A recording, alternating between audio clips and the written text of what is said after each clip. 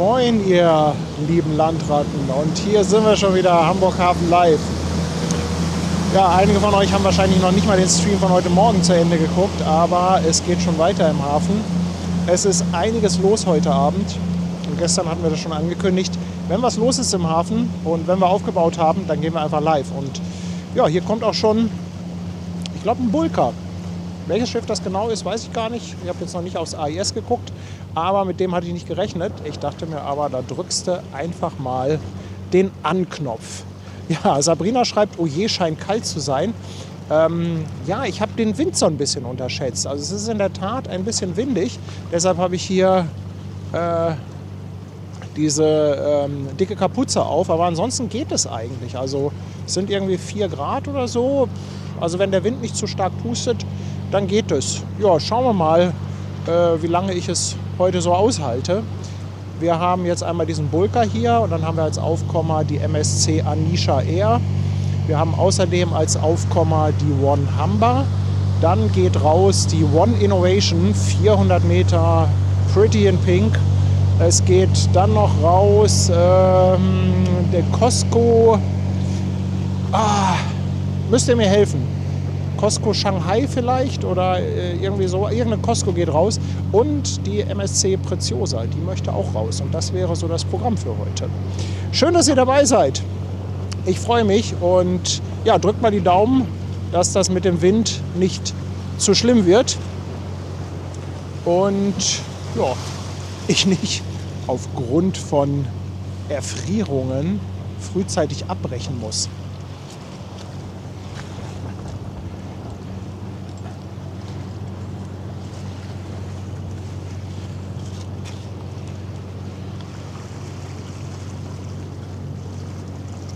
So, wen haben wir denn da? Silver Linda? Lese ich das richtig? Lese ich Silver Linda richtig? Ja, Falling Dragon. Batterien sind wieder voll, wobei hier bei diesem stationären Setup, wo ich an der Wartekante stehe, da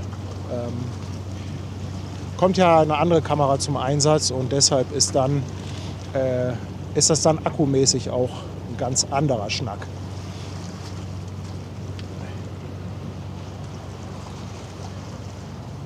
Ute hat auch noch die Cyan Orca entdeckt, einen Tanker. Stimmt, das war noch das kleinere, was davor kam. Ich hatte jetzt nur so bei größeren Schiffen geguckt und da hatte ich die MSC Anisha gesehen, aber du hast natürlich absolut recht. Kai 1972 ist auf Twitch jetzt im 6. Monat mit dem Prime-Sub dabei. Ich danke dir vielmals, mein Lieber. Und ganz liebe Grüße gehen raus an Thea. Mike haut schon wieder 2,49 raus. Mike, Mensch, vielen, vielen Dank dafür.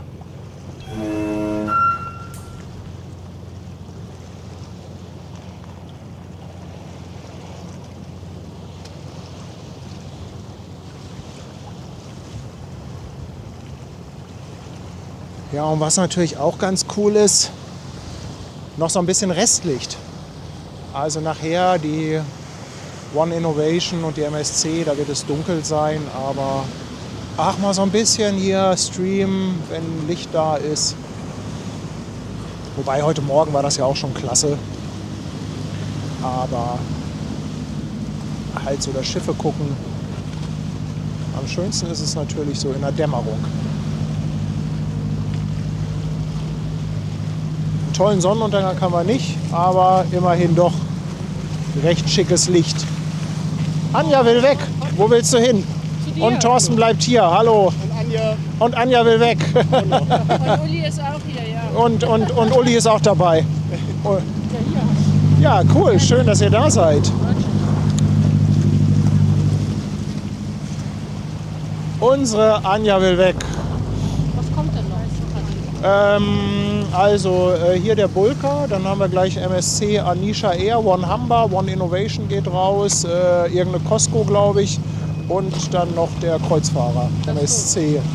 Und noch so ein bisschen Kleinkram.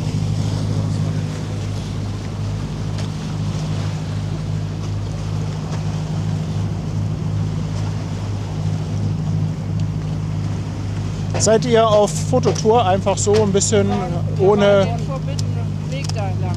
Ihr seid den verbotenen Weg gegangen. Oh nein.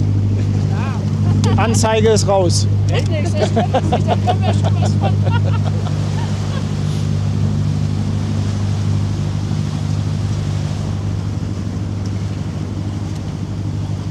Geht doch nichts über eine schöne Bulkernase.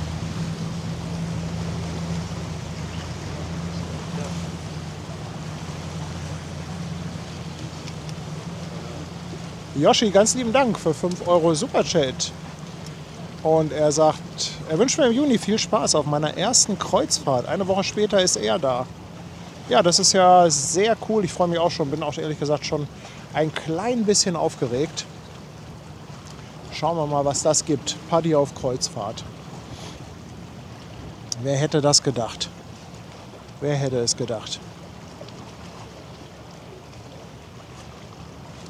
Silver Linda habe ich also richtig gelesen.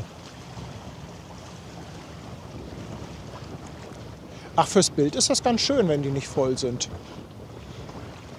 Schöne Patina.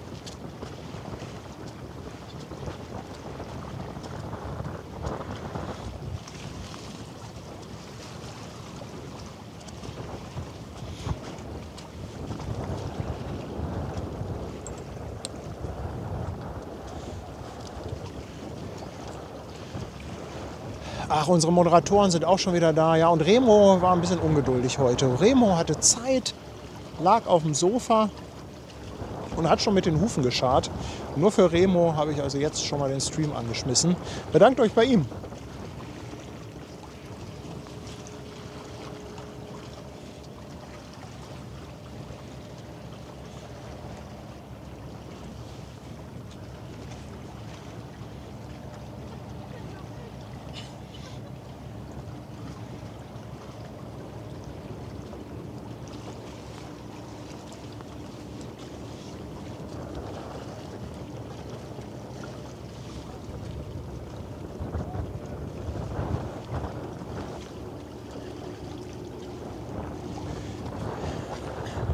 Ja, Shoutout an Remo, genau.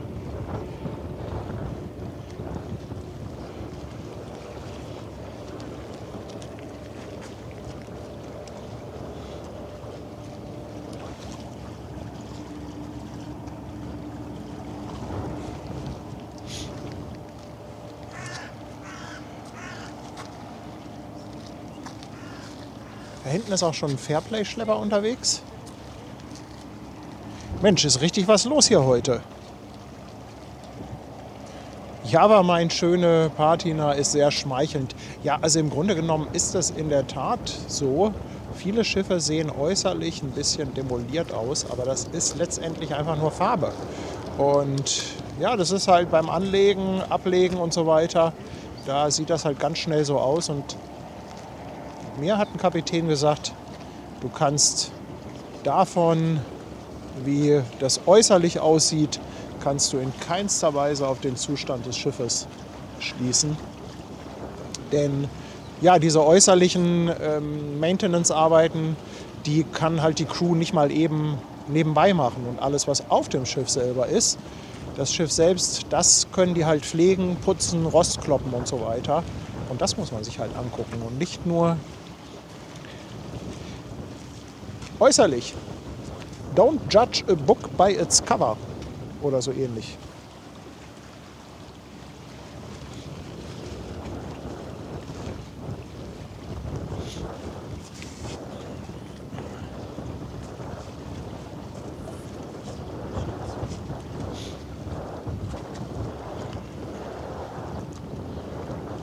Ihr habt das schon richtig erkannt, das Schiff ist leer. Aber das ist halt bei diesen Bulkern so. Ja, die fahren halt von einem Hafen zum anderen und ja, die werden halt irgendwo komplett voll beladen. Dann fahren sie zum Zielhafen, da werden sie komplett abgeladen.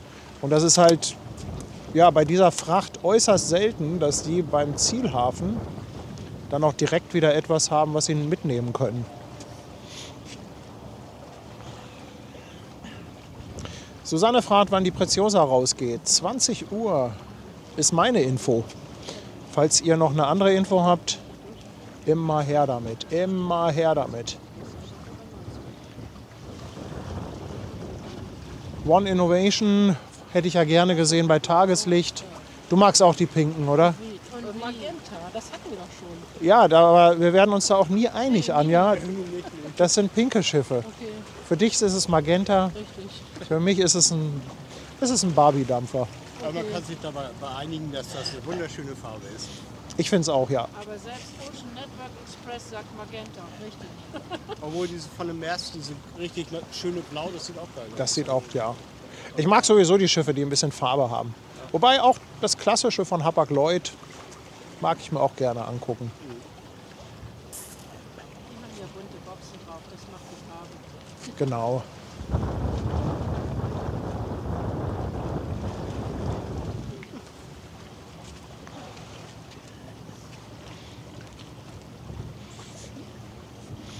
Joachim ist seit 9 Monaten dabei. Joachim, ganz, ganz lieben Dank, dass du so lange uns schon unterstützt. Und er schreibt auch, Paddy, freue dich auf deine Kreuzfahrt. Ja, ich freue mich auch. Ich freue mich darauf. Und danach bin ich hoffentlich berechtigt, über die Kreuzfahrt zu urteilen. Mit oder ohne Vorurteilen. Schon wieder ein heftiger Sonnenuntergang. Alles zieht sich zu. Wo habt ihr denn einen heftigen Sonnenuntergang jetzt Wir gesehen? haben ihn erwartet. Ach, erwartet, okay. Du weißt doch, wenn ich draußen bin, dann kommt meist keiner.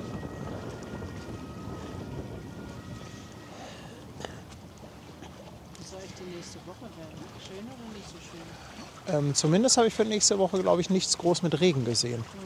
Aber ob Sonne dabei ist, I don't know. Okay, dann warten wir es ab. wie immer. Aber es ist ja auch wirklich schwer geworden, mehr als 1 bis 2 Tage in die Zukunft zu gucken beim Wetter. Richtig, das stimmt. Also das ist wirklich so schwer geworden. So ein bisschen Tendenz hat man da, aber also wir haben es teilweise schon gehabt, dass ich aufs Regenradar geguckt habe und das selbst 2 Stunden vorher nicht richtig gepasst hat. Da haben wir schon wieder ein schönes Wuselbild. Ist das dein Sport heute?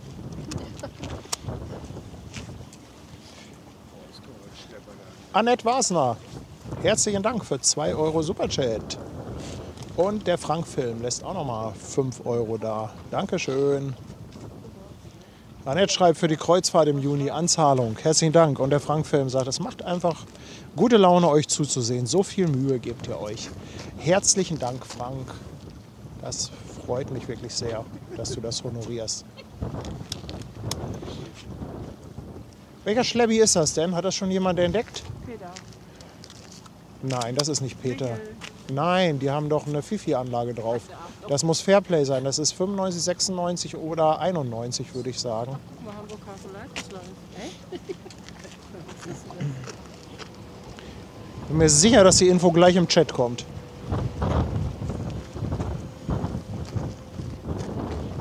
Ja, das ist nett. 95 ist es. Auf Ute ist immer Verlass. Ute ist das Radar.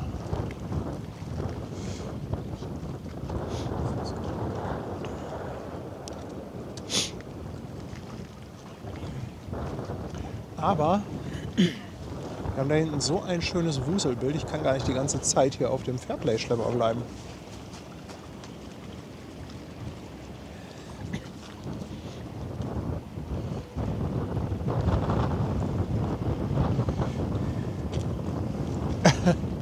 Onkel Roman fragt, ob ich was zu essen habe. Nee, ich habe nichts zu essen dabei. Ich habe Tanja gesagt, ich esse lieber nachher was, wenn ich wiederkomme.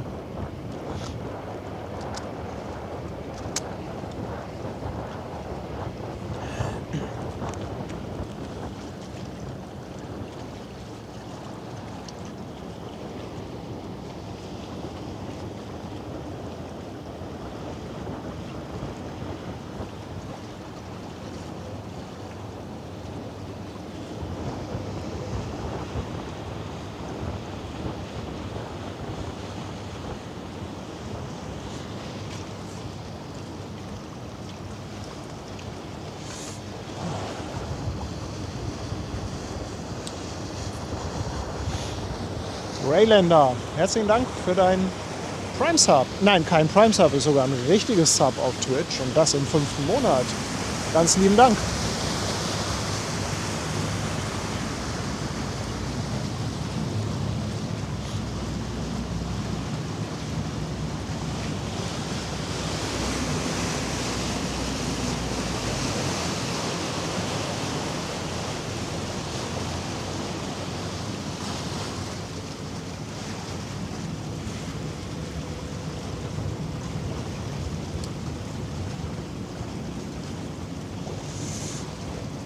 Dann war hier nochmal die Frage, wo denn meine erste Kreuzfahrt hingeht. Ja, natürlich nach Norwegen. Die meisten hatten ja richtig geraten. Norwegen war ja auch so ein Traumziel von mir, war ich noch nie. Wollte ich mir unheimlich gerne angucken. Und natürlich muss es in Hamburg losgehen. Und deshalb starten wir am 12.06. mit AIDA in Prima.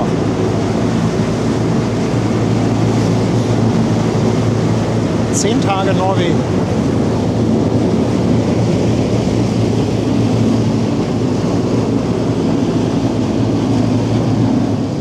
Ich hoffe, es wird Stream Extreme.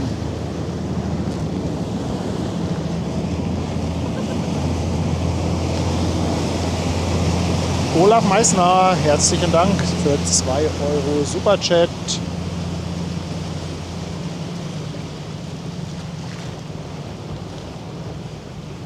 Thorsten meint, ich soll mir mal eine Plattform einrichten, damit hier die Bügeleisen nicht die Sicht versperren. Ach, ehrlich gesagt gehört das doch dazu. Sie sind zwar manchmal im falschen Moment da, aber ohne die Bügeleisen wäre es dann doch irgendwie ein bisschen langweilig.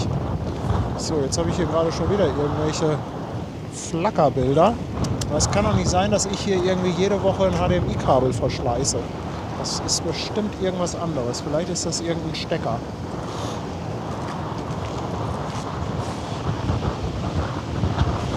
Gerade hier ein bisschen dran wackeln und zuppeln.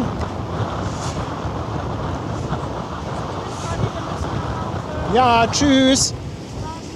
Macht's gut. Macht's gut.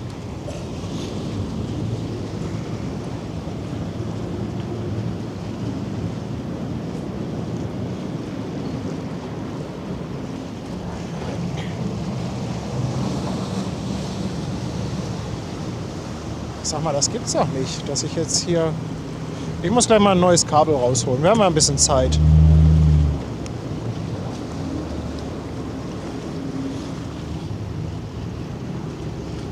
Ich muss aber mal gucken, ob ich das provozieren kann.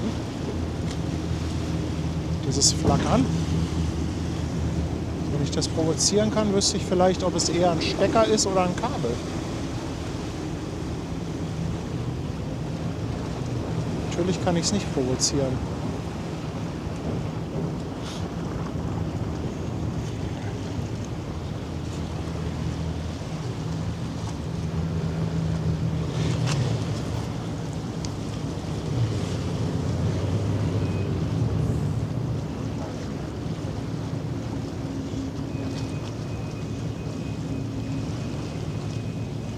Sowas macht mich wahnsinnig. Ich habe das Kabel schon getauscht. Also das Kabel selber kann es eigentlich nicht sein.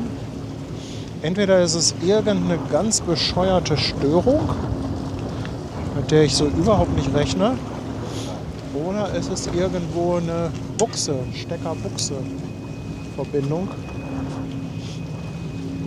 Aber ich tausche noch mal. Ich habe ja noch mehr Kabel.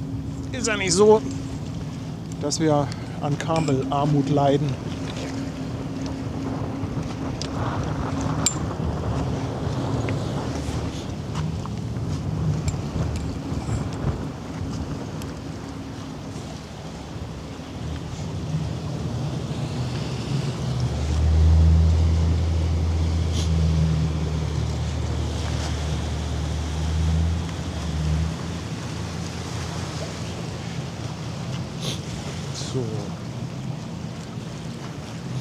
Wenn das jetzt noch flackert, dann gehe ich gleich mal auf einen anderen Anschluss an meinem Bildmischer. Das könnte dann natürlich auch noch eine Fehlerquelle sein. Ja, falscher Adapter, Gardena auf USB. GG. Ja, genau, sowas kann es sein. Sowas kann es tatsächlich sein. Enrico Gläser, 5 Euro Superchat. Vielen, vielen Dank. Ob Thomas von Fluggesellschaft oder Tanja und Paddy, dann ist der Sonntag gerettet. Ja, liebe Grüße an Thomas. Ich glaube, der ist mal wieder auf einer Frankfurt-Tour unterwegs. Und müsste eigentlich auch streamen, oder?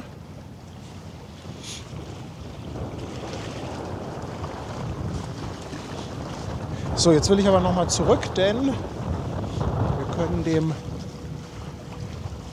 kleinen Tanker nochmal ein bisschen hinterher schauen. Ist zwar schon ein Stück weit weg.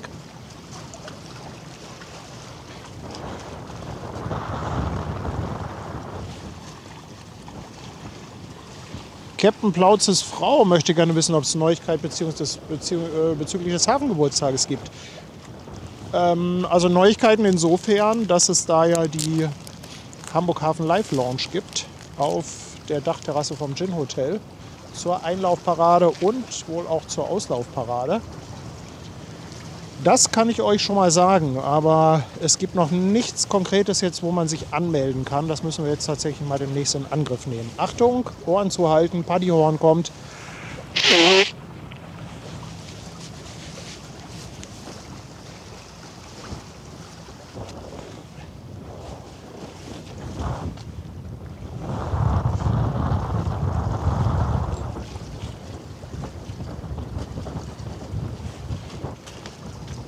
Ach, Thomas hört gerade auf. Ja, vielen Dank für die Info.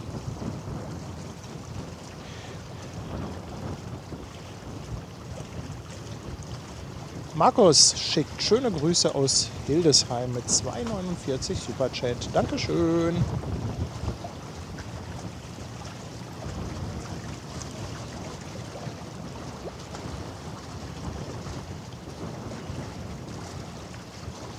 Ich bin der Bulli, fragt, ob ich keine große Mute-Taste habe. In der Tat habe ich hier keine große Mute-Taste.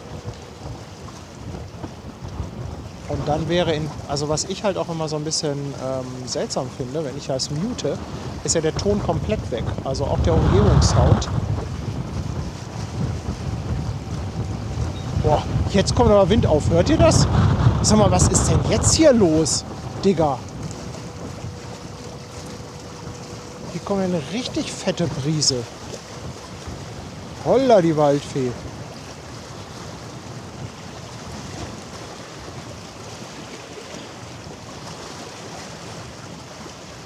Barbara, 10 Euro per PayPal. Dankeschön. Sie sagt, vielen Dank für eure hervorragenden Streams und viele Grüße nach Hamburg.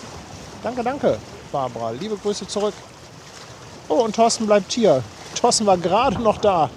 Muss jetzt aber nach Hause. Thorsten bleibt hier und Anja will weg. Lässt aber noch mal 2,49 da. Einen schönen Abend euch. Dankeschön. Und Anthony Roberts from Washougal in Washington. 10 US dollars. Beautiful views, red ships in the evening. Thank you, Tony.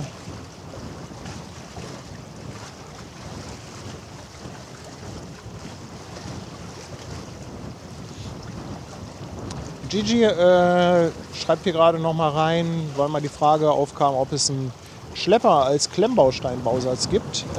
Ja, den gibt es tatsächlich. Blue Bricks. Blue Bricks Hafenschlepper, glaube ich. Den haben wir Peter geschenkt. Ich weiß gar nicht, ob Peter den schon zusammengebaut hat.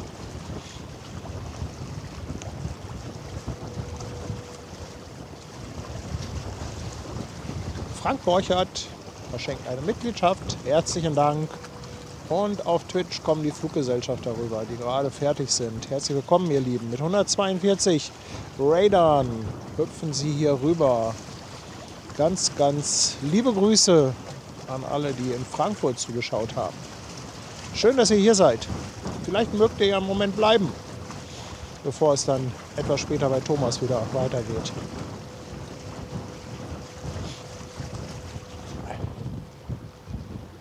Ja, MSC Anisha eher, weiß ich jetzt gar nicht genau, wie lange die noch braucht. Ich denke mal, so ein halbes Stündchen wird die noch brauchen, bis wir die ordentlich sehen. Aber jetzt, sag mal hier, der Wind, der jetzt gerade hier aufzieht, stand so nicht auf dem Plan. Moni seit 10 Monaten auf der Speicherstadt. Dankeschön. Ach, und da meldet sich Thomas auch im Chat. Moin, ihr Fischgrippe, schreibt er. Ja. Thomas, ich hoffe, du hast etwas gemütlichere Temperaturen in Frankfurt.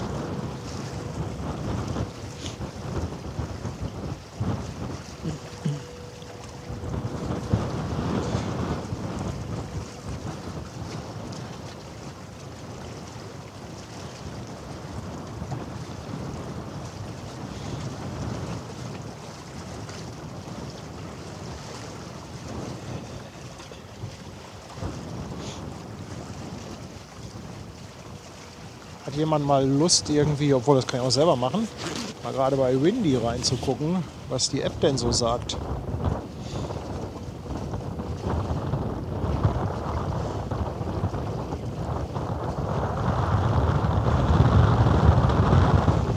Ja.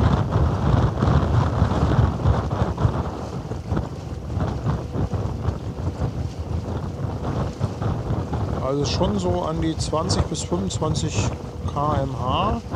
Eigentlich nicht weiter der Rede wert, mit ein paar Böen, aber scheint auch nicht viel schlimmer zu werden, so wie ich das hier auf der App sehen kann.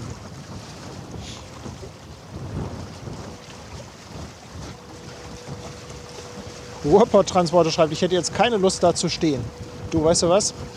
Manchmal, wenn du mir genau vorher sagen würdest, wie es, was passiert und wie es so ist, würde ich manchmal vielleicht gar nicht losgehen. Wenn mir jemand gesagt hätte, dass hier jetzt plötzlich so ein kalter Wind aufkommt, dann hätte ich vielleicht auch gekniffen.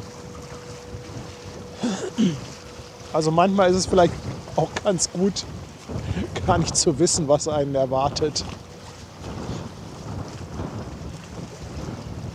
Peter fragt, ob die MSC um 19.30 Uhr auch. Also erstmal kommt die MSC Anisha Air, glaube ich. Die müsste eigentlich so in der nächsten halben Stunde hier eintreffen. Und dann meinst du eventuell die MSC Preziosa. Die soll ja um 20 Uhr rausgehen. Wir haben dann noch die One Humber. Die braucht noch ein bisschen. Und um 19 Uhr haben wir auch noch die One Innovation.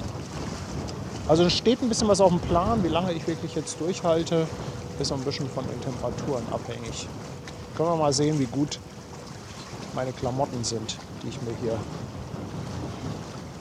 als Polarausrüstung zugelegt habe.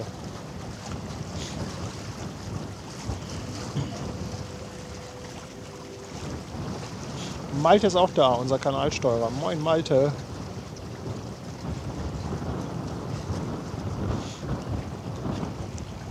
Peter meint, bei ihm auf dem Plan steht 19.30 Uhr. Ja, kann natürlich sein, dass sich da was geändert hat, dass die MSC Preziosa eine halbe Stunde eher rausgeht. Wäre ich nicht mal böse drum, um ehrlich zu sein. Da ist VW Bär.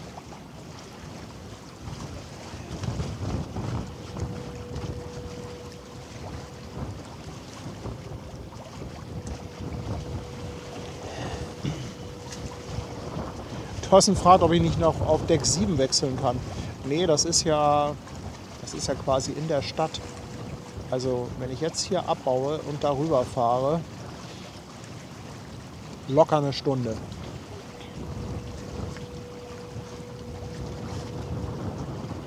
Wir ziehen das jetzt hier durch.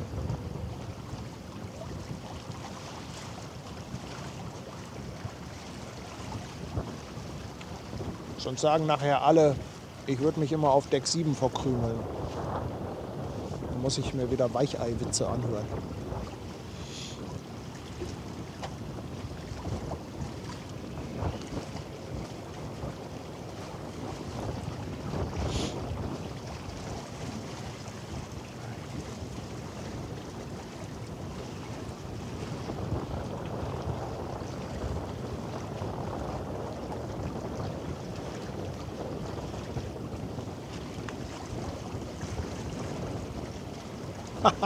Movimento fragt, ey, das ist doch nicht live. Nee. Ich spiele mich aus der Konserve ab. Das ist eine Aufzeichnung, die habe ich schon vor 3 Wochen gemacht. Und das wird jetzt einfach abgespielt.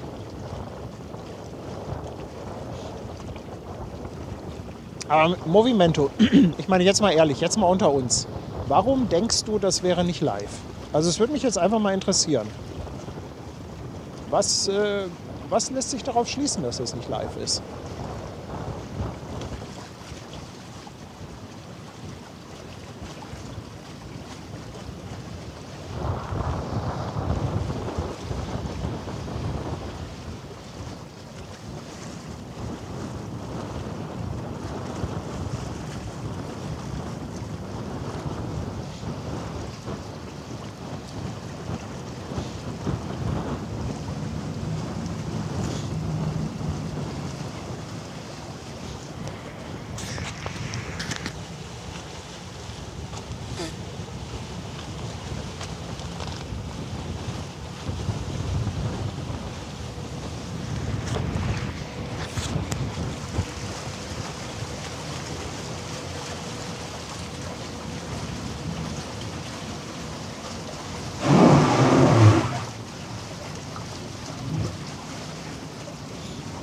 Movimento schließt das Ganze aufgrund des Wetters, was nur 5 Kilometer entfernt ist und dann doch noch und da doch ganz anders. Ja, aber das ist auch, das ist echt abgefahren. Das zieht sich hier so schnell zu. Es war wirklich, als ich hier angekommen war, hatten wir super Sonnenschein. Jetzt ja, wird das hier extrem diesig gerade. Also ihr seht das auch, wenn ich hinten zur Elbphilharmonie mal rüberschwenke. Oder hier Augustinum, Schlepperbrücke. Ihr seht, die Sicht ist doch schon wieder extrem eingeschränkt. Und das war vor einer halben Stunde komplett anders. Also insofern, insofern kann ich das schon gut nachvollziehen, dass es in ein paar Kilometern Entfernung komplett anders aussieht. Stefan Voltmar, ganz lieben Dank. 2 Euro Superchat für einen schönen warmen Kakao. Herzlichen Dank. Und Annette Maßner haut auch nochmal 2 Euro raus. Mit einem Dankeschön. Ach, im Moment ist das noch nicht schlimm. Also wie gesagt, ich habe mir echt hier so einen Polarparker gekauft. Müssen wir halt mal gucken, wie es mit der Zeit aussieht. Oh, jetzt wird es aber komisch blau hier, das Bild. Da muss ich aber auch nochmal dran arbeiten.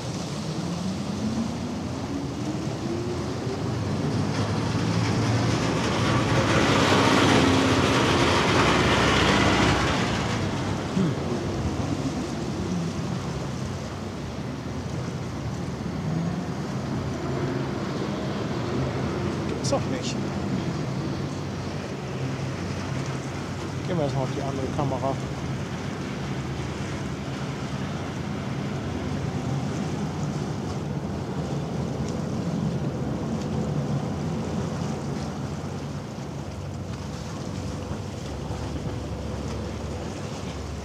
So sieht das etwas besser aus.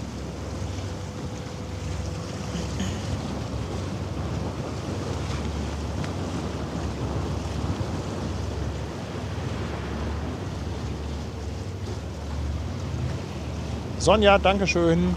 2,49 Superchat.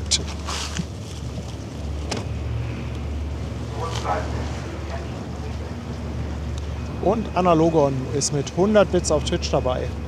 Danke dir.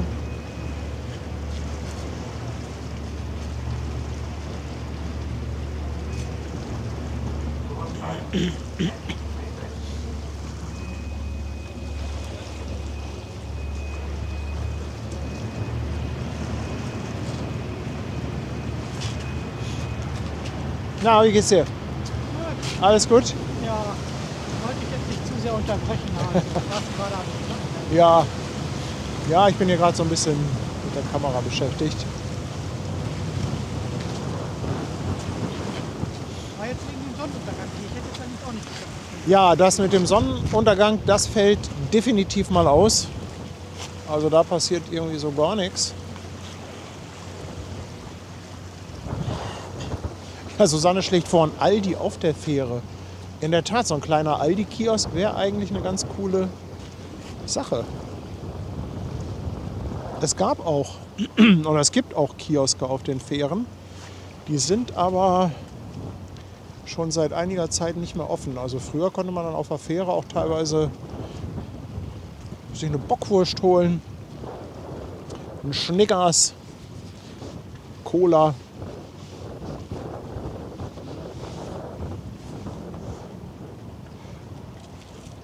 Jetzt können wir mal gucken, ob wir die MSC gleich schon irgendwo entdecken. Sachsen-Uwe ist wieder dabei. Herzlichen Dank, Sachsen-Uwe. Er schreibt: Moin, Party Tanja und die ganze Fangemeinde. Danke für den super Stream mit Ben heute Morgen. Ja, der Stream mit Ben, der war in der Tat sensationell. Also wer den nicht gesehen hat, Leute, guckt den nach. Ben hat sich so viel Mühe gegeben und ich glaube, der hat echt abgeliefert. Also das muss man mal sagen. Also was Ben da runtergerattert hat. Ich muss mir das auch noch mal ganz in Ruhe angucken, weil ich... ja, wenn man halt die Kamera dann auch noch bedient, dann kriegt man gar nicht alles so im letzten Detail mit. Aber das war echt richtig, richtig cool.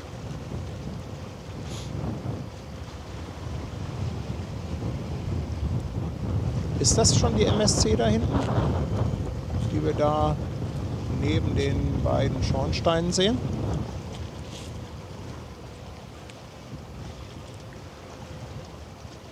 Und Sonja ist auch schon einen Monat dabei auf dem Fischmarkt. Sie schreibt gleich Fußball, aber dann wieder hier.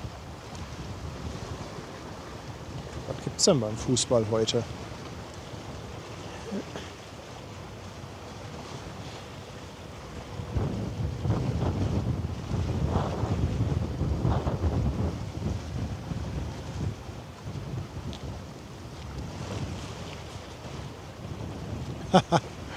Der Sachsen-Uwe haut 5,99 raus und er sagt, Fußballspiele lässt er ausfallen für Hamburg Hafen Live.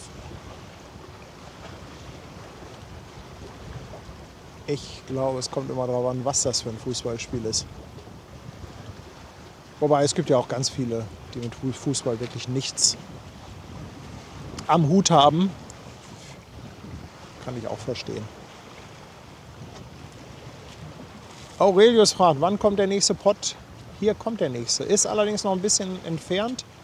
Das müsste die MSC Anisha R sein. Die braucht jetzt noch ein bisschen, bis sie hier ist. Geht ja alles ein bisschen gemächlicher bei den Schiffen zu. Das ist nicht wie bei den Flugzeugen.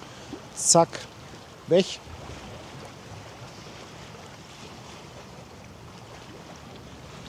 Also hier haben wir manchmal einen Stream mit einem Schiff und der dauert dann halt eine Stunde.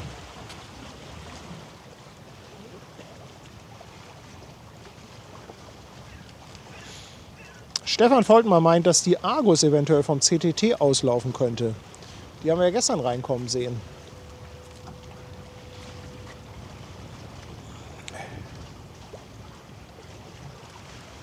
Antje schreibt, 96 hat heute schon gespielt, 1:1 gegen Fairplay 95. Ich wusste gar nicht, dass die Fußballmannschaften haben. Fairplay 96 gegen 95 hat 1:1 gespielt. Okay. MSC Anisha R hat eine Länge von 280 Metern und eine Breite von 32. Ist Baujahr 2002. Fährt unter der Flagge von Liberia. Ganz lieben Dank, Andreas, dass du die Info rausgehauen hast. Leflow Tricks, danke dir vielmals für deinen Sub auf Twitch.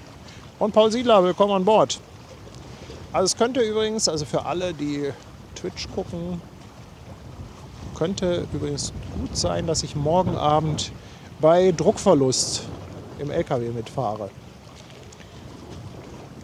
Könnte sein, weil morgen würde es tatsächlich für mich zeitlich am besten passen. Und ich muss mit Rainer jetzt noch mal schnacken. Entweder heute Abend oder morgen früh. Also kann gut sein, dass ich morgen an Bord vom LKW bin. 4112 Toy hat die Anisha R. Das reicht der Porsche-Fan nochmal nach. Dankeschön. Und die Drachenmutter verlängert auch ihr Twitch-Sub. Herzlichen Dank, meine Liebe.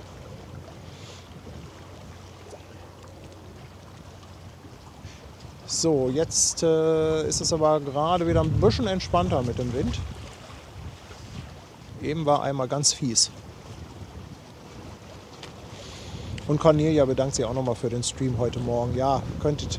Also, wenn ihr dem Ben wirklich mal ganz lieb Danke sagen möchtet, dann schreibt doch vielleicht bitte mal unter den Stream einen Kommentar, weil das liest er dann nachträglich. Heute Abend sind Kirsten und Ben noch ein bisschen unterwegs, sie sind nicht hier im Chat. Und wenn ihr ganz lieb seid, geht doch mal kurz in den Stream von heute Morgen mit Ben rein und schreibt noch mal einen kleinen Danke-Kommentar drunter. Ich glaube, da würde er sich richtig freuen.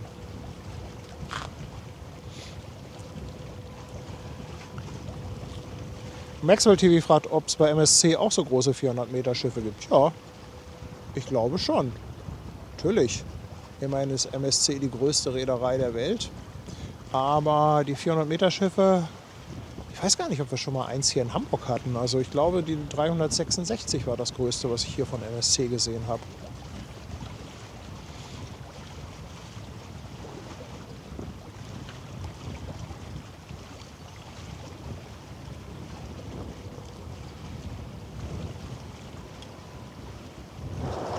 Nochmal nach hinten. Oh, aber da passiert gerade nichts. Also macht gar keinen Sinn, in die andere Richtung zu filmen. So ein bisschen Himmel haben wir da, ja. Aber Spektugal sieht anders aus.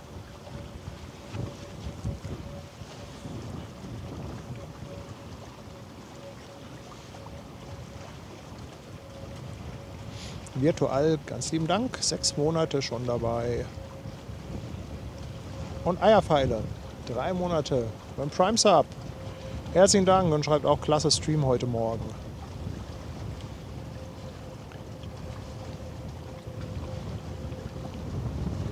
Ach, einen Lotsen, den nehmen wir doch immer gerne zur Abwechslung. Das sind immer schöne Bilder, wenn die hier vorbei heizen. Oder ist es die Polizei? Ne, ist ein Lotse.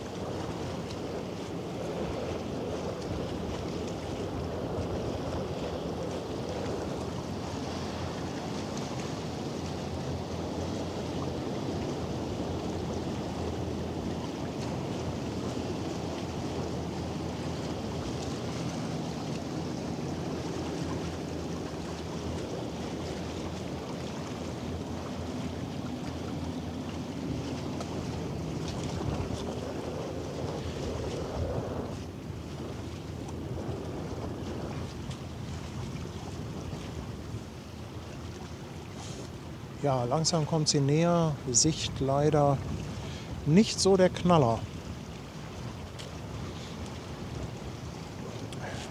Guck mal, Heiko hat es auch noch mal rausgesucht. Die MSC Michel Capellini. Ja klar, Heiko.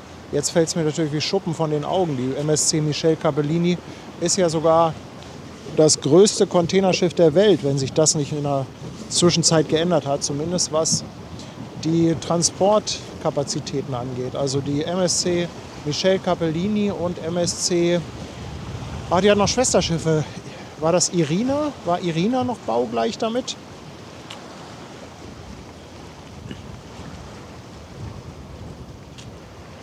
Ach, Sebastian Kolze schreibt, dass VW Spirit und Perfect an der Argus sind. Die haben wir gestern Abend reingebracht. Warum sollen wir sie nicht heute auch verabschieden? Aber Sebastian, magst du mal nachgucken, ob die wirklich rausgeht oder ob die vielleicht noch mal verholt? Die Argus.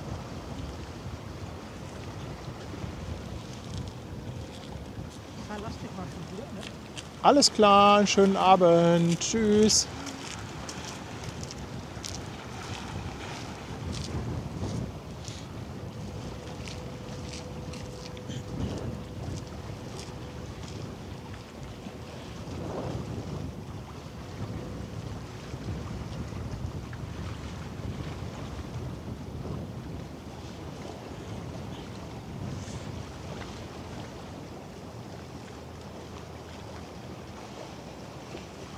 Oh, nach Le Havre geht die. 18 Uhr. Jo, danke. Danke für die Info, ihr Lieben. Die Argus hatte ich überhaupt nicht auf dem Zettel. Mal gucken, ob wir überhaupt was sehen. euch mal die Suppe da hinten schon wieder an.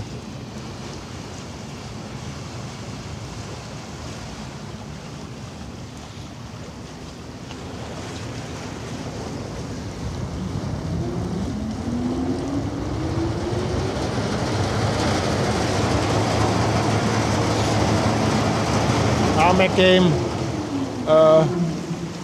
Er schreibt gerade, ich soll seinen Kommentar oben angucken. Es rutscht leider immer sehr viel auch durch.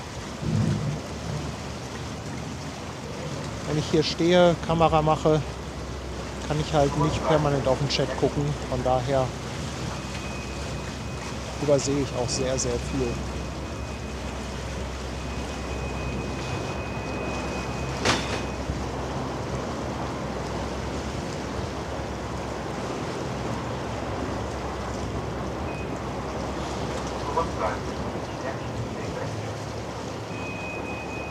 Tony Roberts asked, are the ferries built in Hamburg? No, they are not built in Hamburg, but they are built in Germany. Maybe I'm sure that one of the viewers exactly know where they were built.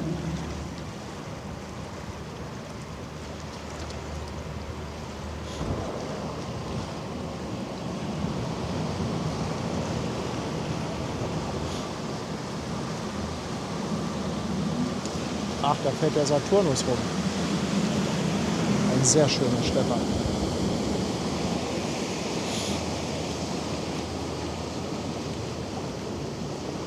Wie kalt ist es bei mir, fragt Aurelius. Schau mal links oben. Ich weiß gar nicht, was steht denn da gerade? Müssten so 3-4 Grad sein. Ja, Paddy macht gerne Aldi-Werbung. Also mit gerne hat das jetzt direkt nichts zu tun. Aber die Hafenfähren gehören halt einfach hier zum Stadtbild.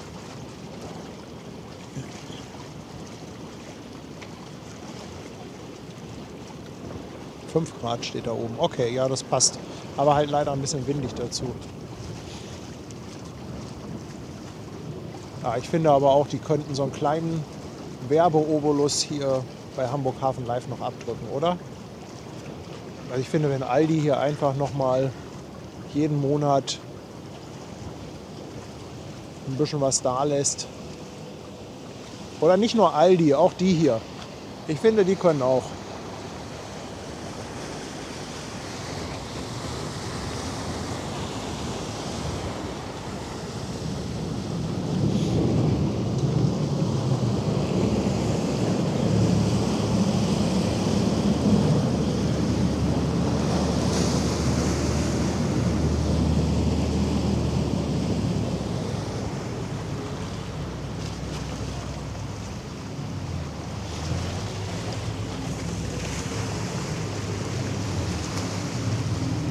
So Tony, here's the information. Lux shipyard in Mondorf. I hope you got it in the chat. Maybe you can check it or look for it on Google Maps. Boah, Ute hat auch noch die Mermaid entdeckt, die auch losmacht. Sag mal, Leute, dann wird das hier aber ein richtiger Halligalli-Stream. Leute, Leute.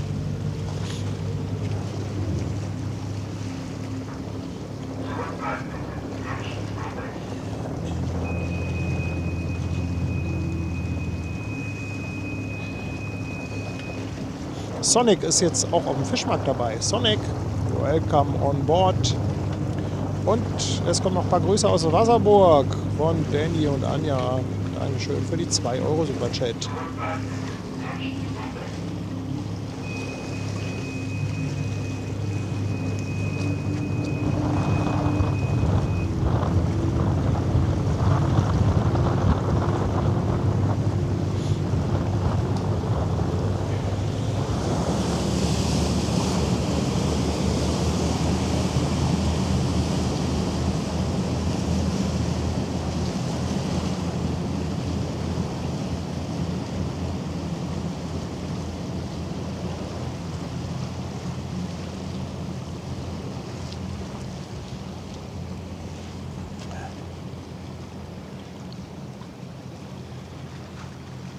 Also wenn die Mermaid jetzt auch noch rausgeht und die Argus, dann müssen wir ja bald schon eine Strichliste führen, was hier heute an Schiffen kommt.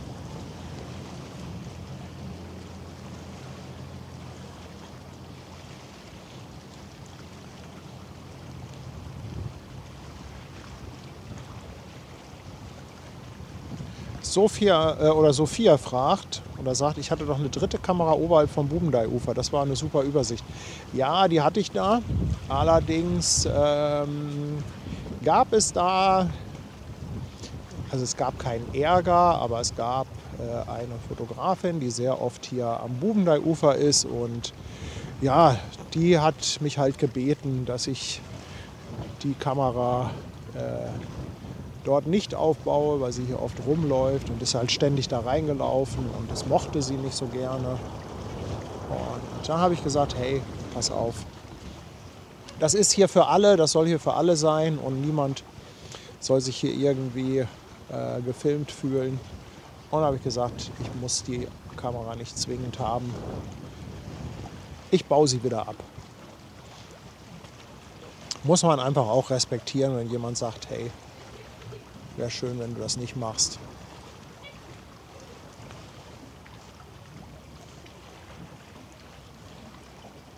Malte schickt auch noch aus dem NOK eine ganze Menge Nachschub.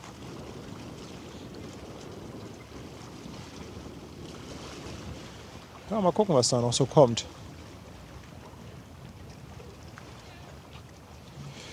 Man muss immer bedenken, alles, was ich hier mache, ist auf öffentlichem Grund. Und es kommt halt oft genug vor, dass man versehentlich dann doch mal irgendwie Leute drauf hat. Aber ich will da niemandem irgendwie niemanden filmen, der das nicht möchte. Und ich möchte da auch mit niemandem Ärger. Ich bin da eher ein bisschen konservativer in der Einstellung und sage, hey, wenn das jemand nicht möchte, respektiere ich das. Und ich diskutiere da dann auch nicht lange drüber, ob ich das jetzt dürfte oder nicht. Natürlich könnte man dann anfangen, darüber zu diskutieren, ob man die Person wirklich erkannt hat auf der Kamera. Und dann gibt es sowas wie Panoramafreiheit und bla bla bla. Ist mir aber alles zu doof. Mir ist es lieber, dass ich mich mit den Leuten, die hier rumlaufen, gut verstehe.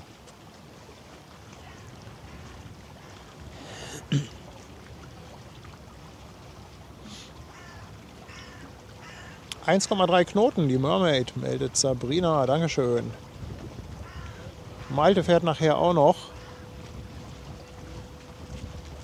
So, und das müsste die MSC Anisha sein, was hier jetzt auf uns zukommt.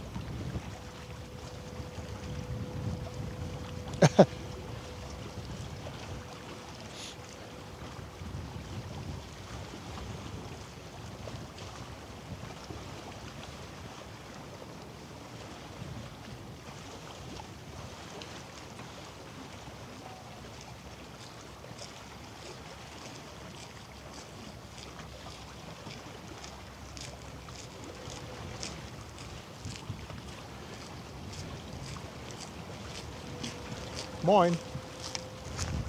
Mimimi fragt, was ist Gelbwurst?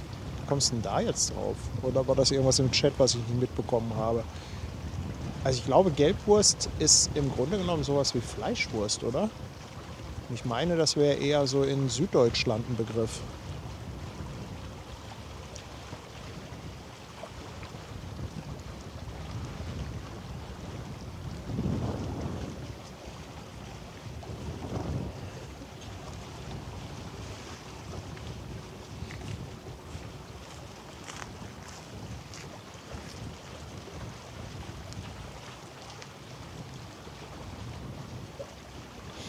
Nico fragt, wann wir mal einen Stream vom Miniaturwunderland machen, die Eisenbahn in der Speicherstadt.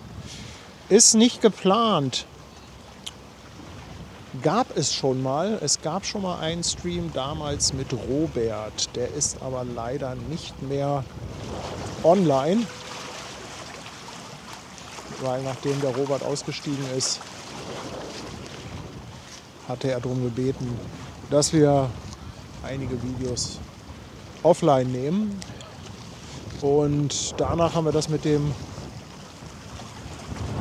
Miniaturwunderland aber nicht nochmal angegangen. Jawohl, danke für den Hinweis, dass ich mal die Kamera umdrehen muss.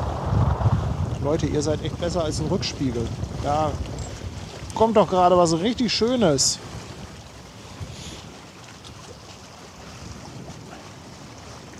DCMA CGM Mermaid.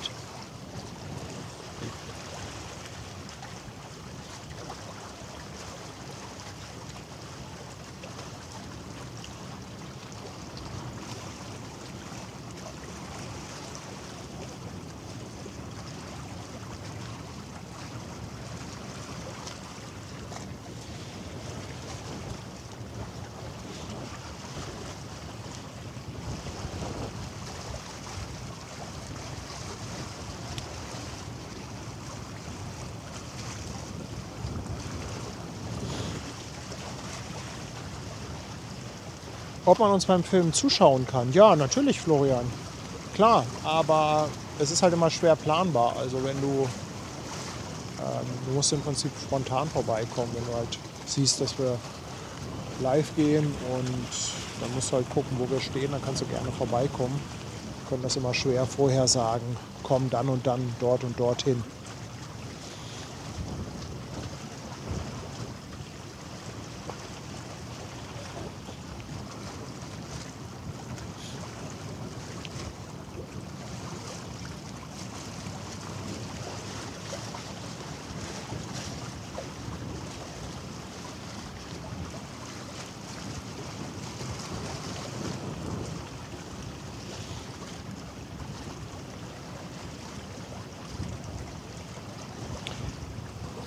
Mal schauen, vielleicht gehen wir das auch nochmal an mit dem Miniaturwunderland.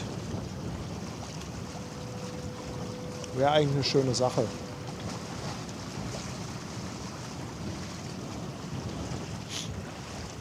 Aber ich will es jetzt nicht versprechen.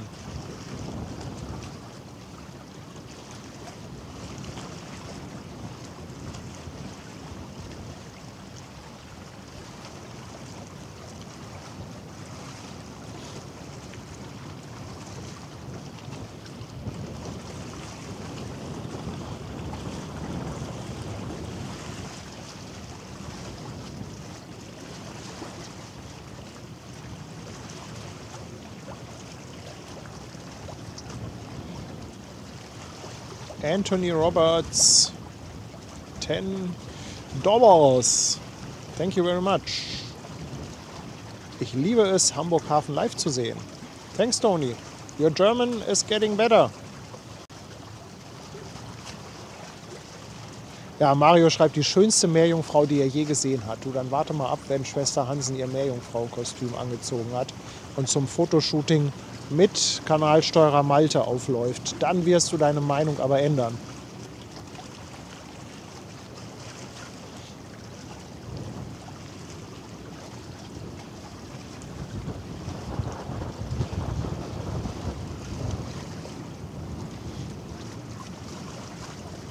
Dann ist hier die Frage, was hat das für einen Vorteil, dass die Brücke bei dem Schiff vorne ist? Also ein Vorteil ist auf jeden Fall, dass hinter dem Brückenhaus mehr Container gestaut werden können. Und wenn die Brücke weiter hinten ist, dann können die Container vorne nicht so hoch gestapelt werden, weil immer eine gewisse Mindestsichtlinie eingehalten werden muss. Und deshalb ist das ein Vorteil, warum die Brücke nach vorne gewandert ist. Deshalb ist auch bei den größeren Containerschiffen die Brücke nicht mehr hinten, sondern eher so, ja, meistens so im vorderen Drittel.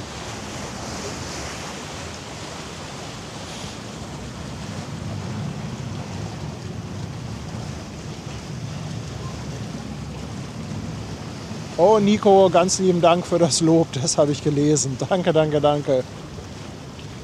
Ja, Matthias hat auch Miniaturwunderland, hat auch einen eigenen YouTube-Kanal. Klar, also Miniaturwunderland könnt ihr natürlich auch auf YouTube verfolgen und da gibt es auch jede Menge Content.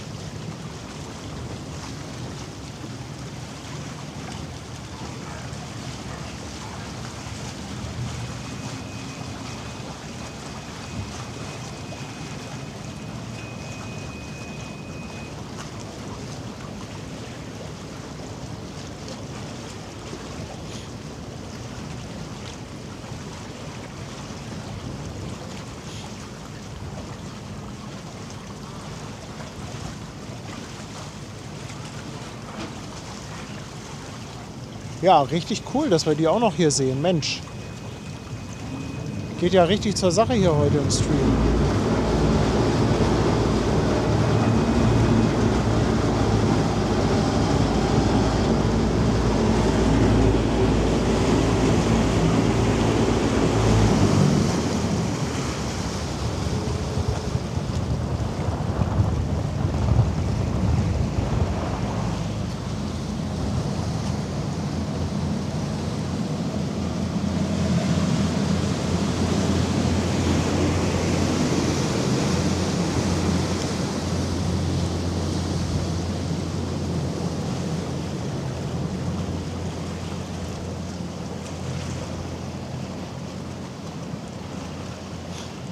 Ich weiß auch nicht, ob die Fährenfahrer von dem Werbepartner jeweils einen Zuschuss kriegen, wenn sie uns hier durchs Bild fahren.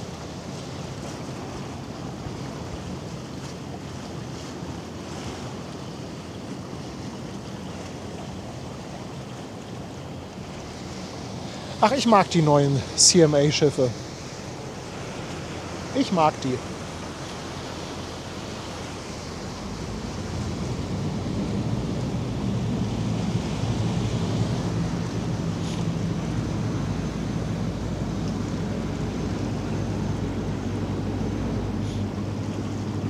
Ja, und Peter hat es hier auch geschrieben, die fahren hier mit LNG, steht auch dran an der Seite. Mittlerweile ja viele der neueren Schiffe, die mit LNG fahren oder teilweise halt auch schon mit Methanol.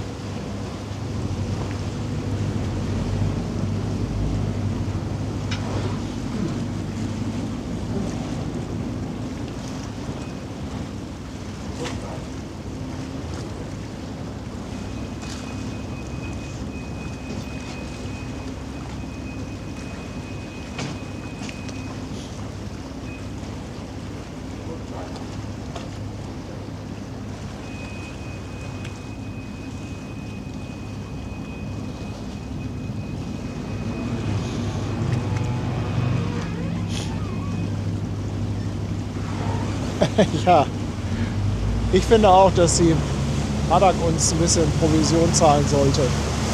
Für jede Werbeeinblendung hier.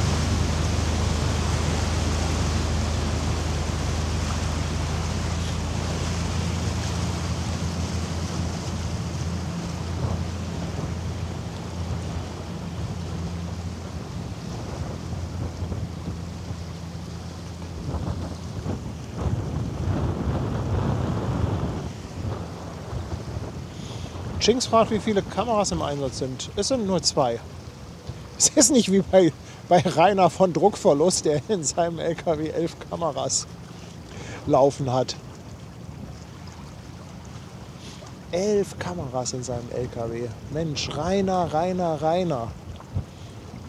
Wenn das morgen zustande kommt, muss ich das erstmal alles genauestens analysieren.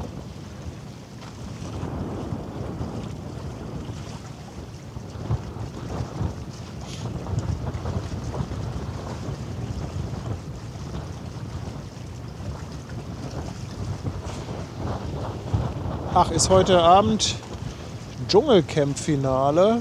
Irgendwas lese ich hier gerade im Chat. Ich habe überhaupt nichts davon mitbekommen. Ich muss ja gestehen, es gab schon mal Staffeln, wo ich dann doch ein bisschen reingeguckt habe. Und wenn man dann die Protagonisten so ein bisschen kennengelernt hat, dann guckt man auch ein bisschen öfter. Aber diesmal 0,0, muss ich sagen. Ich habe keine Ahnung, wer da drin ist. Oh, Partybarkasse.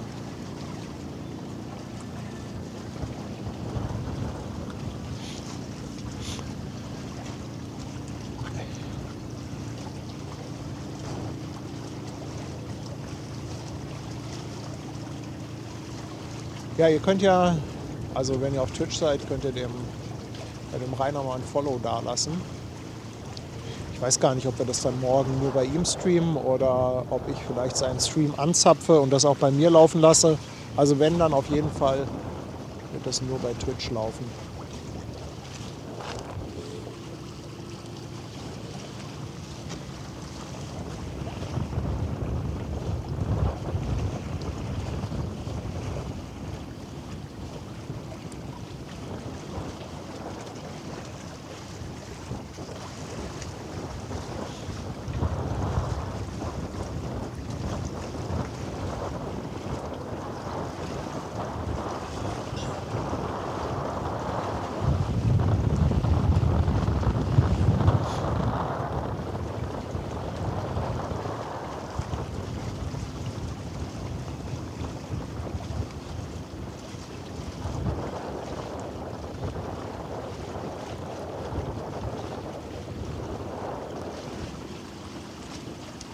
Still und leise schleicht sie sich hier raus.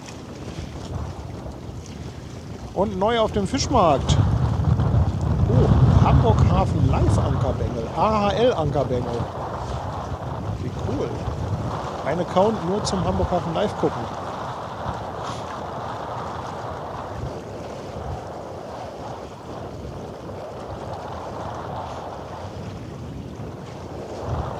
Und die MSC ist auch da.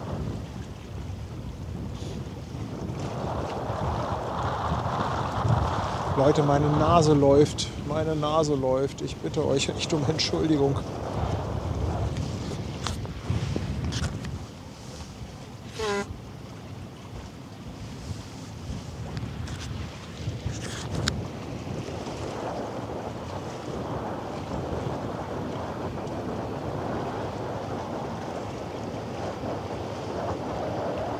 Die Chicago. Im Hintergrund dann die Mermaid, wo gerade auch der Lotse dran geht. Ah, Captain Chicago. Moin, mein Lieber. Einmal ein bisschen hell gemacht hier.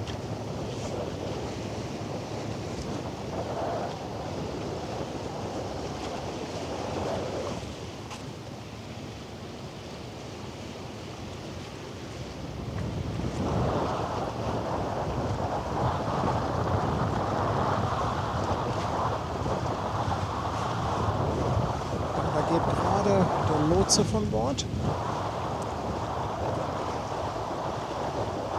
Schön, dass wir es mal sehen. Ist doch sehr oft auf der Steuerbordseite, heute mal auf der Backbordseite.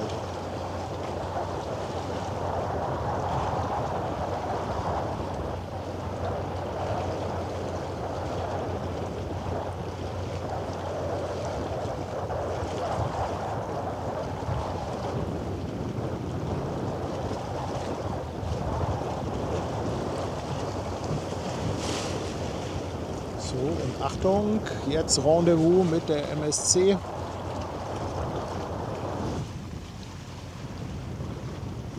schöne Bilder. Herrlich. Ursi findet die Windgeräusche toll. Ja, die Geräusche sind toll, aber die Auswirkungen des Windes sind nicht ganz so toll.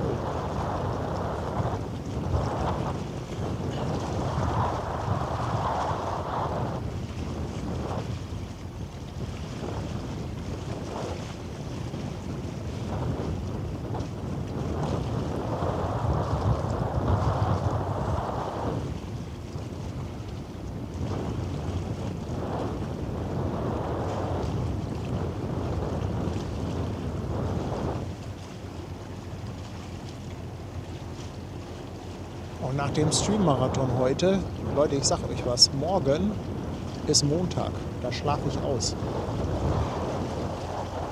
Morgen schlafe ich aus. Wenn das mit Rainer klappt, ist das eh erst abends. Ich mache einen Faulen. Endlich Montag, schrei ich dann.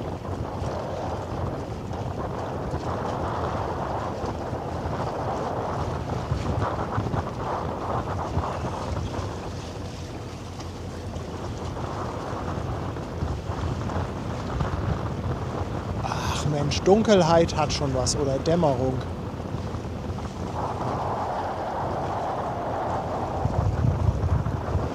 Ha, Andi, 5 Schweizer Franken.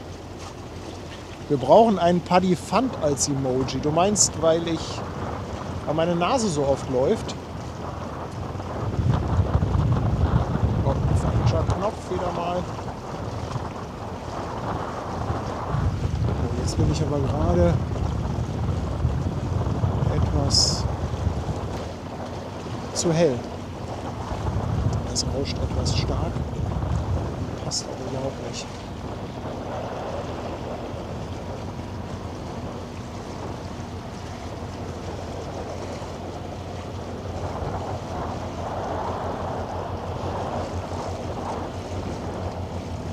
Oh, Christian hat eine interessante Frage. Würdest du gerne mal eine Zeitreise machen und den Hafen zum Beispiel vor 100 Jahren erleben?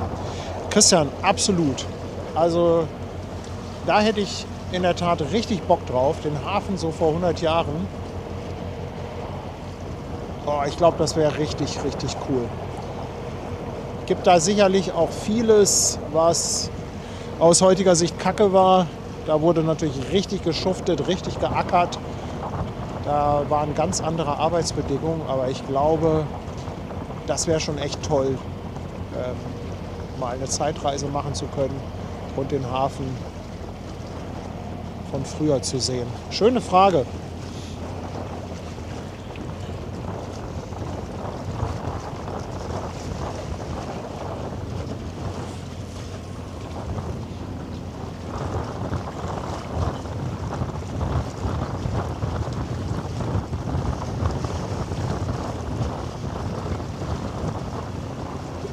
Ja, Kirsten sagt, da kann ich Ben gleich mitnehmen.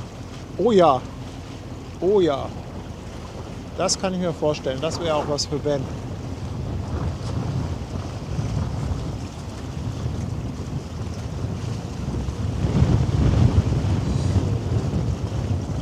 Mal kurz gucken, ob wir das hier mit den Farben mal wieder in den Griff bekommen. Das sieht gerade ein bisschen sehr komisch aus. So ist besser. Ja, in der Dämmerung ist immer so ein bisschen Gehassel mit dem sogenannten Weißabgleich. Gott, jetzt ist wieder alles rot. Ja Mensch, was ist denn los hier? Sapperlot nochmal. Kann doch nicht wahr sein.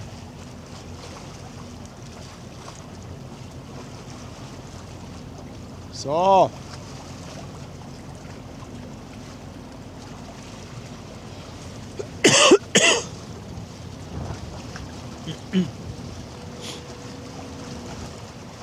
Sabrina hat noch die Honey entdeckt, die abgelegt hat. Wow.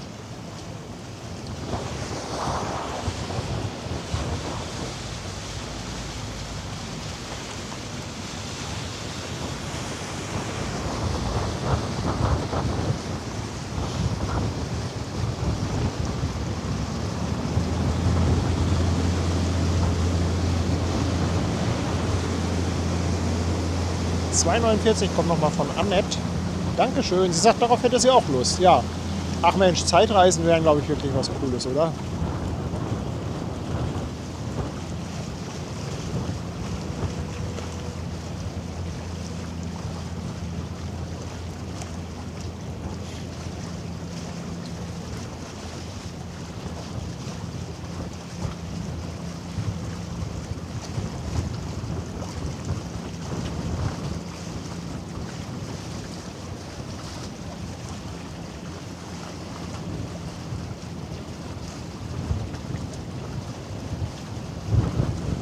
Oh, ist das die Honey schon, da im Hintergrund?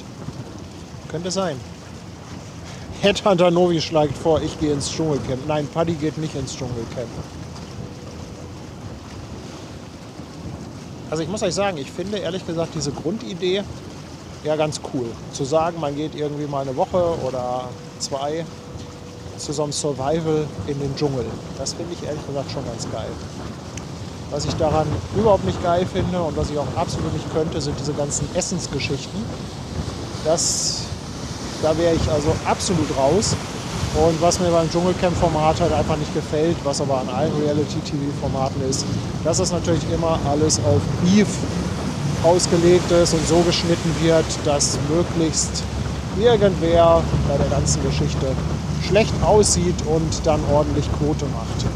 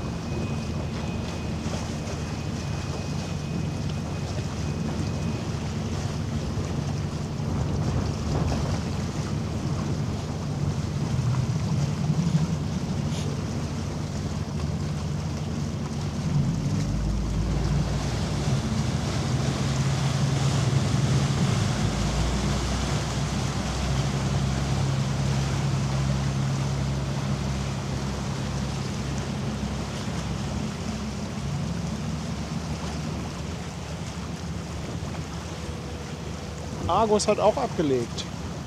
Leute, was ist denn hier heute für ein Traffic? Ich wollte gerade sagen, die fährt direkt auf uns zu.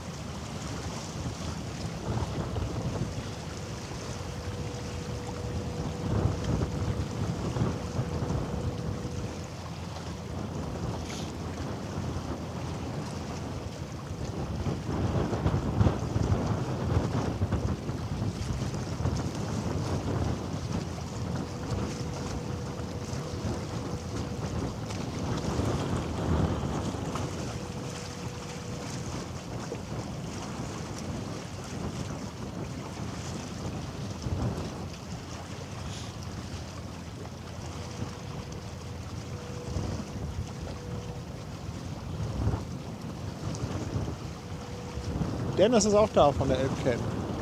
Er schreibt gerade Drift King. Ja, schöner Drift hier.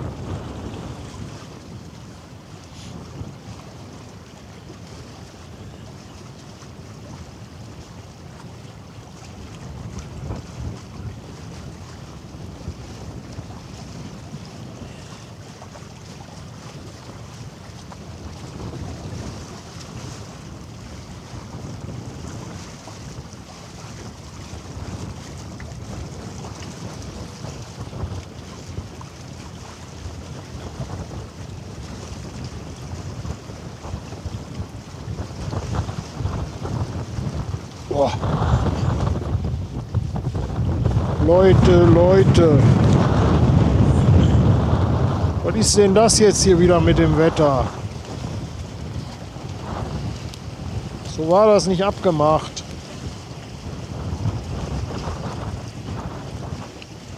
So war das nicht abgemacht.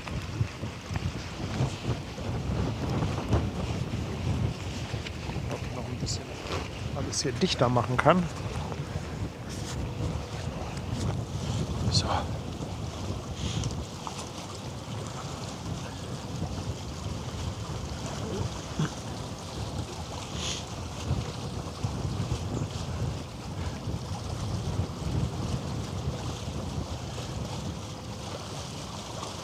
Das ist Hanni, oder? Und Beate geht raus, habt ihr geschrieben.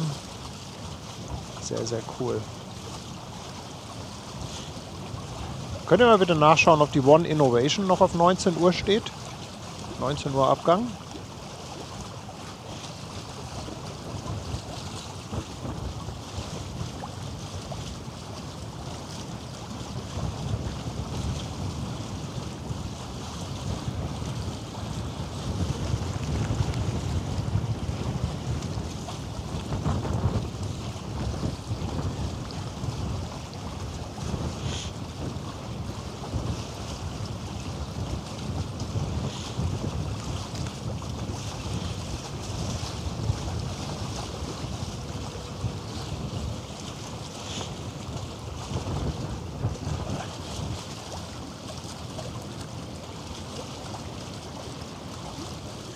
Also eins können wir auf jeden Fall mal festhalten. Heute gibt es kein Gerät hier beim Setup, das überhitzt. Okay, die One steht noch auf 19 Uhr. Danke euch. Heunadel, stürmisch ist es noch nicht, aber es ist halt so ein, ja, gerade so ein eisiger Dauerwind. Und da habe ich so überhaupt nicht mit gerechnet, als ich das heute geplant habe. Wenn ich das gewusst hätte, hätte ich wahrscheinlich gekniffen.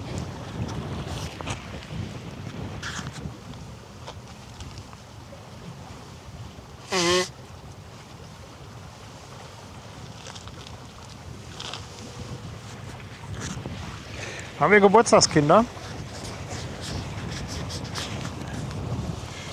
Ich lese hier gerade was von einem Geburtstagshorn, das nachgefragt wird. Wer hat denn heute alles Geburtstag?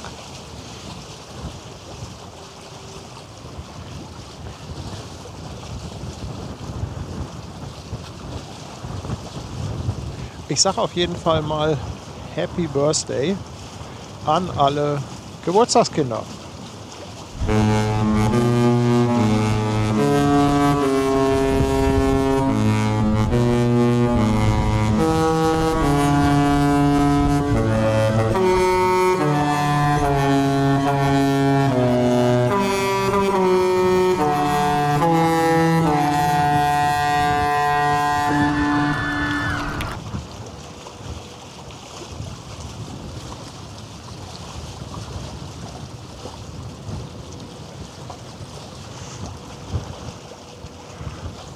da haben wir Beate, die gerade rausgeht.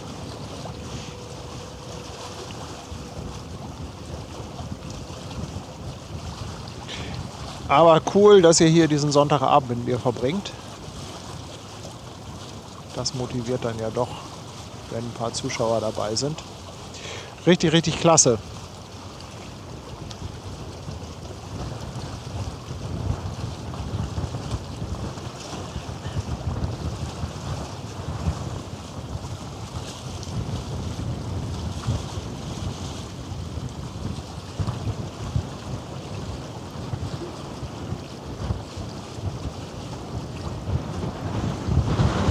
Boah!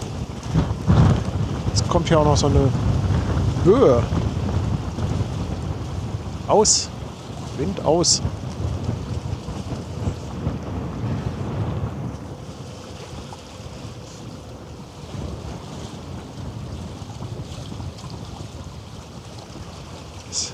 Dann kommen leider auch irgendwann diese Windpuschel an ihre Grenzen und können das dann nicht mehr abfangen.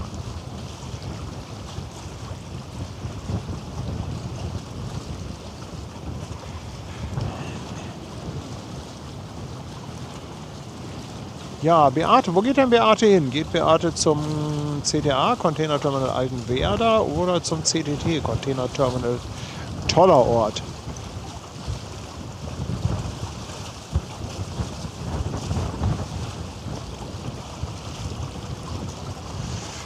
Christian Hering schickt auch nochmal 2 € und sagt, danke für die gute Unterhaltung. Ja, ach du, mache ich doch gerne bei dem Wetter. Ja, bei dem Wetter sollte jeder draußen sein.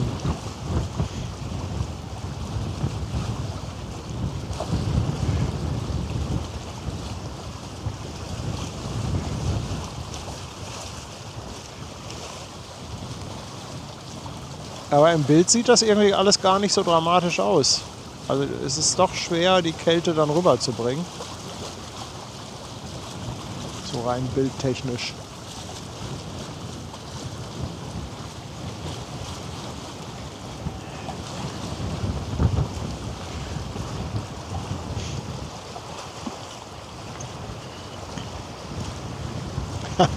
Kirsten schreibt, ich bin ein harter Knochen. Kirsten, ich habe nur meine Kleidung weise gewählt und dort ein bisschen aufgerüstet dieses Jahr. Neffe Krümel hat die Argus entdeckt, die im Hintergrund kommt.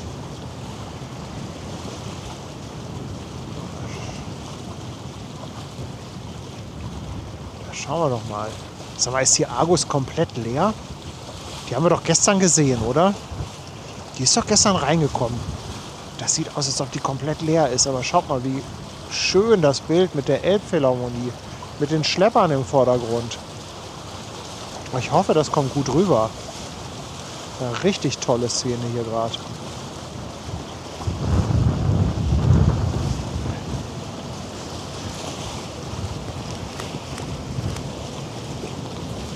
Ach, guck mal, ich kann ja mal die nächste Stufe zünden. Ich habe ja eine Heizweste, die noch gar nicht an ist.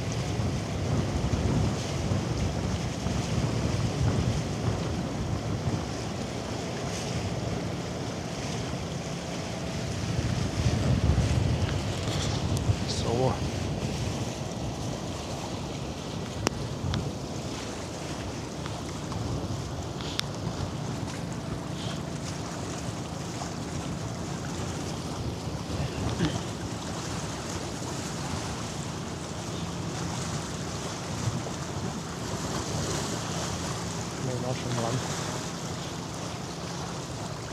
Ja, Beate und dahinter die Argus. Aber die sieht doch leer aus, die Argus.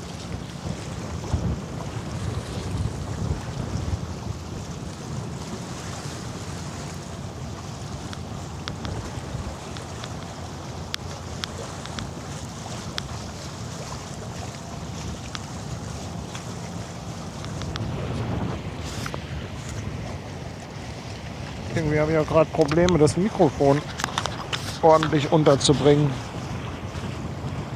So.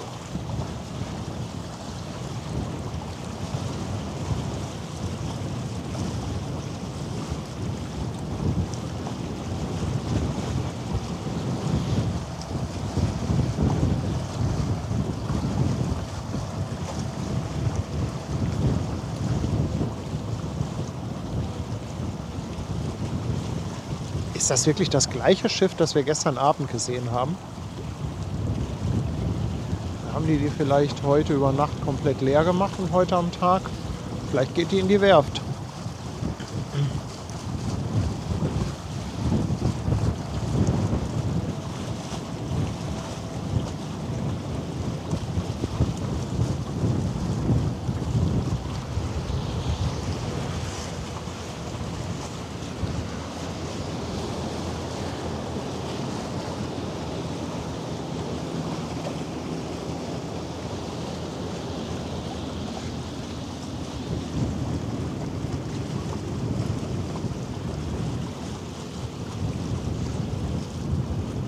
Danke für die Welle.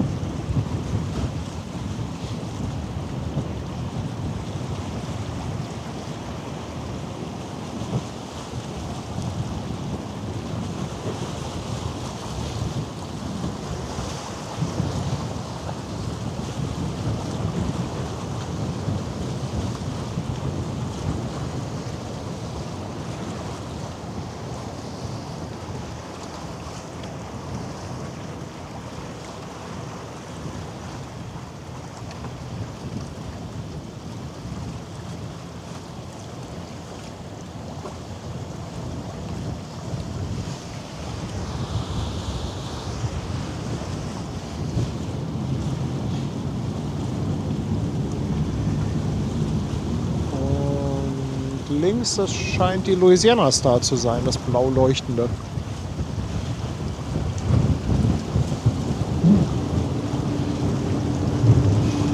Tata fragt, ob man was vom Wulstbug sieht. Oder Bug, Wulst. Da gehe ich von aus. Wenn das Schiff so leer ist, wird der wahrscheinlich ordentlich aus dem Wasser gucken.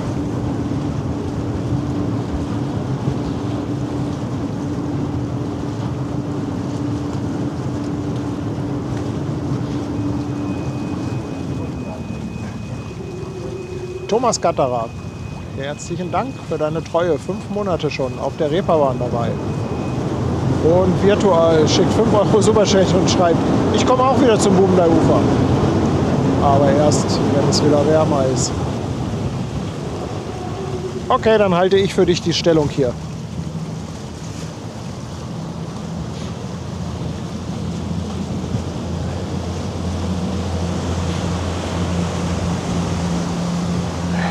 Ja, nach Le Havre geht sie. Bernd schreibt es, eben hatte Ute das, glaube ich, auch schon mal geschrieben. Die Argus geht nach Le Havre. Ja, und wenn sie so leer ist, liegt es eigentlich nahe, dass die irgendwo in die Werft geht. Ich weiß gar nicht, ob es da in Le Havre eine Werft gibt, aber könnte ich mir schon vorstellen.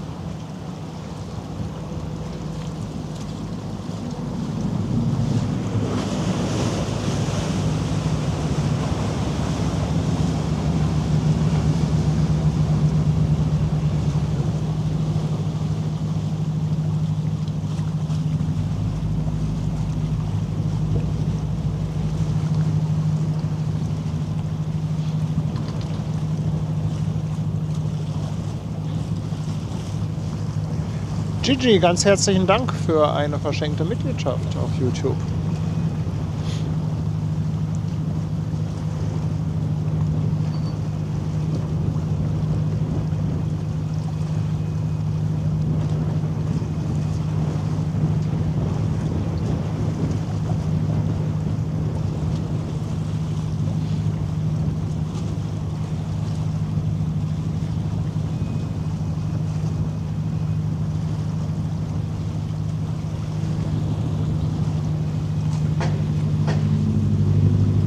Das ist die Louisiana Star. Schaufelraddampfer hier im Hafen. Ja, sieht ein bisschen spacig aus, aber immerhin etwas Licht.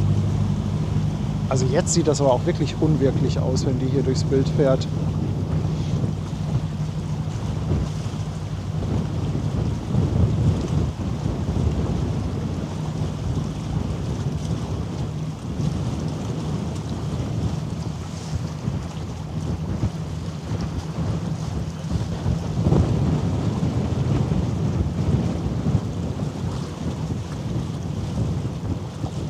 So, die fährt auf große Hafenrundfahrt und die gucken sich jetzt erstmal noch die welche liegt denn da? Ever Goods war das, glaube ich. Und die One Innovation an, die in Waltershof liegt oder liegen.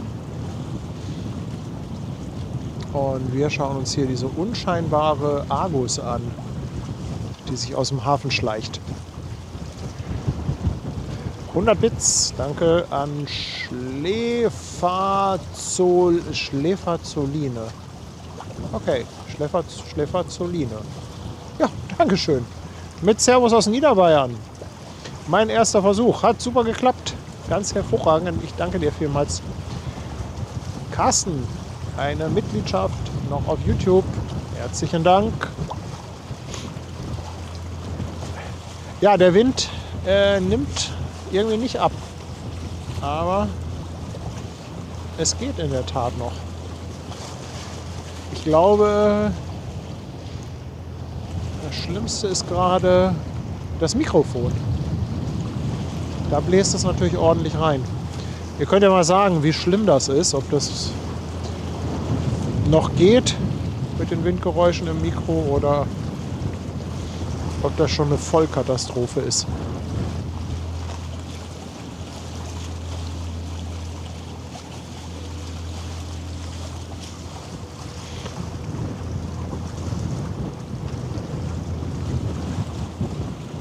Die ist aber auch echt langsam unterwegs, die Argus. Ist sicher richtig Zeit.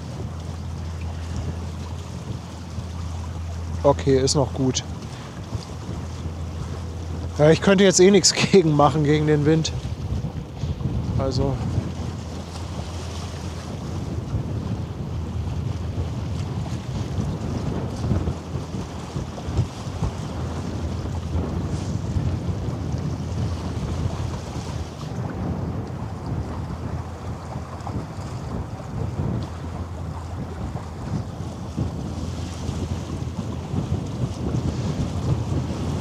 Oh, 7,4 Knoten hat sie drauf. Ja, ihr sagt, der Wind gehört zum Hafen dazu, aber es ist halt dann irgendwann so eine Stelle, da ist das halt unangenehm, wenn das die ganze Zeit so rauscht.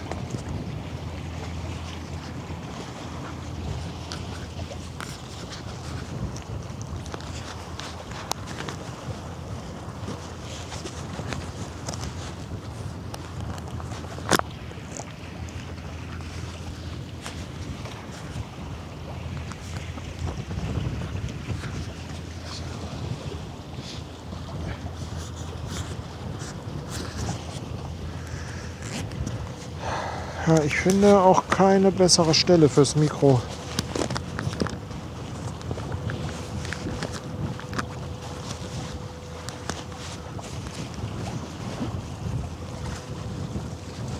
Es ist, wie es ist. Fairplay 95 ist auf dem Weg zu mir, schreibt Sabrina. Ja, das ist doch was. Vielleicht bringen die einen Kaffee. Fairplay 95 sind ist das hier? Das könnte hier sein.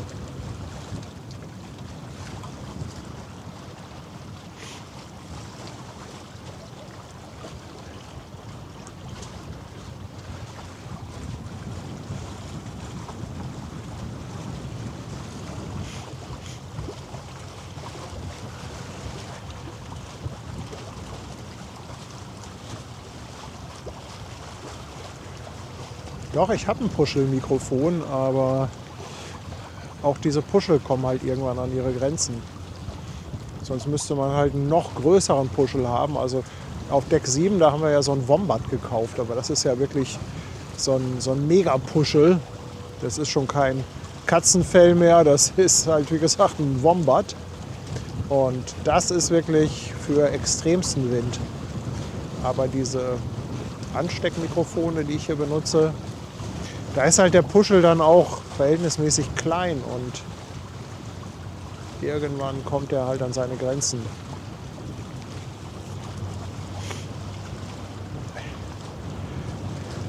Daniel verlängert seinen Prime Sub. Danke dir, Daniel. herzlichen Dank. Schön, dass du dabei bist. 2 Monate schon. Und Mario auf der Reeperbahn jetzt. Mario, willkommen, Dankeschön. Es ist aber auch so ein echtes Auf und Ab mit dem Wind gerade. Also jetzt wollte ich gerade sagen, nimmt er ab, da fängst du wieder an zu blasen. Ach Mensch. Gerald fragt, ob man Polarlichter im Hafen sehen kann. Nee, also das funktioniert hier in der Tat nicht. Polarlichter, die gibt es hier nicht im Hafen. Und also es gab ja mal vor einigen Monaten gab es ja so eine Phase, wo extrem viele Polarlichter waren und wo man auch eigentlich so in ganz Deutschland fast überall Polarlichter sehen konnte.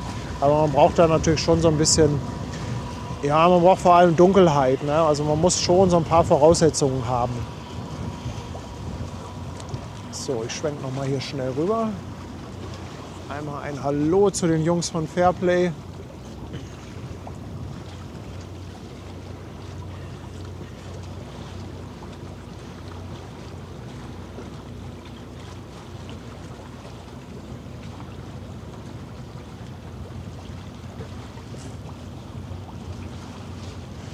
Thomas von der Fotodiele ist seit 18 Monaten dabei. Thomas, ich danke dir vielmals. Und er sagt viele Grüße vom Kamin bei 25 Grad. Ja, Thomas, schön. Ganz, ganz toll. Aber ich freue mich, wenn es euch allen gut geht und wenn ihr ein lauschiges Plätzchen habt. Denn je beschissener das Wetter, umso mehr Zuschauer haben wir.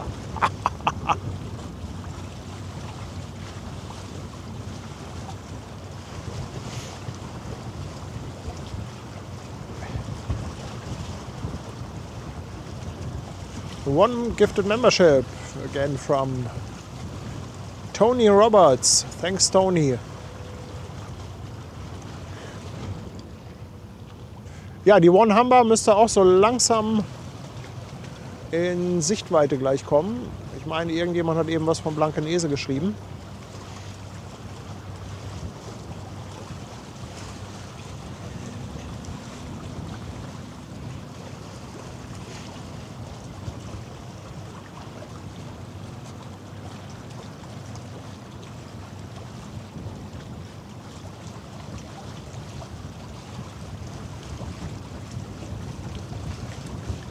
Ja, komplett leer der Dampfer.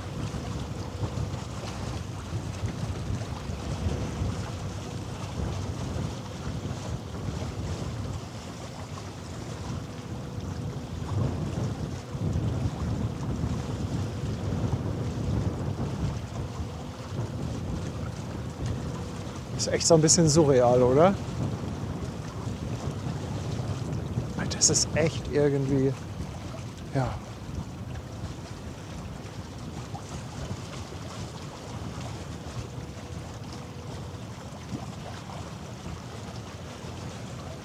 Ivo fragt, ob irgendwo mein Setup zu erfahren ist. Wir haben so einen Link, wo es so eine Liste mit Equipment gibt, was ich benutze.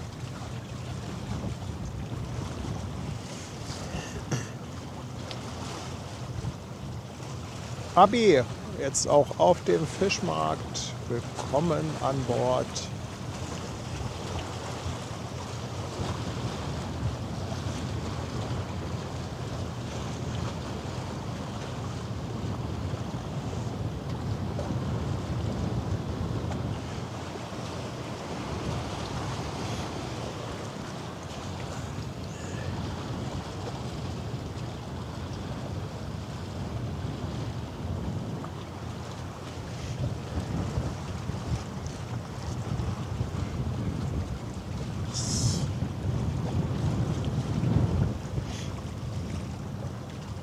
Es ist jetzt aber auch echt dunkel hier. Irgendwie immer noch so komisch gelb im Hintergrund.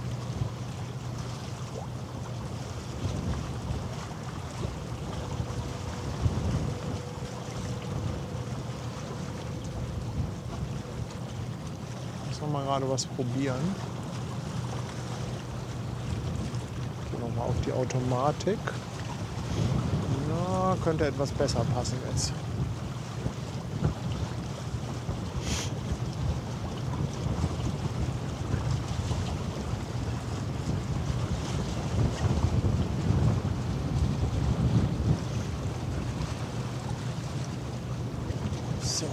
kommen sie hier gleich. Hinterm Dalben hervor.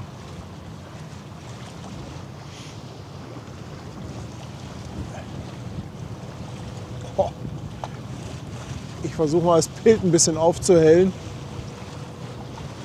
Das ist wirklich schwarzer Adler auf schwarzem Grund. Sowas Dusteres. Oder Düsteres. Es ist Düsteres. Ja, aber hier sieht man sehr schön den Wulstbug, der also wirklich komplett aus dem Wasser ist. Dann war hier noch die Frage, ob die Schiffe, wenn sie nicht beladen sind, dann... Oh, jetzt mag auch der Autofokus nicht mehr.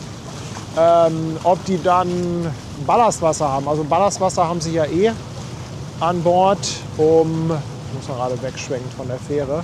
Um das Schiff zu tarieren. Ob die da jetzt noch mal extra Ballastwasser haben, um das Schiff ein bisschen zu beschweren. Ich glaube, ja, ich weiß es ehrlich gesagt nicht genau. Ich weiß es nicht genau, ob die da noch mal ein bisschen Gewicht reinpacken müssen. Vielleicht weiß das jemand von den Fachleuten im Chat. Holger, herzlich willkommen auch an dich. Schön, dass du da bist auf dem Fischmarkt.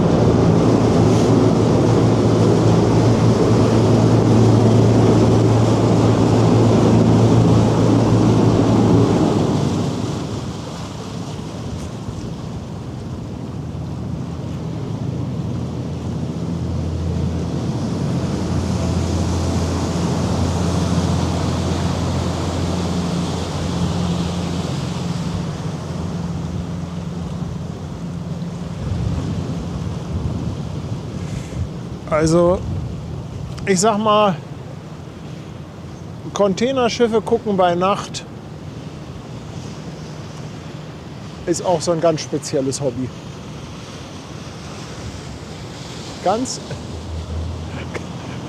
Für ganz seltsame Menschen ist das hier. Ja, die startet durch, die Altenwerder.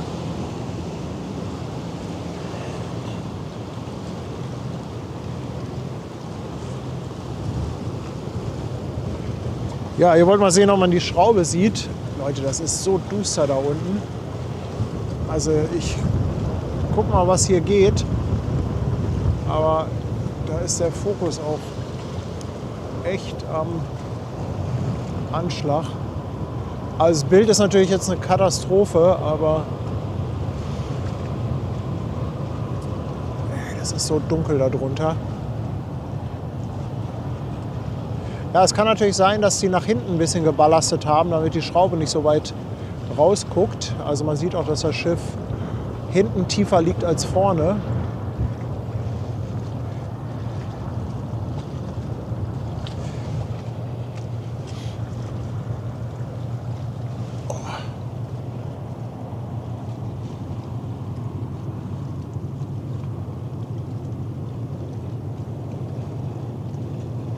Na. Da wollte ich hin. Da wollte ich hin.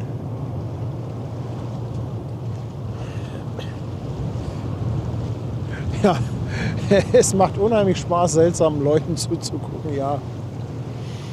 Aber es ist natürlich schon so, dass das mit dem Licht jetzt echt eine Herausforderung ist.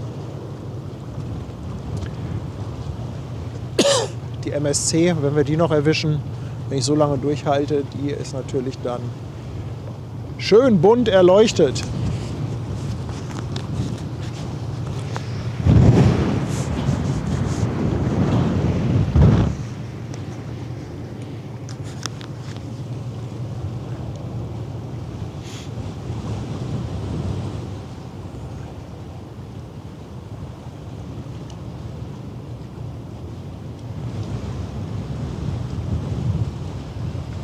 Sehen wir denn da im Hintergrund schon die One Humber?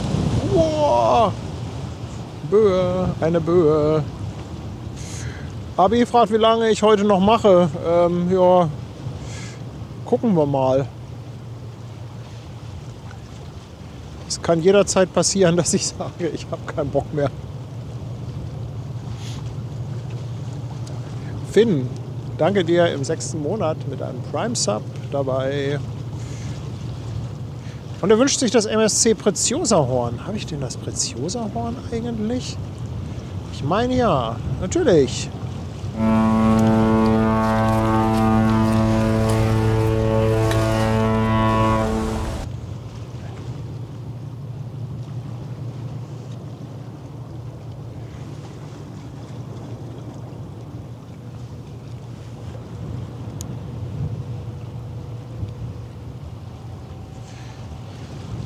Mario schickt auch nochmal 5 Euro Superchat.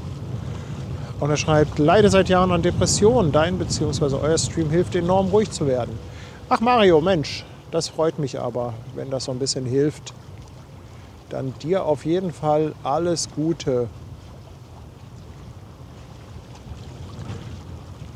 Und Holgi ist seit 17 Monaten auf dem Fischmarkt. Er schreibt, du brauchst dringend mehrere Scheinwerfer. Ja, also für so ein Schiff, wenn man das beleuchten könnte, das wäre schon abgefahren. Ja, das auf der linken Seite, das müsste die One Humber sein. Auch nicht besonders doll beleuchtet.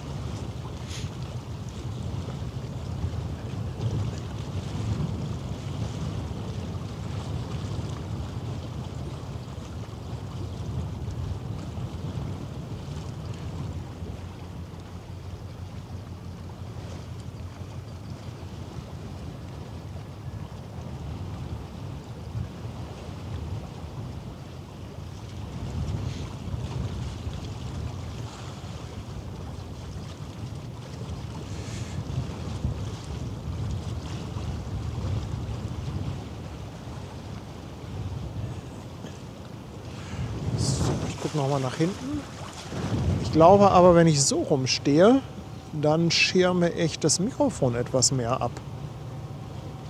Ist das so oder bilde ich mir das nur ein? Ja, bis zum Super Bowl Stream, 2 Uhr. Ist denn schon wieder Super Bowl?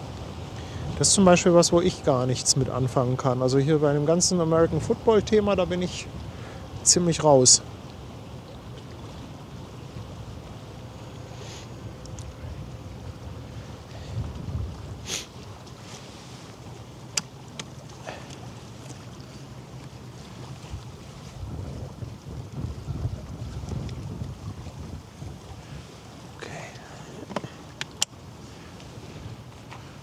Kurz einen Akku-Check gemacht.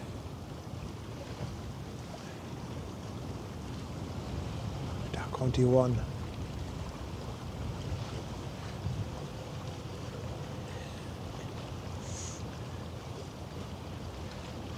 Ja, En Voyage war vorhin da. Vielen Dank für deinen kurzen Besuch.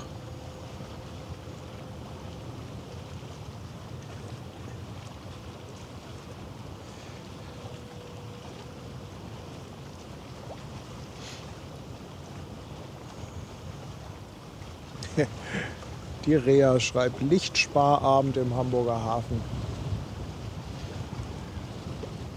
Also wirklich in die Richtung jetzt zu filmen, das ist schon eine Herausforderung. Ich hatte auch erst überlegt, ob ich mich zum Elbstrand stelle, beim alten Schweden. Aber als ich losgefahren bin, da sah das noch nicht so aus, als ob das hier so ungemütlich wird. Und Tanja meinte, überleg dir das genau. Sonntags, Spätnachmittag, Elbstrand. Da war nämlich noch Sonne, als ich losgefahren bin. Da hast du richtig Halligalli mit Leuten. Und dann habe ich gesagt, okay, das könnte tatsächlich sein. Also fahre ich lieber zum Bubendei.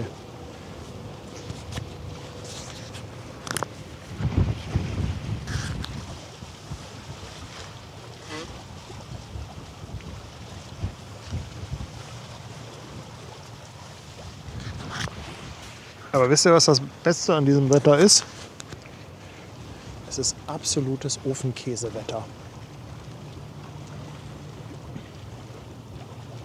Ja, die One Humber. Vielleicht helft ihr mir mal aus mit ein paar Daten zur One Humber. Dann kann ich meine Hände in der warmen Tasche lassen.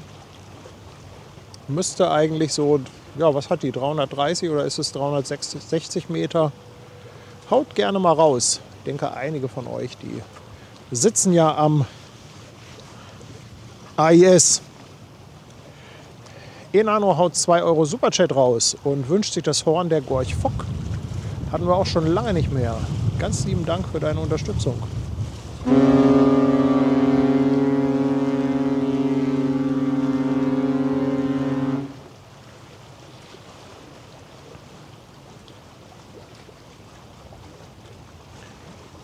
Die One Humber hat 336 Meter Länge und 46 Meter Breite, fährt unter der Flagge von Panama, ist 2006 gebaut worden.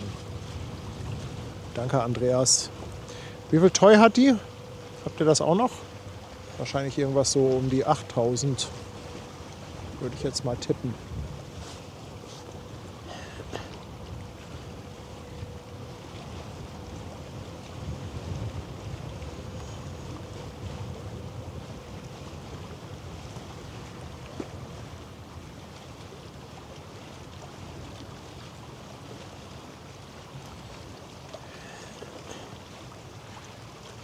Philipp hat es nochmal rausgesucht. 8212 Toy passen drauf.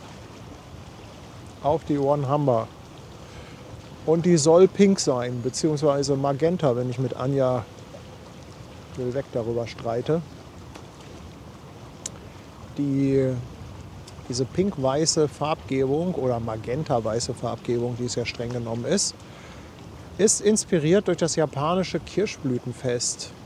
One selber ist, glaube ich, in Singapur, aber die Muttergesellschaft ist meines Wissens nach japanisch. Und so sind die halt auf diese Anlehnung an das Kirschblütenfest gekommen, also an die Kirschblüte. Und daher soll diese Farbgebung in dem Weiß-Magenta kommen. Was man heute Abend wahrscheinlich nicht großartig sehen wird.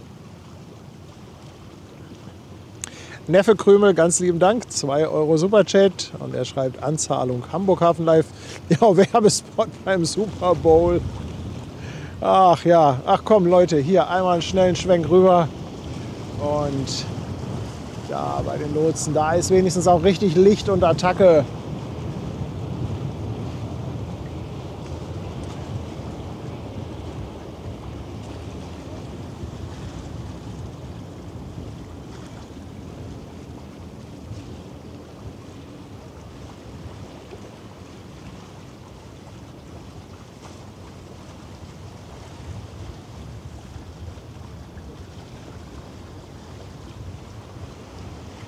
So, mal gucken, ob der Autofokus das hinbekommt mit diesem dunklen Dampfer.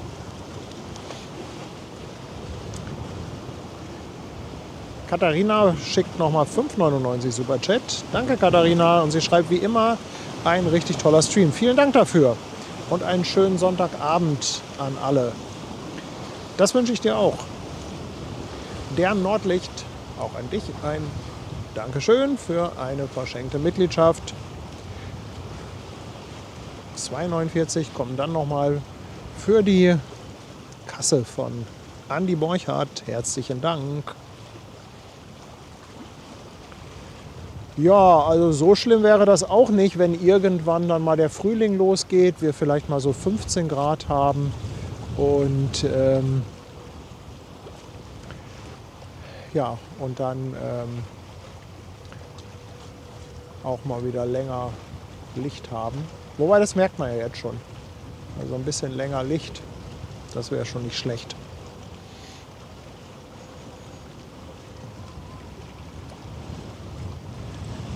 So bis 19, 20 Uhr.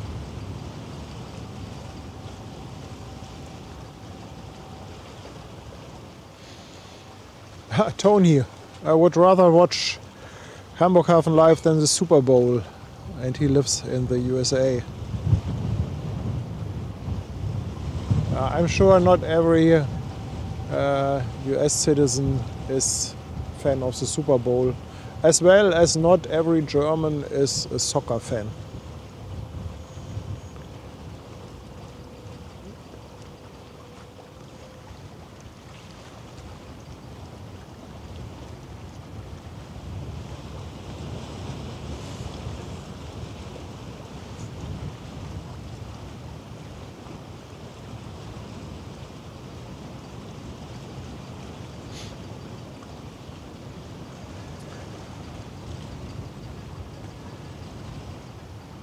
Ja, erstmal kommt noch eine Fähre.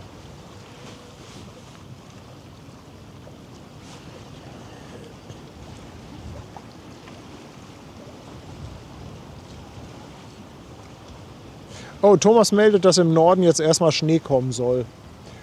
Ja, aber dann bitte auch so richtig weiß. Also, dass das auch so ein bisschen schön aussieht. Das wäre ja mal echt klasse. Ein bisschen Winter Wonderland.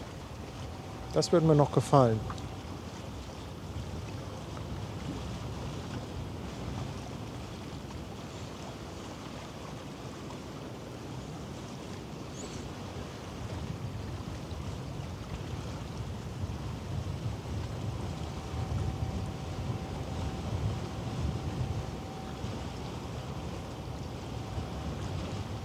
Werner hat schon die Schlepper an der One Innovation entdeckt.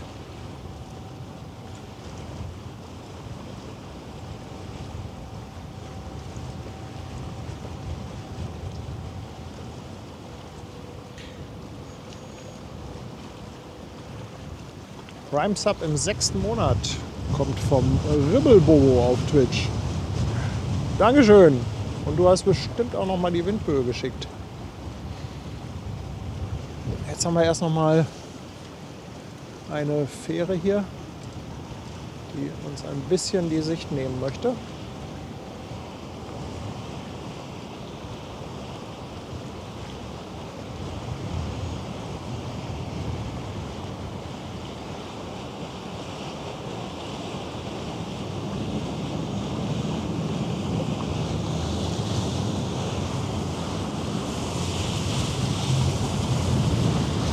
Oh, die startet durch. Sehr schön.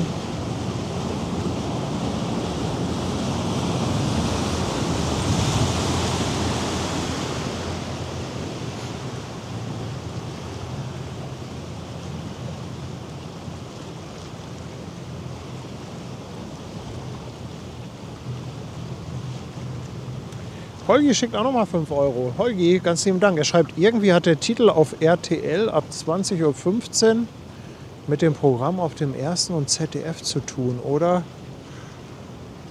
Holgi, da bin ich jetzt raus. Da bin ich jetzt komplett raus, was Fernsehen angeht. Aber auf jeden Fall schicke ich ganz viel Liebe für die 5 Euro Superchat.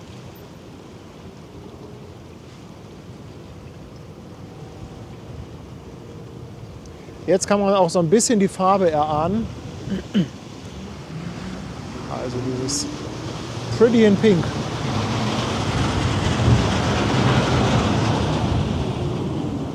Aber da gibt es einen bekannten Discounter, der da noch mal was gegen hat.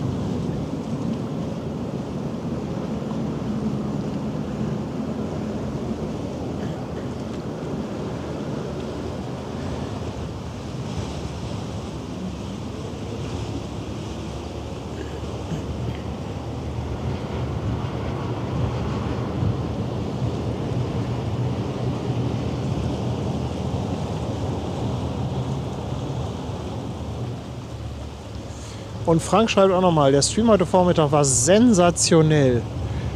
Ganz, ganz lieben Dank. Das Lob, das geben wir gerne an den Ben weiter. Also Ben, der hat heute wirklich abgeliefert. Ich fand auch, das war richtig klasse. Also sensationell reicht das schon nicht mehr für das, was Ben da uns geliefert hat. Mit der Geschichte der Kontorhäuser in Hamburg.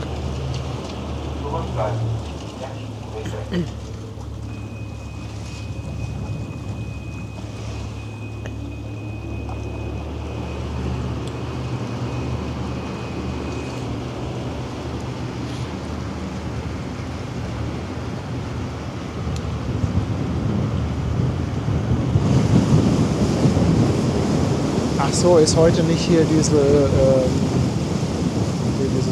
Kanzlerduell? Ihr schreibt doch gerade was über Politik und so weiter. Ja, echt, Politik nervt ein bisschen. Muss zwar leider sein. Natürlich muss man auch immer wieder alle Leute ermutigen zu wählen. Aber ey Leute, echt schwierige Baustelle. Schwierige Baustelle.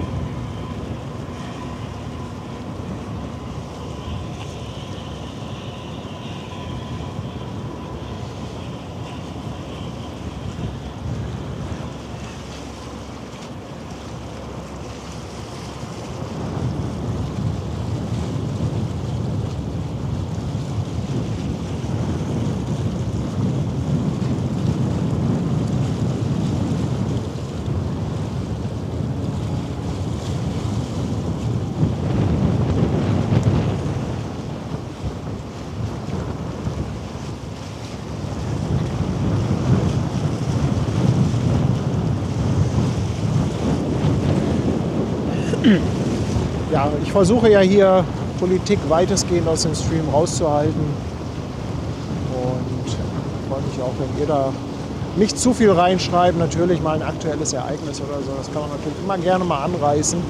Aber ich würde es doch gut finden, wenn wir hier nicht zu viel politische Diskussionen haben. Das ist echt eine völlig andere Baustelle. Nicht, dass ich es ignorieren will, aber ich würde es gerne einfach woanders hinschieben.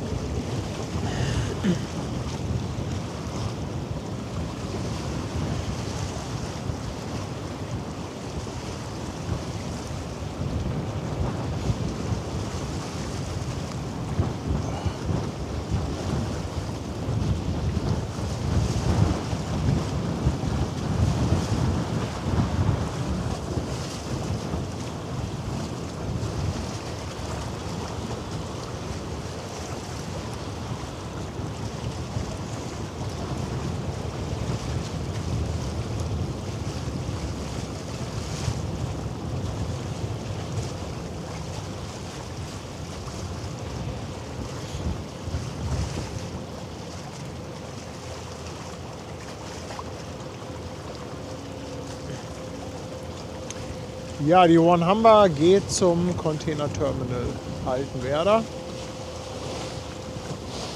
Das heißt, die fährt einmal hinten rein und macht dann rechts die Biege in den Kühlbrand, unter der Kühlbrandbrücke hindurch. Mobbele fragt, ob die keine Schlepper braucht. Doch, aber halt erst ein bisschen später. Also die hat noch ein kleines Stück. Die legt jetzt nicht hier in Waltershof an, sondern fährt halt hinten rein, unter der Kühlbrandbrücke durch. Und die bekommt die Schlepper etwas später.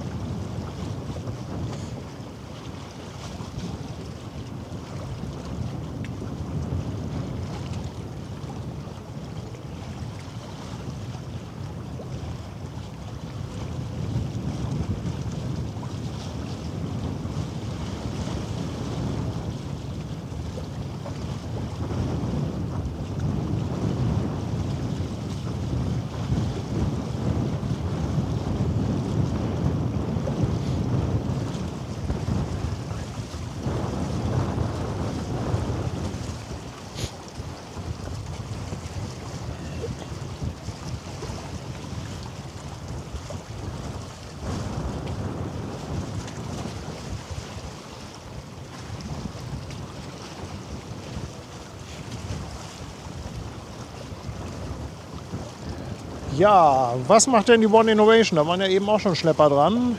Ist die denn schon beim Ablegen? Das wäre ja mein Highlight für heute. Die möchte ich auf gar keinen Fall verpassen.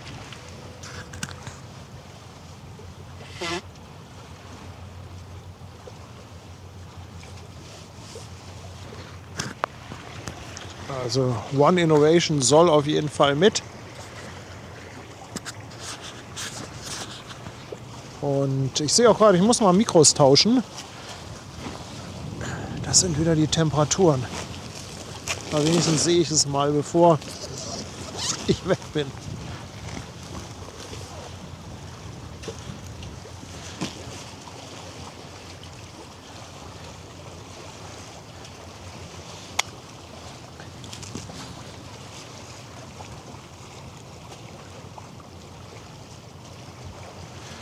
Also, es kann jetzt gleich mal ein bisschen knarzen und knacksen. Ich stecke mal Mikros um.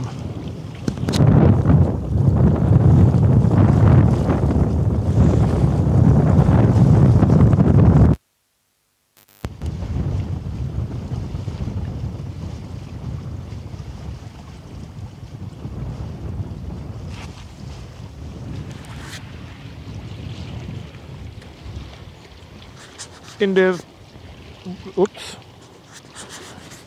In der Theorie ist das Mikrofon jetzt gewechselt.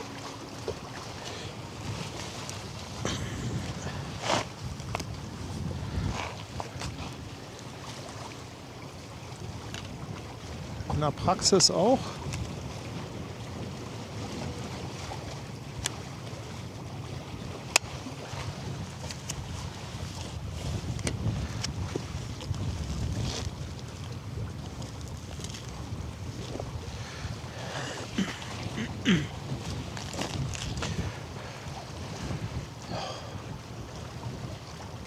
Schlepper sind dran, sagt Bernd. Ja, also mein Vorschlag heute, wir nehmen auf jeden Fall die One Innovation mit. Die möchte ich euch gerne zeigen, sehr beeindruckend. Ich fürchte, die MSC Preziosa, die braucht jetzt noch, die möchte um 20 Uhr rausgehen. Also ich möchte euch mal darauf vorbereiten, dass wir die MSC Preziosa heute schwänzen.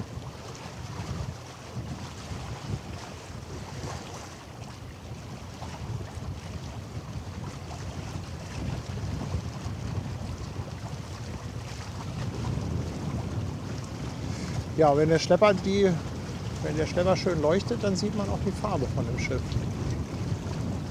Ach Mensch, was freue ich mich schon drauf, wenn das Ganze bei Sonnenuntergang passiert. Herrlich, herrlich, herrlich. Andreas Westphal, 2 Euro Superchat. Und der schreibt, ich hatte Briefwahl und habe Hamburg Hafen Live gewählt. Ja, ich habe auch Briefwahl gemacht. Leute, ey, alleine Briefwahl ist ja schon eine Herausforderung heutzutage, bis du die Anleitung durch hast. Und Holgi nochmal, 2 Euro Superchat und er schreibt, ging ja nur um den Titel der RTL-Sendung. Ja, Holgi, alles gut. Alles gut.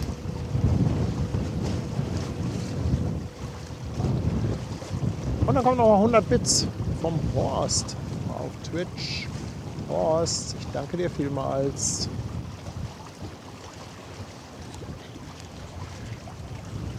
Sven aus Fuhlsbüttel ist da, lässt 15 Euro per PayPal da. Sven, ganz liebe Grüße einmal rüber in die Nachbarschaft.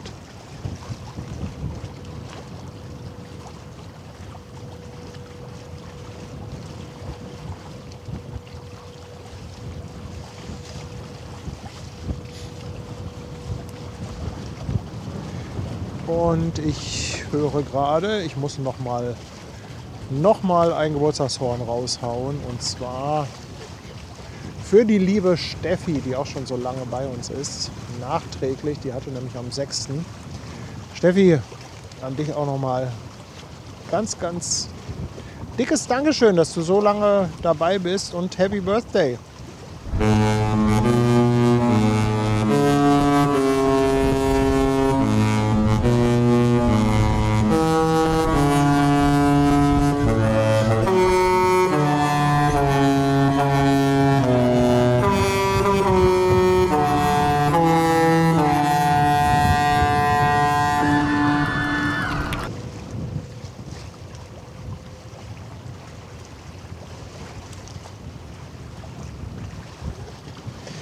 Hier auch noch mal eine Frage von Baron Bier. Wie viel km/h ist ein Knoten?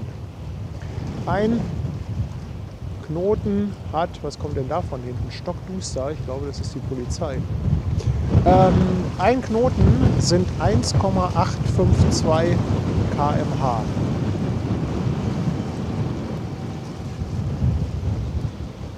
Ja, das ist Polizei, die von hinten kommt hier.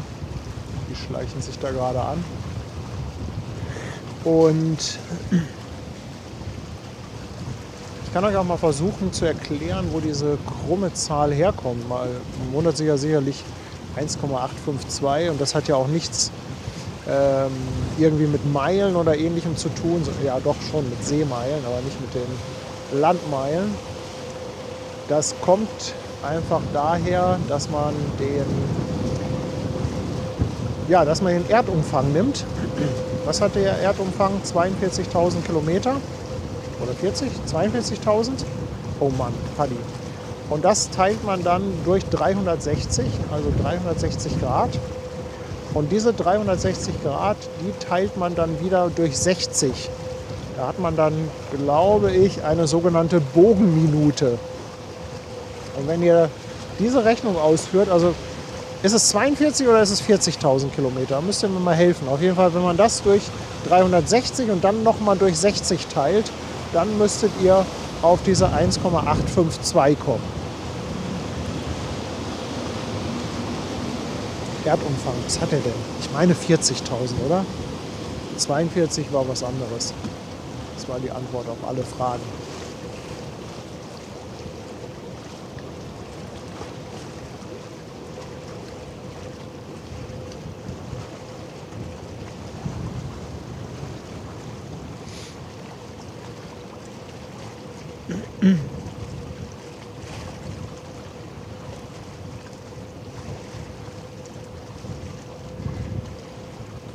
$40.000 schreibt Anja hier. Ja, genau. Also ihr könnt ja mal rechnen. Rechnet doch mal 40.000 durch 360 durch 60. Dann müsste man auf diese Zahl kommen.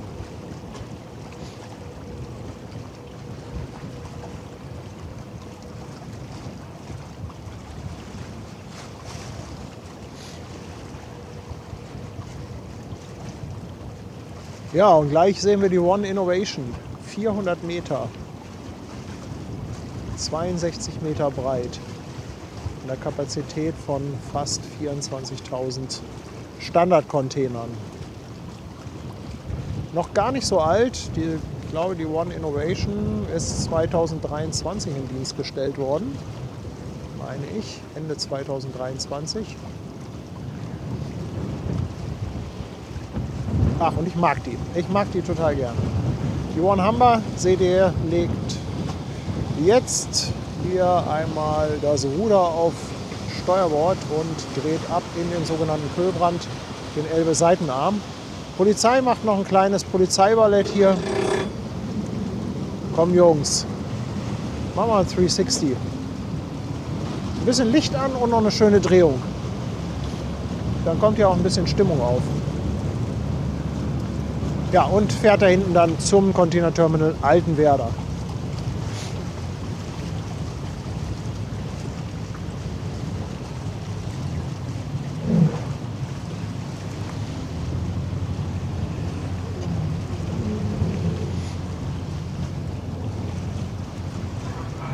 Warum zoome ich da eigentlich nicht rein?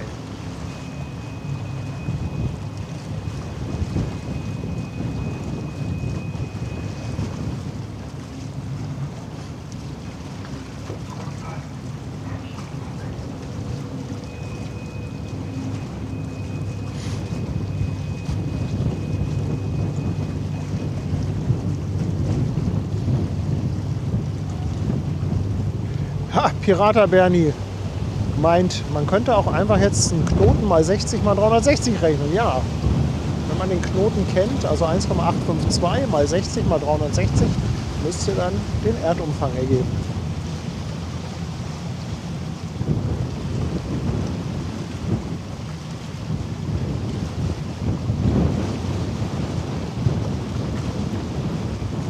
Da ist sie gleich weg, die One Humber. Habe ich das eben richtig gelesen, dass irgendjemand geschrieben hat, dass die One Innovation unterwegs ist? Hat die schon abgelegt?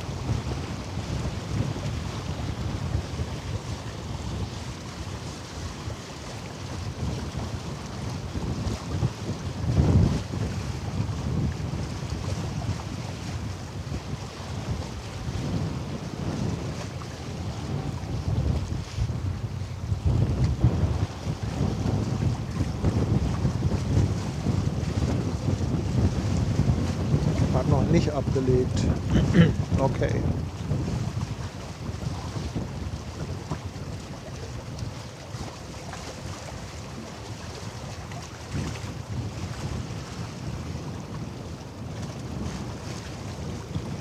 Aber die Polizei scheint schon auf die One Innovation zu warten.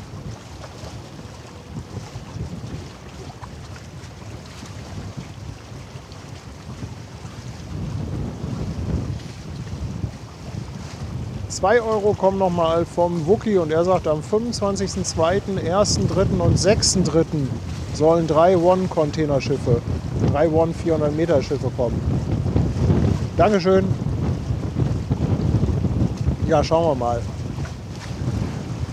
Das sind ja auch meistens Zahlen und Daten, was die Ankunft angeht, was sich teilweise auch nochmal einen Tag vorher ändert.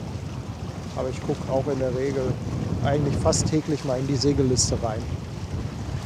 Sven schickt nochmal 25 Euro auf die Nachbarschaft von Fuhlsbüttel.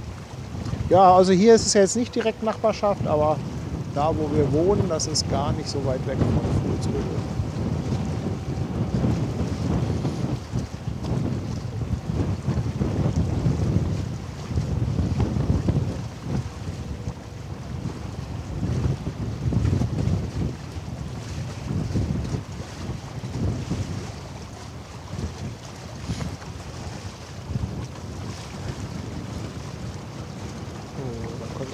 Lotse zurück.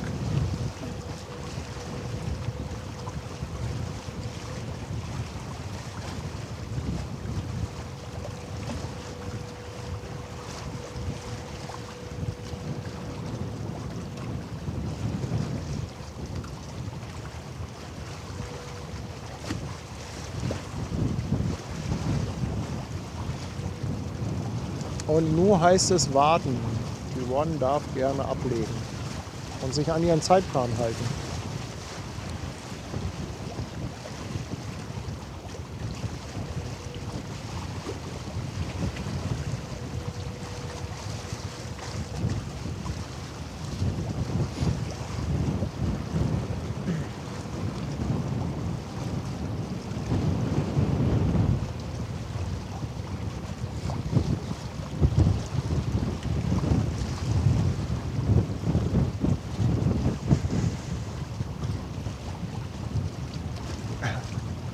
Gigi, ganz lieben Dank für das Lob. Er schreibt, möchte mal wirklich sagen, dass ich die ganze Gemeinschaft hier wirklich großartig finde.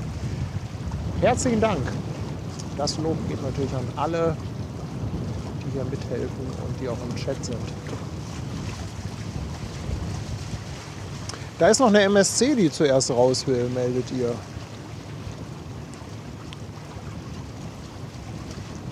Mensch, was ist denn heute los hier im Hafen? Was ist denn hier los? Boah, Leute, der Wind. Leute.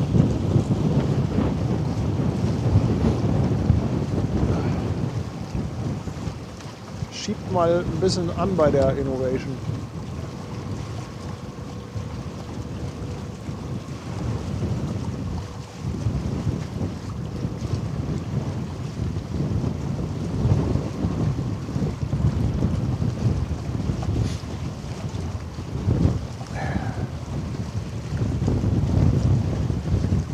Paddy, bei dir im Büro fehlen noch ein paar Modellschiffe für die Ausstattung. Ja, Modellschiffe hätte was. Ich habe schon überlegt, ob ich nicht mal ein paar Lego-Schiffe zusammen bastel und dahin stelle.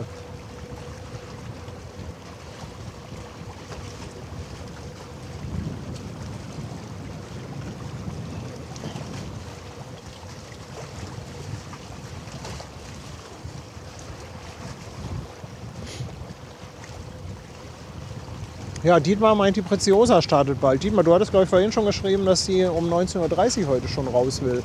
Das wäre natürlich nicht schlecht. Dann würden wir die noch mitbekommen. Dann müsste ich nicht mal die Preziosa schwänzen. Aber wenn die erst um 20 Uhr raus will, naja, wir gucken mal. Die Innovation lässt sich ja auch irgendwie hier Zeit. Mann, oh Mann, oh Mann. Sportsfreund hier. Nicht mit mir. Ich stehe hier. Ich bin hier extra in den Hafen gefahren. Nur um euch abzulichten. Und was macht ihr? Ihr trödelt wieder. Ihr lasst mich hier stehen. Ich kann so nicht arbeiten. Hans-Jürgen, ganz lieben Dank. 5 Euro Superchat. Und er schreibt, bin nur kurz da. Deswegen kleinen Bonus. War super heute. Danke dir, Hans-Jürgen. Ich hoffe, du hast auch den ersten Stream mit Ben gesehen oder hast dir den zumindest mal auf abgespeichert, denn der ist, glaube ich, echt sehenswert. Nein, das glaube ich nicht nur, das weiß ich. Ja, und Ron meint, die Costco Antwerp würde auch noch gehen. Ja, die hatte ich auch auf der Liste. Das sah auch alles so schön aus heute Nachmittag, bis ich dann hier ankam und der Wind aufzog.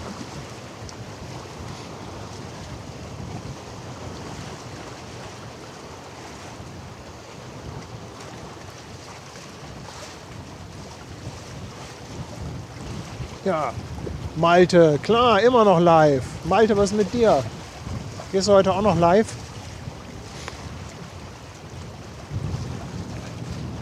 Ansonsten ist hier gerade nichts los. Ist aber gut, kann ich die Hände in der Tasche lassen.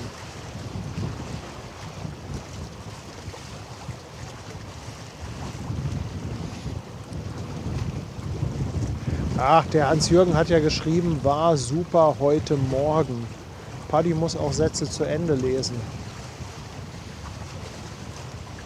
Entschuldigung. Entschuldigung, Hans-Jürgen.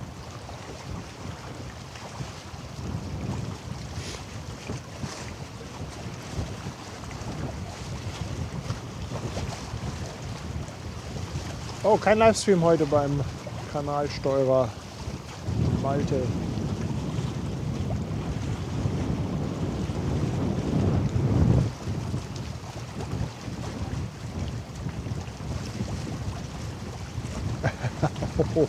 Wow, Thomas Weishaupt, 23,99. Ganz lieben Dank an dich. Er schließt sich der Mehrheit der Wähler an und stimmt für Hamburg Hafen Live und den großartigen Ben.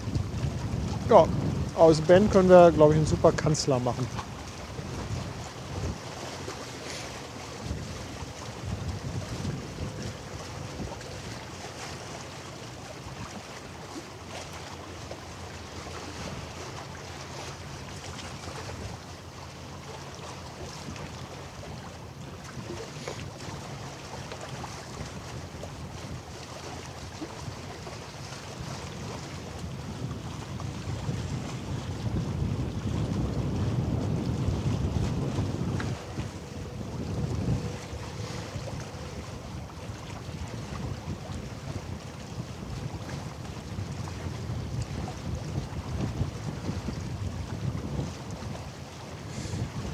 Mac lobt auch nochmal den Ben. Er schreibt, der Kontorhaus-Stream heute war absolute Extraklasse.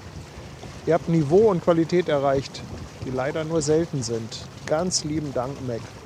Das freut uns und natürlich auch den Ben. Ben hat da wirklich viel Arbeit reingesteckt.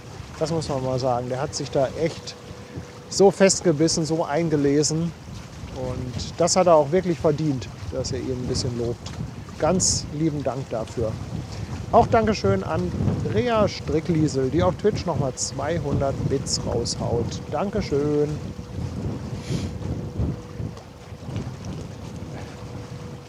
Es sieht aber vom Bild schon ganz schön aus mit dem Terminal und der beleuchteten Containerbrücke da. Ist so ein bisschen diesig, man sieht so einen leichten Lichtschein unter den Scheinwerfern an der Brücke. Also ist schon echt klasse. Anthony Roberts, again with 20 bucks. My German is not good, but I have so much joy each time I watch the Port of Hamburg and the HHL live streams. Tony, thank you very much for your support. I really appreciate that you are watching our live streams even when 99.9% of my Gesabbel, my moderation is in German. Nice to have you here. Thanks. K8-Pit lässt auch nochmal 100 Bits da auf Twitch. Auch an dich ein dickes Dankeschön. Ja, Ben ist einmalig. Renate schreibt es auch nochmal. Ben ist wirklich ein Juwel. Ja, und hier gehen glaube ich, gerade ein paar Containerbrücken hoch, oder? Wenn ich das richtig sehe. Da haben wir ja richtig Action im Bild, Leute. Schnallt euch an. Guckt euch an, wie die Containerbrücke hochgeht. Wow. Eine Wahnsinnsabwechslung hier wieder. Das sieht man nirgendwo. Man sieht es nirgendwo. wie so eine Containerbrücke in Echtzeit angerührt wird.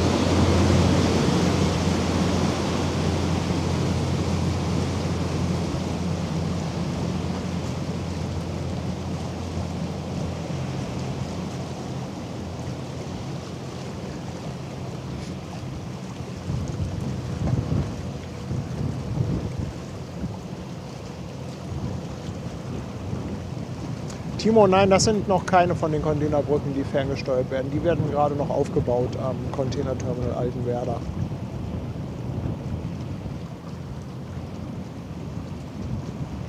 Shiny fragt, wo die MSC Preziosa ist. Ja, die ist immer noch an ihrem Liegeplatz in Steinwerder.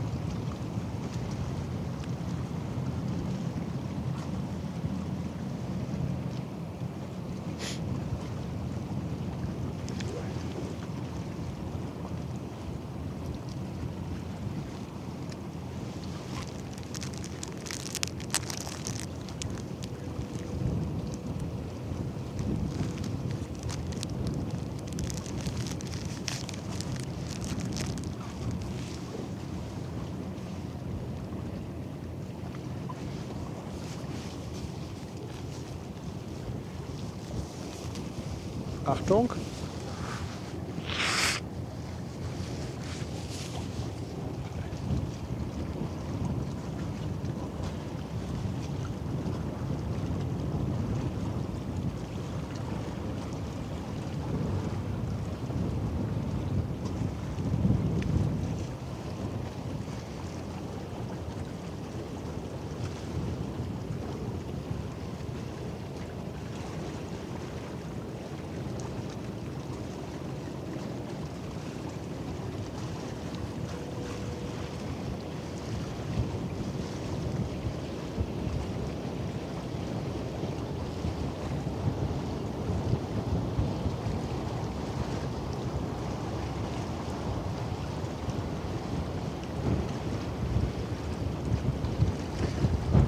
Nicht, dass die jetzt mit der One Innovation noch darauf warten, dass erstmal die Preziosa abfährt.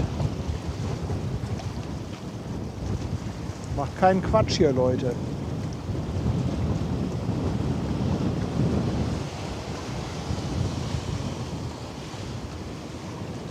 Oh, Patrick hat entdeckt, dass die One Innovation sich bewegt. Yeah! Juhu!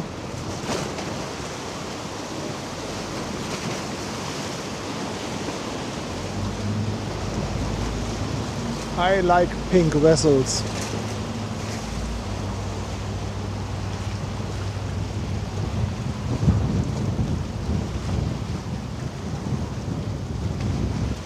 Dauert leider trotzdem noch eine Viertelstunde, bis sie herausgefahren ist. Sabrina meint, die Costco bewegt sich auch. Jetzt kommen sie alle auf einmal. Sie wollen alle noch mit in den Stream rein.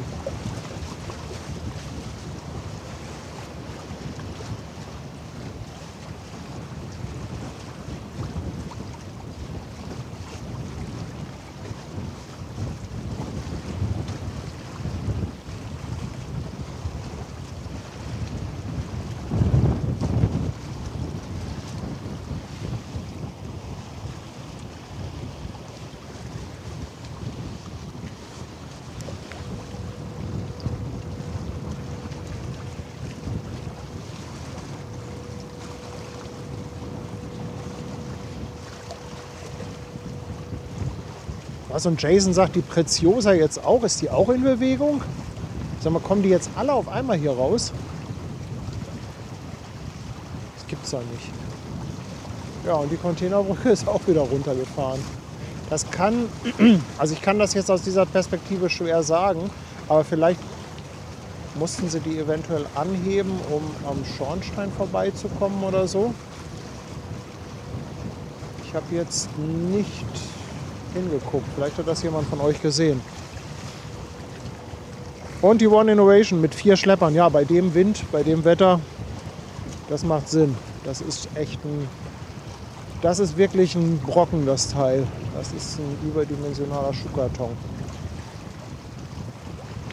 Als sie das erste Mal hier war richtig schön. Die war fast komplett mit pinken Containern beladen. Dietmar fängt an mit Durchhalteparolen. Ja, Dietmar.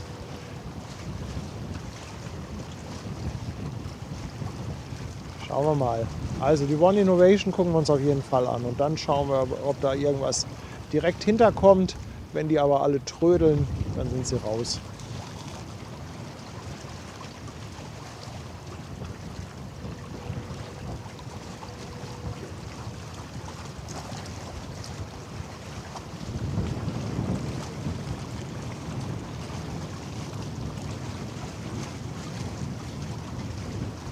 Die Polizei hat auf jeden Fall schon das Blaulicht an.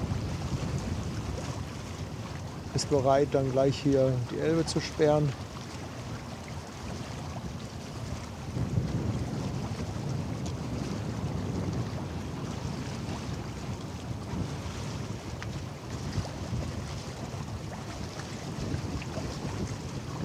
...200 Bits kommen auch nochmal vom Markus auf Twitch. Herzlichen Dank, Markus. Und er schreibt auch, der Walking Stream heute war so cool. Danke an Paddy und Ben. Herzlichen Dank, Markus. Frank Borchert schickt 5 € Superchat für einen Ofenkäse. Ja, Ofenkäse muss sein. Der muss heute sein.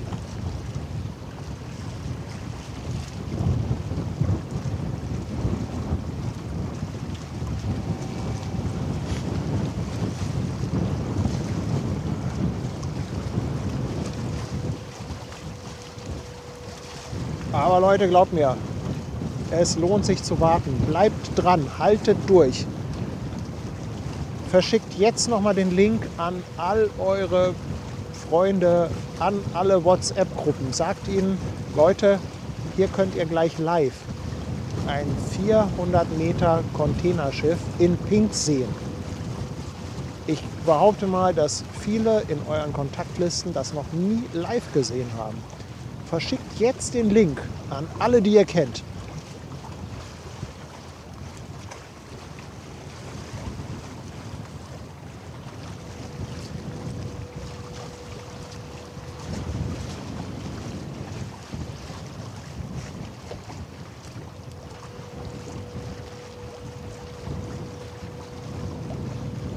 Einfach mal voll rumspammen.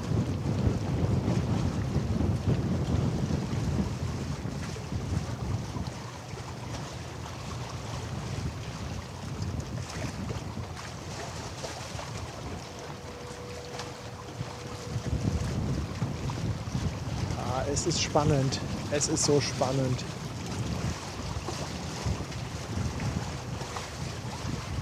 Genau, sogar der Super Bowl verschiebt sich aufgrund von Hamburg Hafen Live, die wieder einmal überziehen. Der Typ im Hafen hält sich einfach nicht an seine Sendezeiten.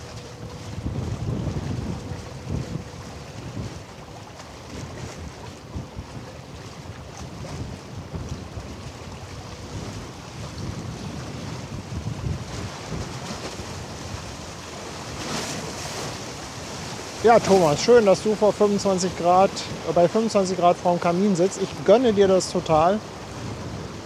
Ich leide hier für dich, aber dafür bekomme ich nachher den Ofenkäse.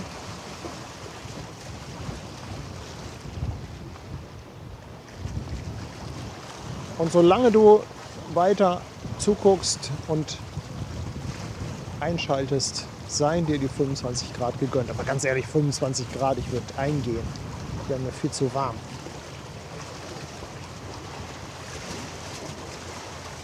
Oh, Peter schreibt, er leidet auf einem Balkon der MSC mit.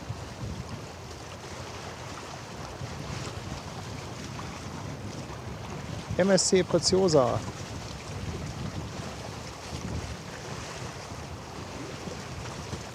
Ja, der Kanalsteuer, Malte schreibt, er schickt es an 135 Kanalsteuer und 300 Kanallotsen. Ja, aber denen kannst du nicht damit kommen, guckt mal, ihr seht gleich ein Containerschiff, das habt ihr noch nie gesehen. Die schmeißen dich sofort aus der Gruppe raus.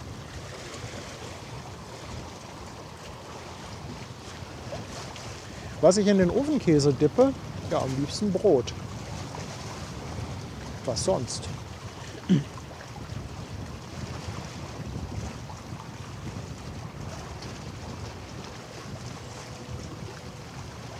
Nee, Captain Plauzes Frau. Ofenkäse teilen, da hört die Freundschaft auf. Vergiss es. Der wird nicht geteilt.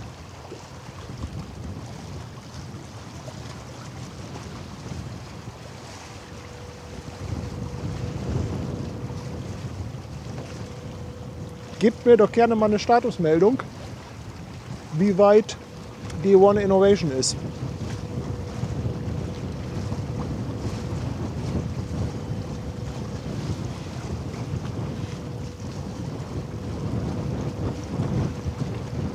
Können wir in der nächsten halben Stunde damit rechnen.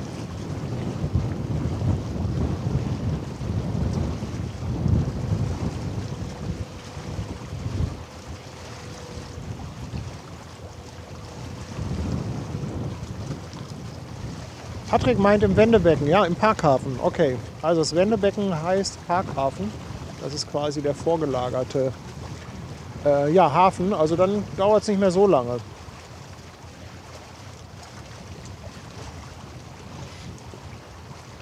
Das heißt, hier müsste jeden Moment müsste hier ein Schlepper auftauchen.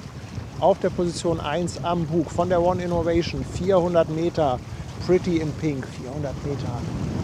Knallharter Stahl. Und ihr werdet es nicht glauben, auch Stahl kann schwimmen. Kommt gleich hier aus der Einfahrt heraus, aus dem Hamburger Hafen.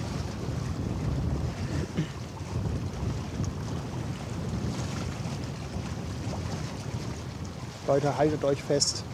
Krallt euch irgendwo fest oder wenn ihr Seile in der Nähe habt, bindet euch fest auf den Stühlen.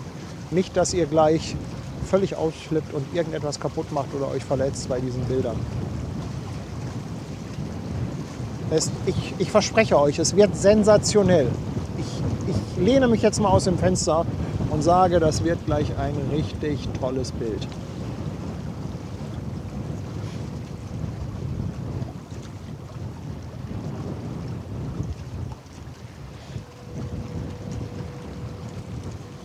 Es dauert nicht mehr lange.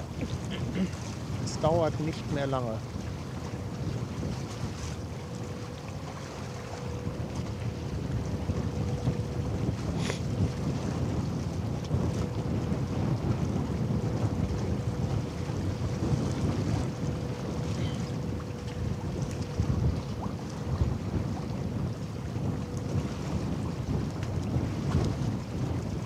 Die Nerven liegen blank, Leute. Wirklich, das ist... Da kommt ein Licht, da kommt ein Licht. Leute, da kommt ein Licht. Seht ihr das? Seht ihr das? Da kommt was. Da kommt was. Wahnsinn, Wahnsinn. Ohne dass der Schlepper an einer langen Leine ist. Kommt direkt raus. Keine Voranmeldung, keine Vorwarnung. Sie kommt direkt raus. Der Schlepper hängt direkt unten am Bug. Die One Innovation. Ich krieg Schnappatmung, Leute. Ich krieg Schnappatmung. Guckt sie euch an. Ist das nicht ein schönes Schiff?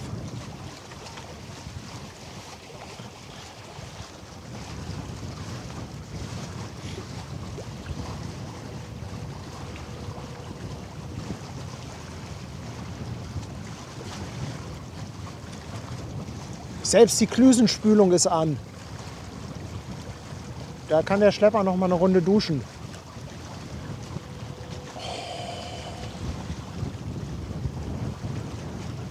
Was für ein beeindruckendes Bild.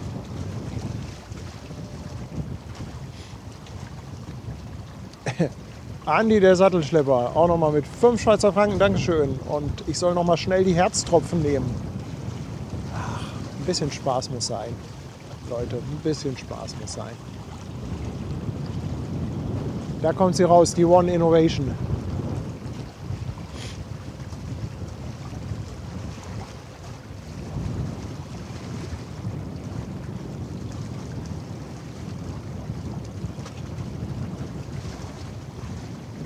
Unser heutiges Highlight. Das absolute Highlight hier. Und guckt euch an, wie elegant sie hier aus dem Parkhafen raus manövriert. Man könnte denken, sie gleitet wie auf Schienen, aber nein, Sie schwimmt durch Wasser, sie gleitet durch das Wasser, angetrieben nur von einem Propeller, gesteuert von nur einem Ruder, assistiert von 4 Schleppern, Elbe gesperrt von der Polizei. Und nicht nur ein Polizeiboot, nein, wenn ihr genau hinguckt, hinten links am Bild, ganz weit links, ein ganz kleines, ein weiteres Polizeiboot. Leute, was ist hier los auf der Elbe? Das gibt's doch nicht.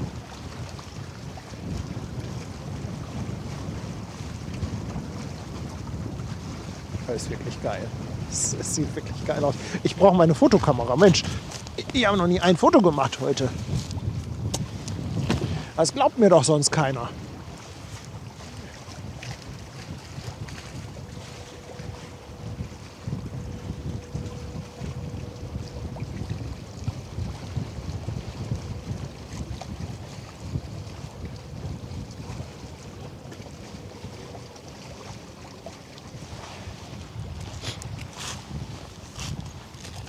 Ich habe ein Foto gemacht. Ich habe ein Foto gemacht. Das ist wie ich habe Feuer gemacht.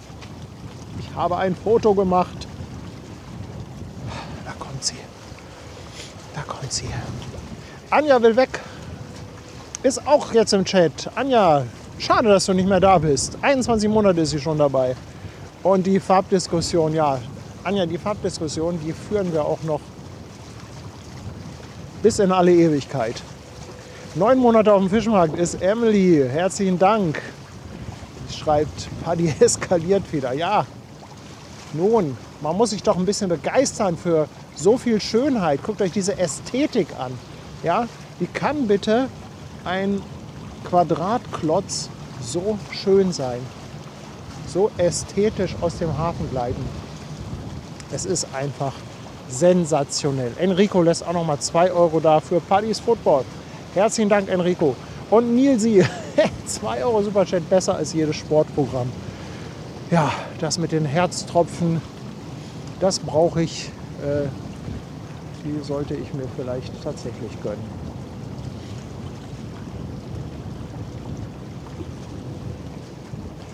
Gigi, der Wahnsinnige, 5 Euro Superchat nochmal für ein Meisterwerk der Filmgeschichte. Und wir dürfen live dabei sein. Ja, es ist nicht nur ein Meisterwerk der Filmgeschichte, es ist generell ein Wunder der Technik.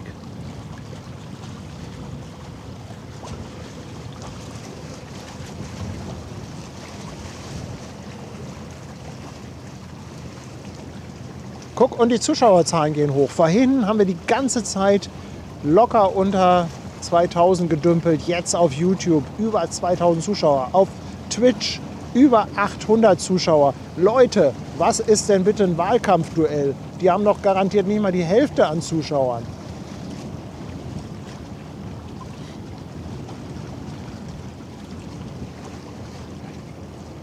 Claudia lässt auch noch mal 2,49 da. Ja, und sie unterschreibt das Ganze und schreibt besser als jedes Wahlkampfduell. Herzlichen Dank. Ahnt 5 Euro für Paddy, den Sportmoderator. Nee, das werde ich nicht, weil ich von Sport zu wenig Ahnung habe. Aber vielleicht kann ich ja ein bisschen Begeisterung für die Seefahrt rüberbringen, für den Hamburger Hafen und euch mit ein paar tollen Bildern hier beeindrucken. Dass ihr vielleicht mal sagt, hey, beim Paddy habe ich es gesehen, ich möchte es gerne mal echt sehen, ich möchte es mal live sehen. Ich fahre mal nach Hamburg. Ich miete mich da ein in der Seemannsmission, schön am Holzhafen. Und dann hole ich mir mal ein ordentliches Matjesbrötchen, setze mich ans Bubendeiufer zum Schiffe gucken. Mensch, das ist doch einfach mal ein tolles Urlaubsziel, oder?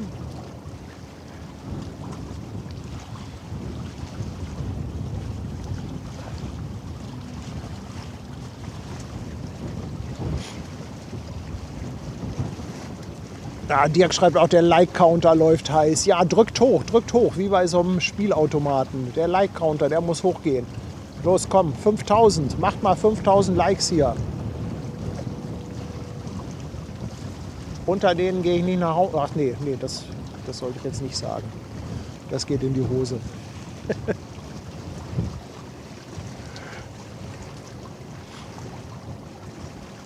Gigi, gute Matjesbrötchen.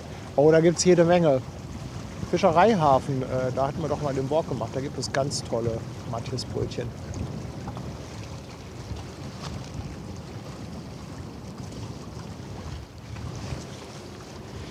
So, sie fährt hinter den Dalm und gleich ist sie hier bei uns auf der Höhe. Dann ist sie zum Greifen nahe. Wir werden die Farbe riechen können. Da kommt sie gleich hinter dem Dalm hervor. Komm, ich positioniere die Kamera genau an dem Bildrand, dass wir nichts verpassen.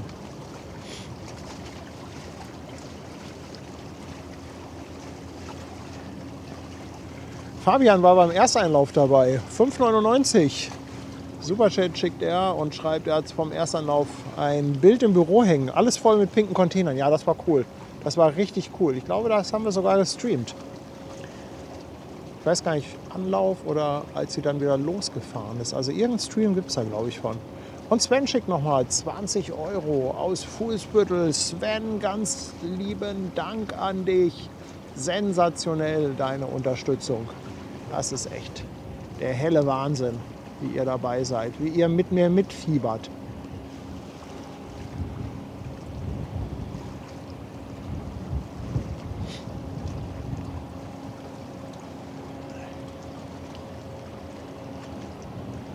Aber mir gefällt einfach die Farbtemperatur vorne am Vormast nicht. Ich finde, da hätten sie auch ein kühleres Licht nehmen können. Ja, aber so leise, ne? So leise das Schiff. Da, die Klüsenspülung. Ein bisschen was sieht man.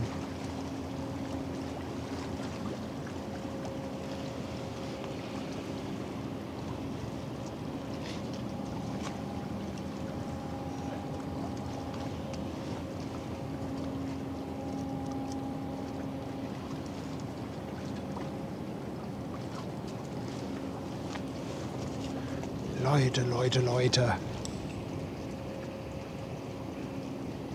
Ja, die dunkle Schönheit, das trifft es in der Tat. Es ist wirklich ein schönes Schiff. Es ist wirklich ein schönes Schiff. Letztens hat mir jemand gesagt, kann einfach nicht verstehen, wie ich Containerschiffe schön finden kann. Aber Leute, Containerschiffe sind einfach die pure Schönheit. Wirklich, die pure Schönheit sind sie. Guckt euch das doch an. Wie kann man das nicht schön finden hier?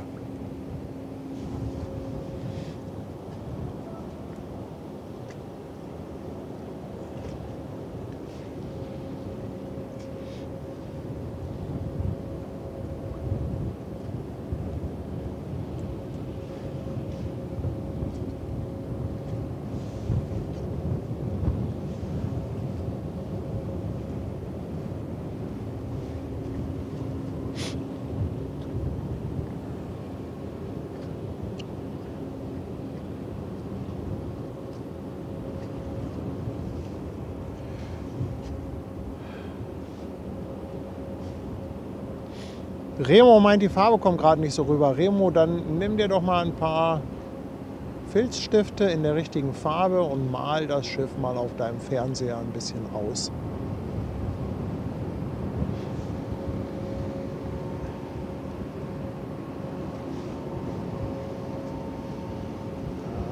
Die Kamera, das Objektiv ist leider für Dunkelheit so gar nicht gemacht.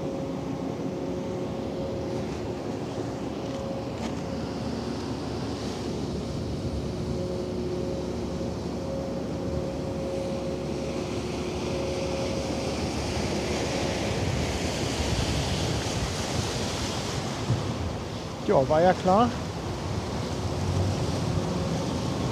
Aber startet durch, die neuen Felder.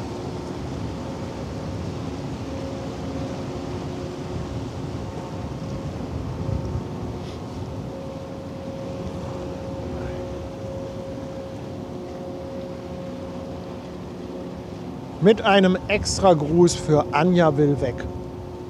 Anja will weg lässt sich die One Innovation jetzt als Stofftier nähen, um sie mit ins Bett nehmen zu können.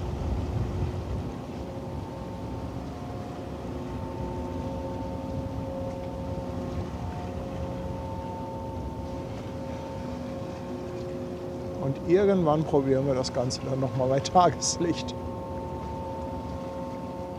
Ein bisschen sieht man die Farbe, so ein bisschen, aber ach Mensch, Leute. Ich habe mich stets bemüht. Ich habe mich stets bemüht.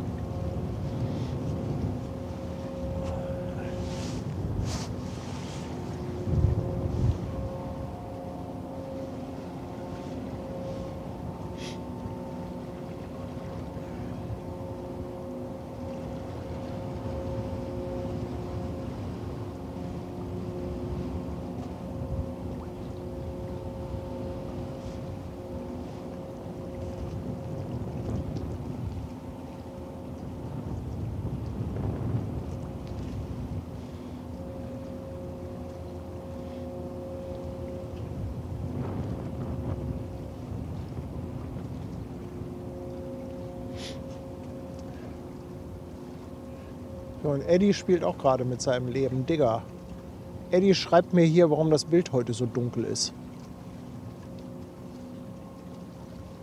Du spielst mit deinem Leben.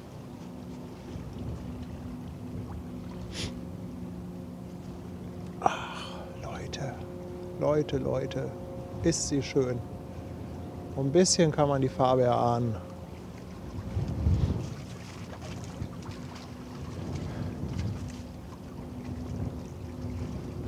Was? Über 2000 Likes? Das ist doch nicht wahr. Nur für mein Gebrabbel.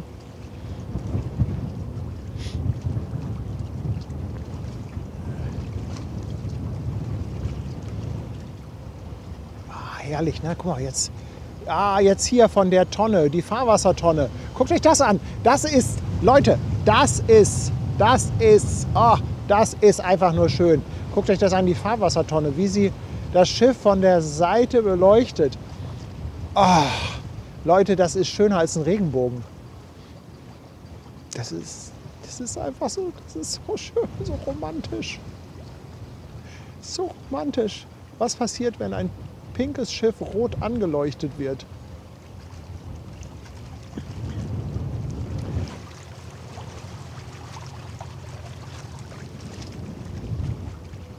Das ist genau, Astrid hat es erwischt. Astrid hat es genau auf den Punkt gebracht. Das ist sensationell. Tony Roberts has found the pink hearts. Ja, pink hearts. We need pink hearts.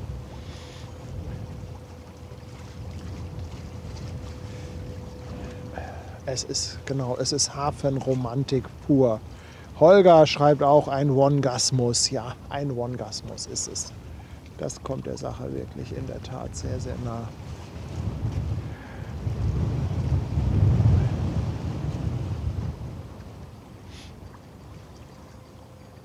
Ach, ist das schön. Ist das schön. Was? Wieso arme Tanja? Wieso denn arme Tanja? 2 € Superchat kommt von Micha Modelleisenbahn. Ich danke dir vielmals. Und Zornröschen ist auch schon einen Monat dabei auf dem Fischmarkt und schreibt, es ist magisch. Ganz genau, es ist magisch. Es ist absolut, es ist einfach so schön. Es ist so schön.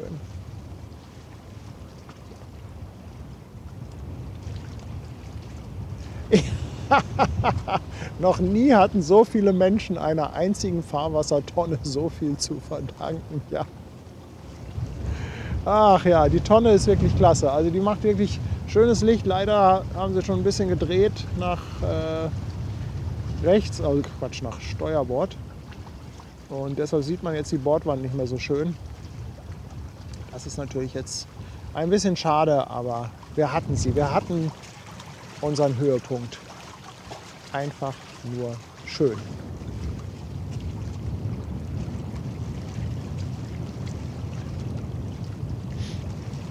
Ja, Leute, ich drehe mal die Kamera, ohne umzuschalten. Ich mache einfach mal einen U-Turn. Ihr habt die MSC Laura entdeckt im Parkhafen.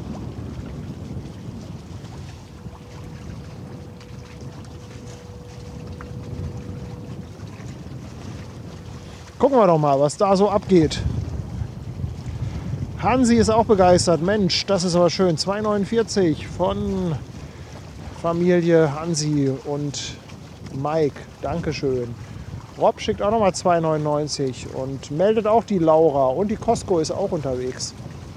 Aber da kann man ja fast nicht aufhören, oder? Da kann man doch fast nicht aufhören.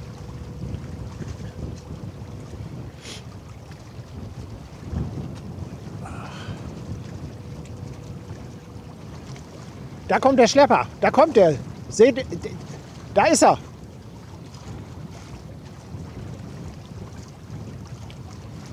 Jetzt so das Bild, wie wir es gewohnt sind. Erst der Schlepper, dann die lange Leine. Es war eben komplett anders mit der One Innovation. Es war komplett anders. Es ist ein total anderes Bild. Die MSC Laura, so wie wir es kennen. An der langen Leine, der Schlepper geht Gassi mit dem Containerschiff. Und guckt mal, wie schön dunkel sie da rauskommt. Man erkennt fast gar nichts. Man erkennt fast nichts von dem Schiff.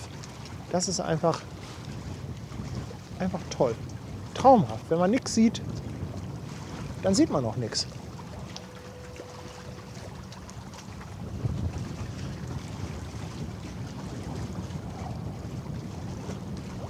Ein paar beleuchtete Fenster auf der MSC Laura. Aber die Lichter des Hafens im Hintergrund zaubern eine Silhouette hier auf dem Bildschirm zu euch nach Hause in alle Welt. Von der Schweiz bis nach Washougal, Washington.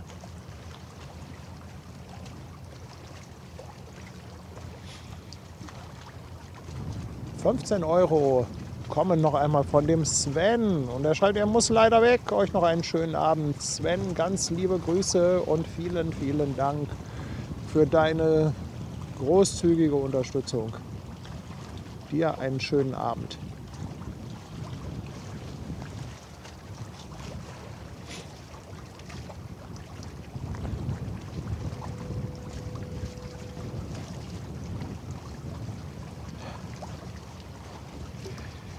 Nelson hilft aus mit Daten. 300 Meter lang, 40 Meter breit.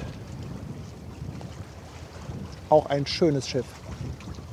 Eine tolle Form, wie ich finde.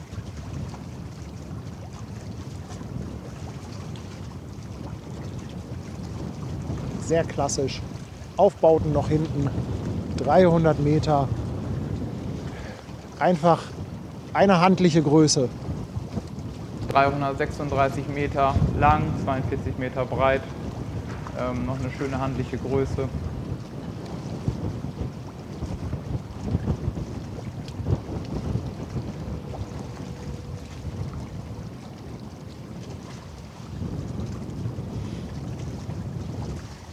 Oh, und die Preziosa ist auch in Bewegung. Mann, oh Mann. Ihr verarscht mich doch, oder? Das Problem ist, ich habe keine Sonnenbrille dabei. Wenn die Preziosa hier gleich um die Ecke kommt, dann wird das so hell, dann erblinde ich. Nein, wir können jetzt nicht aufhören. Wir können nicht aufhören. Wir müssen das Ding zu Ende bringen. Bei Wind und Wetter bis zum bitteren Ende. Morgen ist Montag, da können wir ausschlafen. Montag ist ein super Feiertag.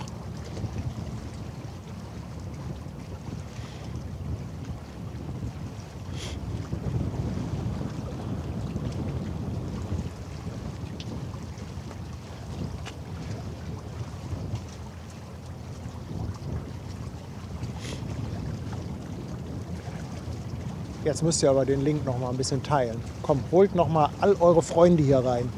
Holt sie alle hier rein.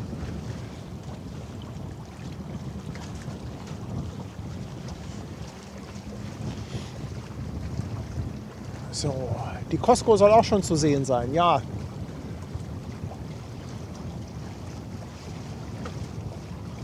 Ganz, ganz hinten. Aber wir bleiben erstmal auf der MSC, bevor wir jetzt hier anfangen, bei der Costco im Nebel zu stochern. Genau, Stefan schreibt, so ist es richtig, wir rocken das Ding. Ihr bleibt alle dabei. Zieht euch eure Puschen an, holt euch noch eine schöne Decke, mummelt euch aufs Sofa, setzt euch vor den Kamin, schmeißt noch mal einen Holzscheit nach, damit auch ihr alle zu Hause schön eure 25 Grad habt und guckt gemeinsam mit mir dunkle Schiffe bei Dunkelheit.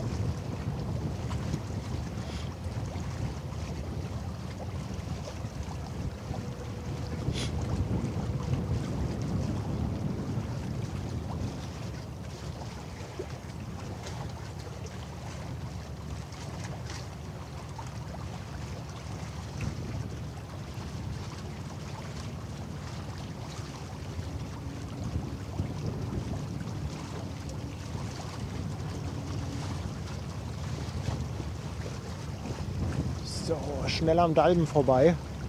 Und dann erwarten wir hier direkt vor unserer Kamera, live und in Farbe, also so ein bisschen zumindest, die MSC Laura.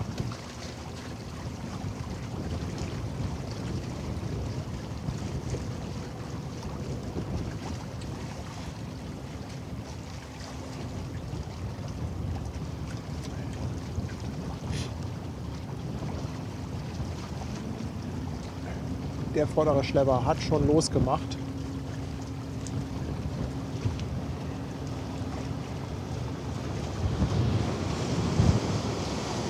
Und die neuen Felder huscht auch durchs Bild. Legt zum Glück nicht an, versperrt uns nicht das Bild. Wir haben Glück. Das ist wie ein Elfmeter, Freunde.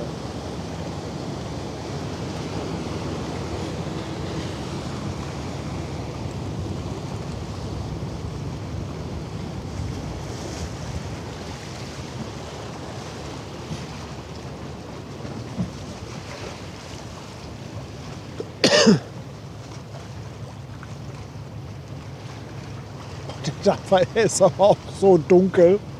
Also dagegen war ja die One Innovation eben eine Lichterpracht. Also hier kann man ja kaum den Namen lesen.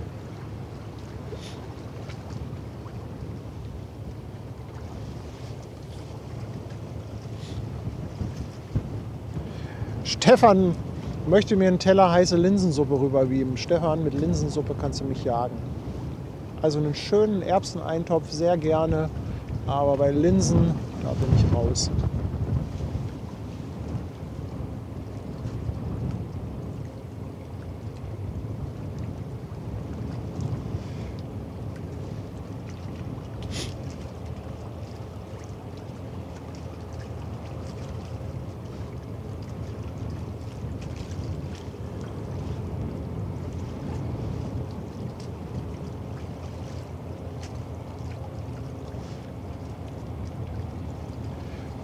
Jetzt haben wir auch wieder hier diese komischen... Was soll denn das? Warum haben wir denn jetzt wieder die Bildstörung hier? Ich werd wahnsinnig.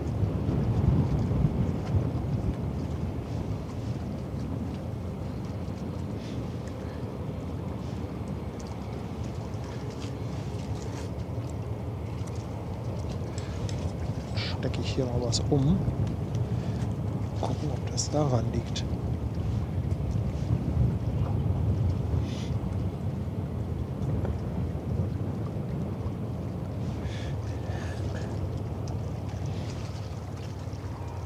Ja, Costco Antwerp ist dann die nächste, die rausgeht. Oh, auch noch ein Flieger hier. Zum Sven rüber nach Fuhlsbüttel.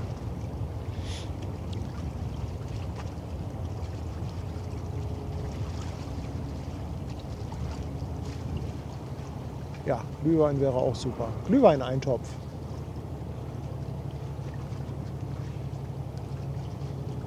Leute, es kommt mir vor, als ob es mitten in der Nacht ist. Es kommt mir vor wie 0 Uhr oder so. Und in Wirklichkeit haben wir 20 Uhr. Es ist irgendwie... Also das ist irgendwie komplett surreal irgendwie. Man steht hier und denkt, es wäre mitten in der Nacht, aber nee, ist gar nicht.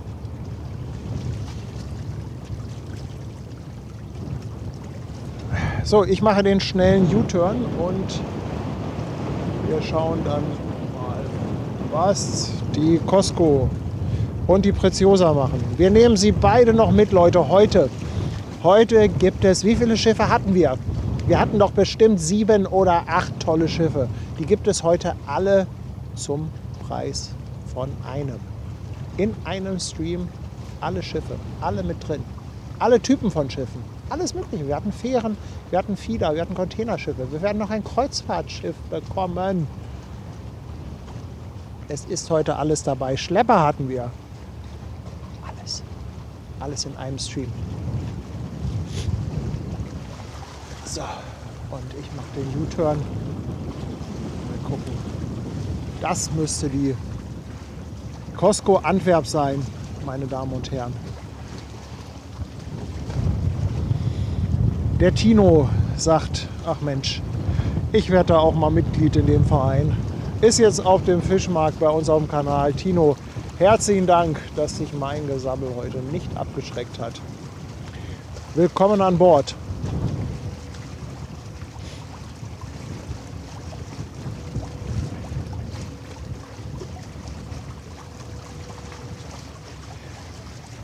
Jürgen, auch Bulka hatten wir. Jürgen, das war der Opener. Wir hatten einen Bulka ganz am Anfang des Streams. Auch der war dabei.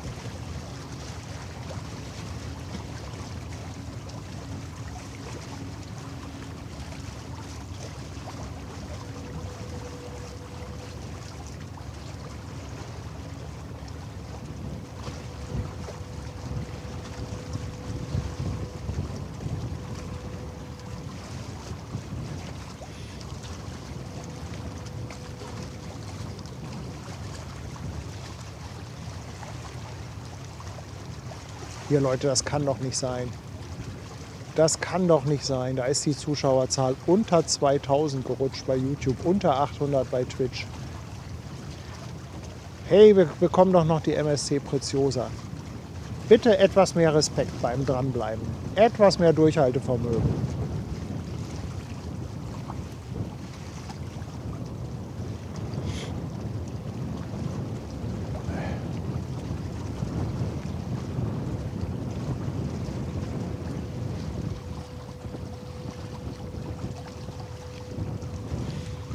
Und Good Thing ist auch dabei auf dem Fischmarkt. Herzlichen Dank.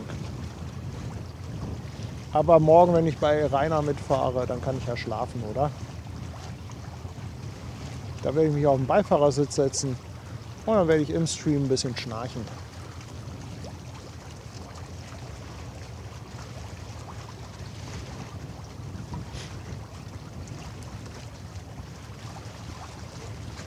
Leute, wer bleibt bis zum bitteren Ende? Wer zieht das hier heute durch mit mir?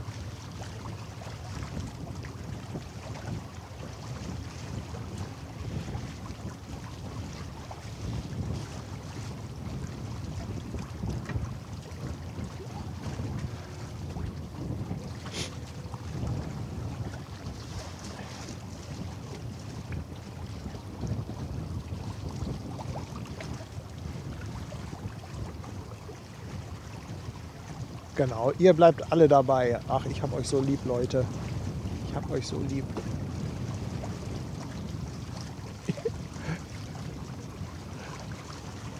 Ihr gebt mir immer das Gefühl, dass ich etwas Bedeutungsvolles hier kreiere. Danke.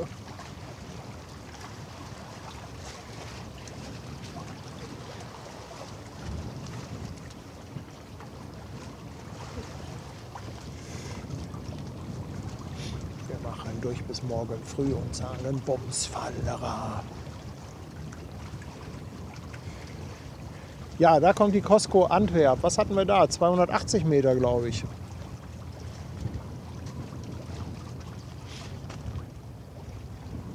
Ich meine 280 Meter. Ich bin völlig durcheinander. Wir hatten so viele Schiffe heute. Ich brauche den Namen, den Titel des Streams nicht ändern. Es war wirklich, oder es ist die Big Ship Night.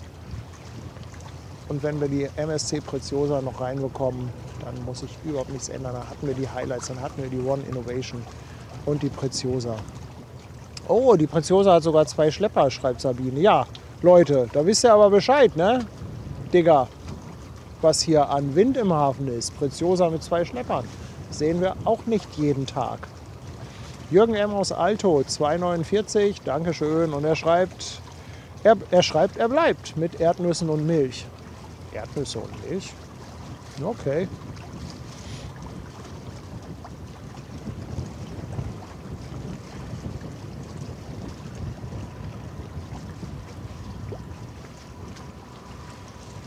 Da kommt das nächste dunkle Schiff auf dunklem Grund.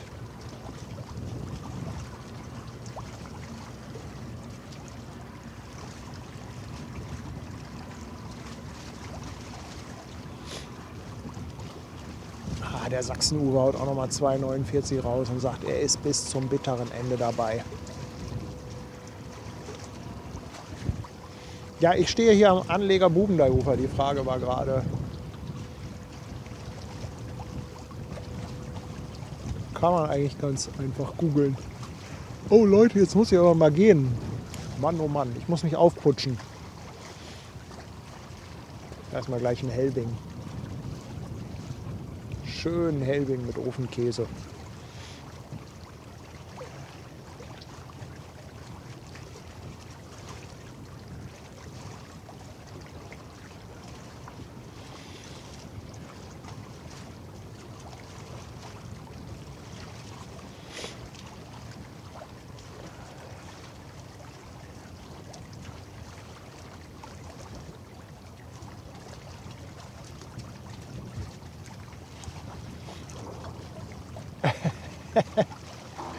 Andi hat für ein realistisches TV-Erlebnis einfach ein Matjesfilet auf die Heizung gelegt. Ja, lass das da mal schön bis morgen drauf liegen.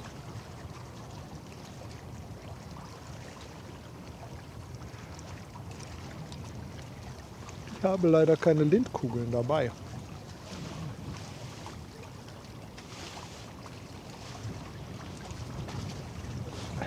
Leute, ich sehe ja die Preziosa.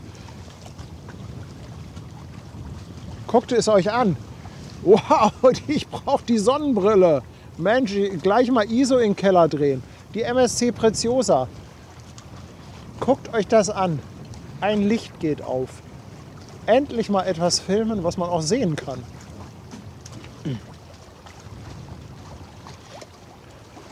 Ah, ich flippe aus. Totale Eskalation.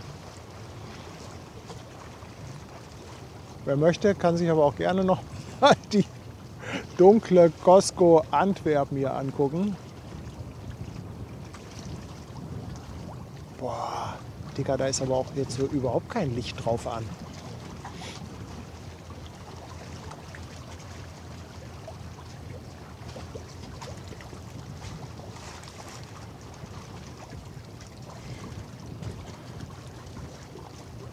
Dirk ist jetzt auf der Speicherstadt dabei. Danke, Dirk. Herzlich willkommen an Bord. Und 100 Bits auf Twitch kommen von Macht Björn. Und er wollte mal seine Eltern bei YouTube grüßen. Also, liebe Eltern von Macht Björn, Grüße an euch auf YouTube. Kinder gucken auf Twitch, die Erwachsenen auf YouTube.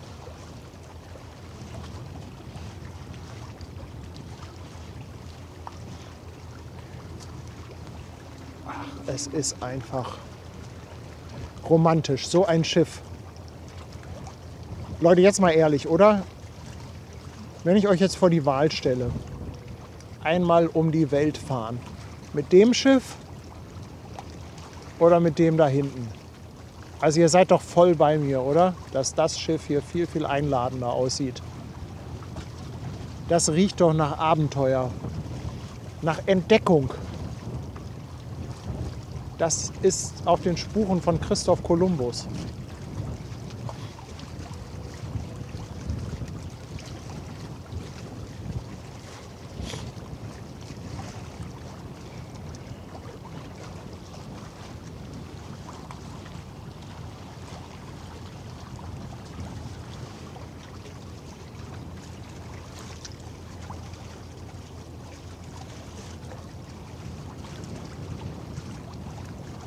Da kommt sie raus, die Preziosa.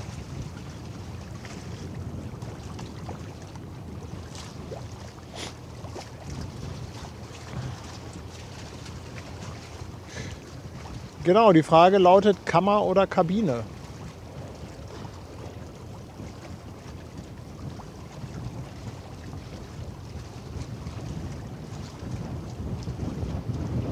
Und die Fähre meint, hey, nehmt doch mich einfach. Ich bin doch auch noch da.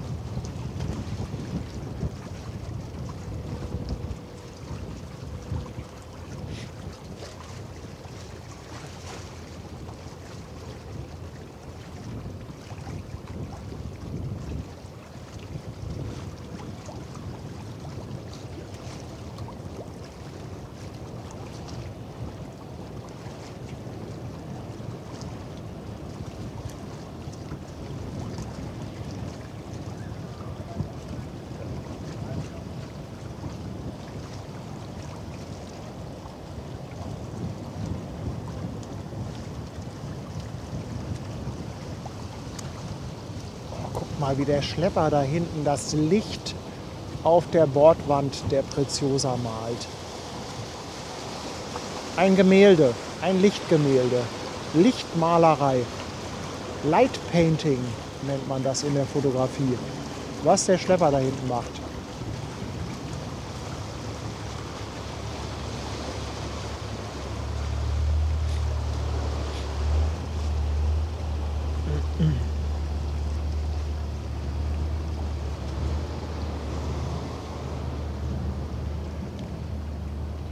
Ja, und ich will es euch natürlich nicht vorenthalten, auch wenn es natürlich jetzt nicht so wahnsinnig viel zu sehen gibt. Ich muss hier noch mal ein bisschen tricksen.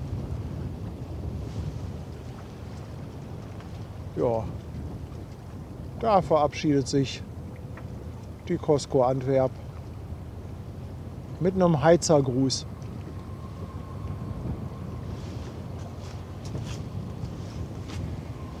Hat gerade den Lotsen gewechselt.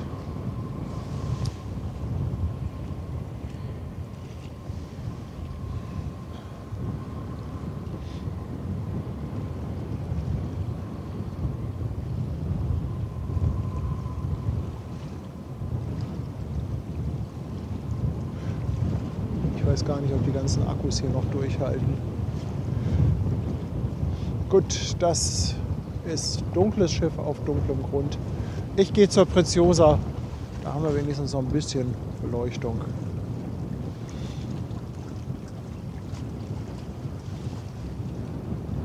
Oh, so.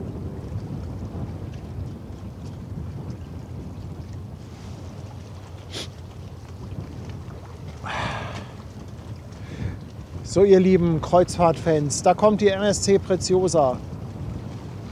Kommt an Bord von Hamburg Hafen Live und guckt gemeinsam mit mir das Auslaufen dieses schönen Kreuzfahrtschiffes. Wie fast jeden Sonntag.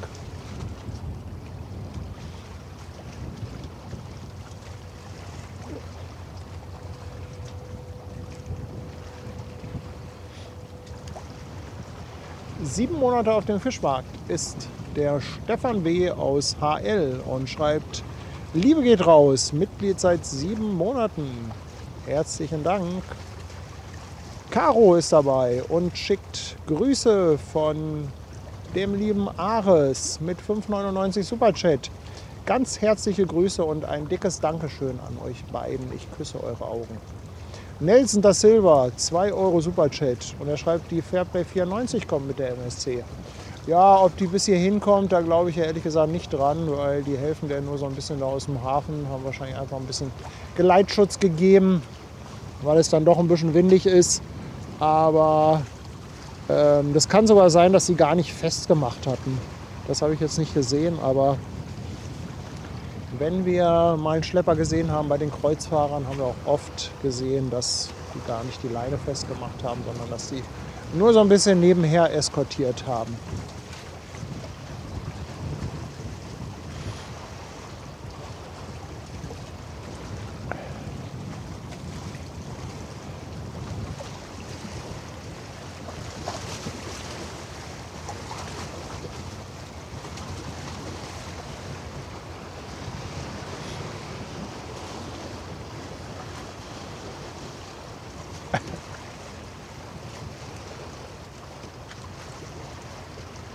Ja, Tom schreibt auch, war nur zum Begleiten, die waren wohl nicht fest. Ja. Und nun geht's vorwärts. Ja, schön ist, dass die vorne auch nicht beleuchtet ist. Also im Endeffekt sehen wir auch nicht mehr als bei einem Containerschiff. Aber hey, irgendwas reden wir uns auch an der Preziosa noch schön.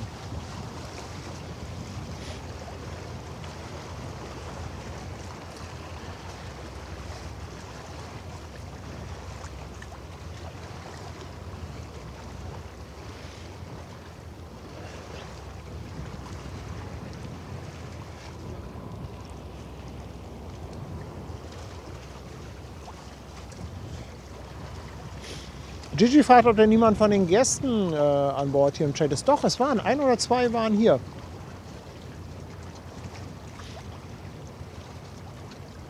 Und ich möchte, dass die mir gleich von Bord, dass die jetzt zum Buffet gehen und mir dann gleich von Bord hier was auf den Anleger schmeißen.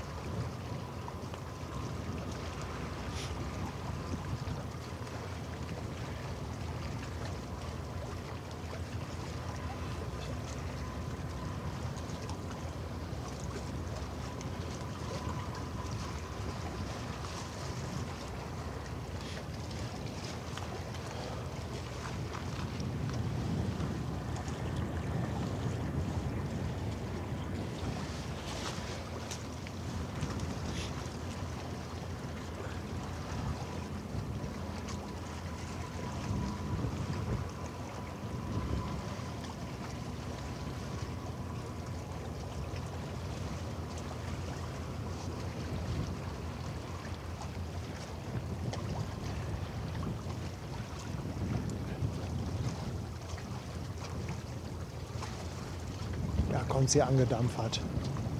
Sie nähert sich. Fluxkompensator ist eingeschaltet. Die MSC Preziosa.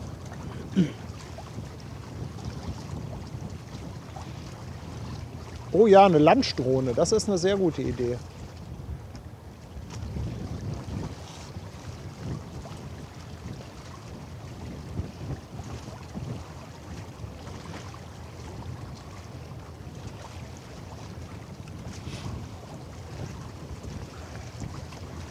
Oh, Jessica schreibt, ich bin heute so witzig. Was ist mit dir los? Ja, Jessica. Ich weiß es doch auch nicht. Das kommt, wenn man die ganze Zeit hier steht und dann irgendwann irgendwann muss man sich das Ganze, man muss sich irgendwie so ein bisschen warm reden bei der ganzen Geschichte. Und ab und zu habe ich mal so meine 5 Minuten. Kommt nicht oft vor, aber keine Angst. Ja, ihr müsst jetzt nicht alle den Kanal für immer und ewig verlassen. Ich verspreche euch, es wird nicht immer so sein wie heute. Oder wollt ihr das öfter? Dann bringe ich Schwester Hansen mit. Ja, normalerweise ist für diese Art von Programm Schwester Hansen zuständig.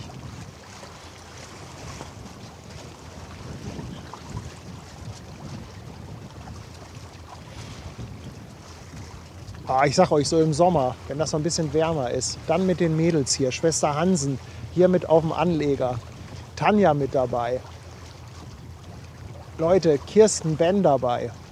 Es wird sensationell, kann ich euch sagen. Sensationell wird es.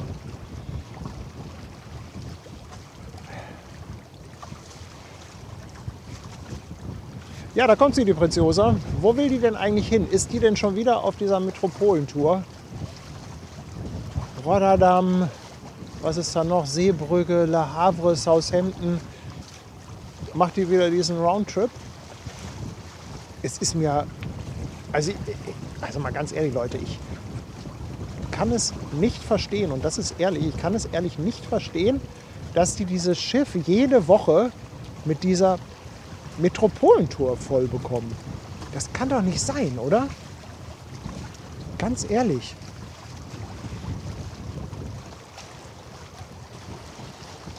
Nilsi schickt nochmal 2 Euro für einen eigenen Imbisswagen. Nilsi, wenn du dich da reinstellst und kochst, das wäre doch was.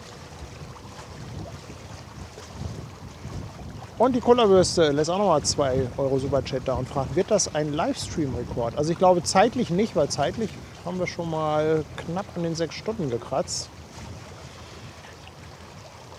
Ja, und Stefan Voltner hat nochmal die HM Gdansk, Costco Shipping Star und eine APL entdeckt, aber das dauert noch ein bisschen.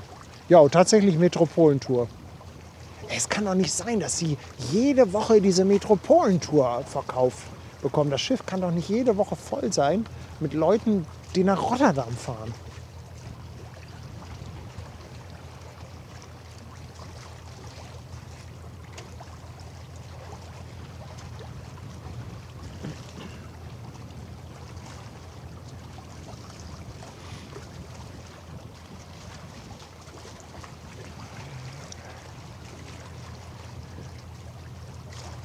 Aber apropos Rotterdam, hätte ich auch mal wieder Bock drauf. Darf aber gerne 5 bis 8 Grad wärmer sein. Mario meint, es vielleicht auch nicht ausgebucht. Ja, kann auch sein, dass das nicht ausgebucht ist, aber trotzdem jede Woche mit so einem großen Schiff, was passt doch mal drauf auf die Preziosa? War die nicht irgendwie so 3000er Klasse, was Passagiere angeht?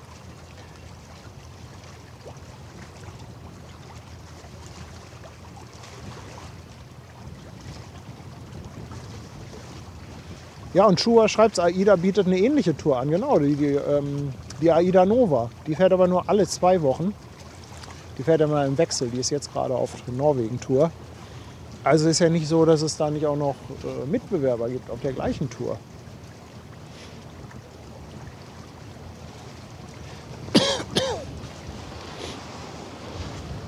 Ja, Peter fragt, wann wir wieder nach Rotterdam fahren. Peter, lass mal noch so ein paar Grad wärmer werden. Dann bin ich gerne dabei.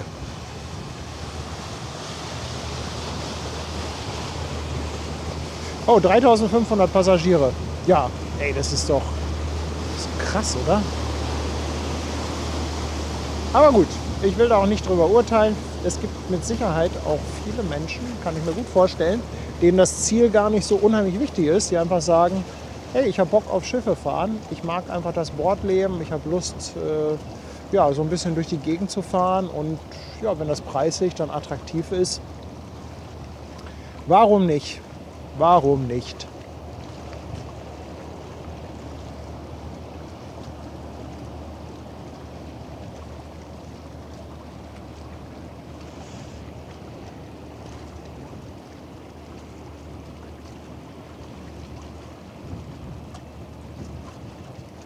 Ach so, bei MSC steigen in allen möglichen Häfen Leute auf und wieder ab. Ach, das ist wie so ein Linienbus. Das ist natürlich cool. Dann können ja Peter und ich mit der Preziosa das nächste Mal nach Rotterdam fahren, oder?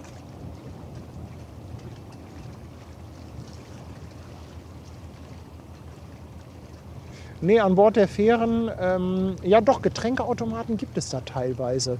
Ich weiß nicht, ob es auf jeder welche gibt, aber Getränkeautomaten sind da, meine ich teilweise.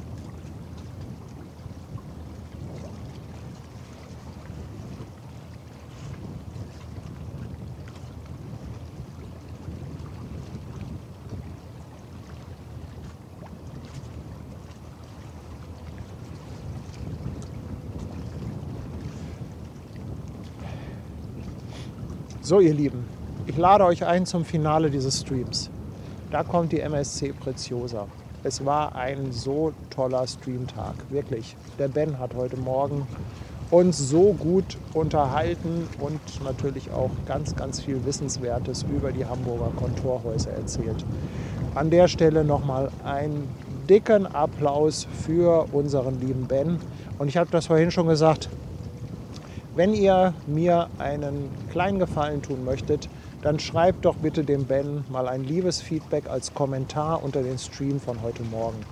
Das liest er mit Sicherheit, da kann er ganz in Ruhe nochmal so ein bisschen das Feedback Revue passieren lassen. Das wäre wirklich lieb für die Arbeit, die er sich gemacht hat, wenn ihr da nochmal ein kleines Dankeschön und ein kleines Feedback hinterlasst. Und nach diesem sensationellen Stream von heute Morgen, da konnte natürlich nichts mehr kommen, was das in irgendeiner Art und Weise toppt.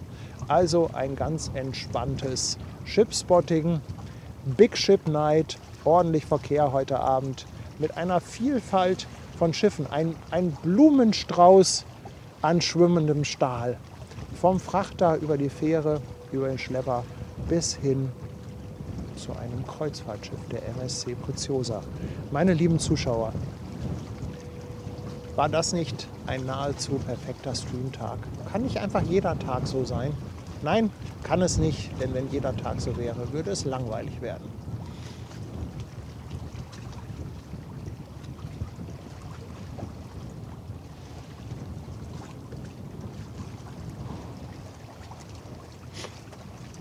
In dem Stream von heute Morgen gab es übrigens ein technisches Problem. Das habe ich verbockt. Ich habe diese Stelle, also das sind bestimmt 5 Minuten oder so, wo der Stream stand, was ich zu spät gemerkt habe. Ich habe das allerdings nicht rausgeschnitten, denn wenn ich eine Stelle rausschneide im Stream, dann ist der ganze Chat weg. Und wir wollten da noch mal ein bisschen reingucken. Da war so viel tolles Feedback auch im Chat. Deshalb müsst ihr einfach die Stelle überspringen, wenn ihr das nachträglich guckt. Ist auch so gegen Ende beim Schielehaus. Irgendwie 5 Minuten könnt ihr aber ganz easy überspringen.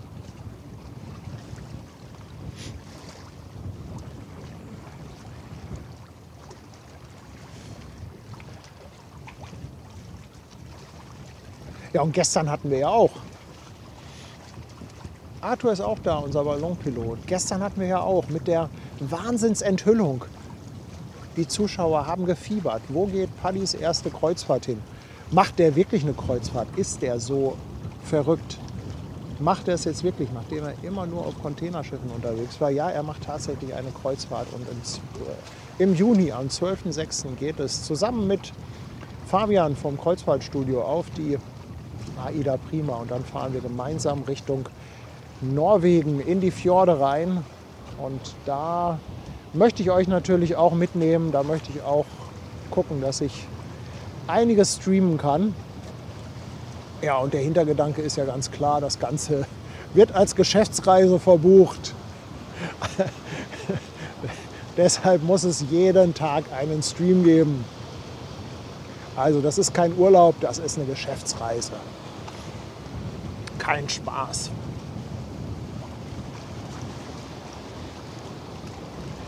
Ich weiß.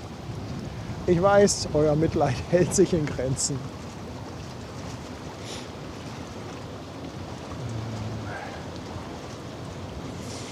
Nee, das Problem heute Mittag hatte nichts mit dem Akku zu tun. Das war mit dem Video, was ich eingespielt habe. Das hat irgendwie die Stream-Software auf dem Handy aus dem Tritt gebracht und dann wollte die nicht mehr senden nach diesem Ruckelvideo. Und ich habe die ja nur einmal kurz gestoppt und wieder gestartet und dann lief der Stream sofort wieder.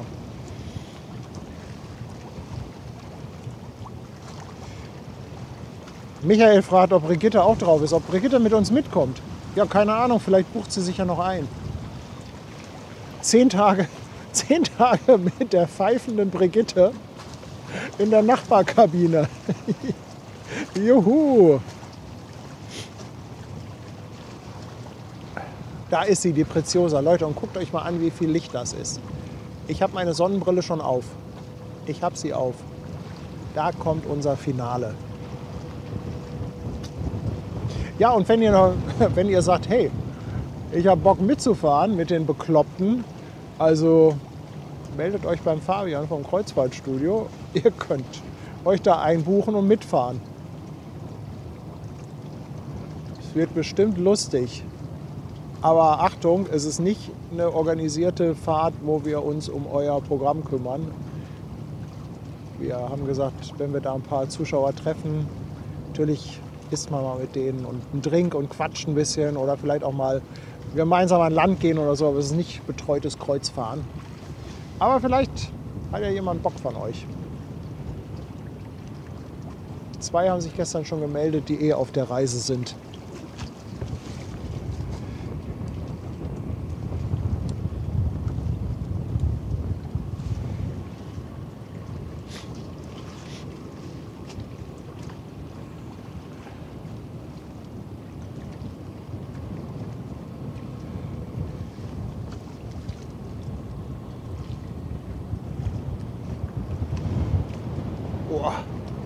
Ist das hell. Seid ihr auch so geblendet?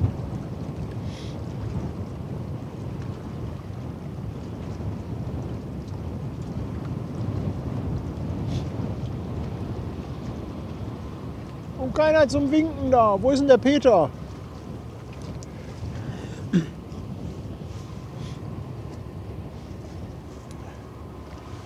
Steht da irgendwo jemand und winkt? Nicht so wirklich.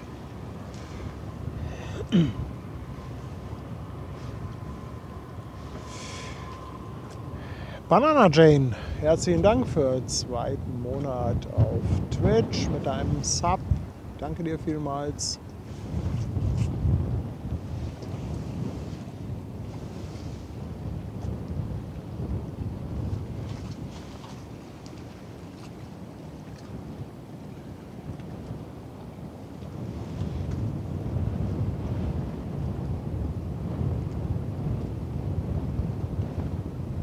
Moin!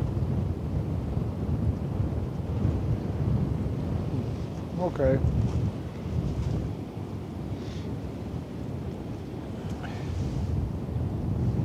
Oh. Es ist nicht die typische Hamburg Hafen Live Zuschauerschaft an Bord von MSC-Schiffen. Aber das macht nichts. Wir sagen trotzdem Tschüss, gute Reise, einen schönen Urlaub, ihr Lieben, mit der MSC Preziosa. Ja, und im Vergleich zu so einem Containerschiff kann man sagen, was so ein paar Glühbirnen ausmachen, ist schon toll.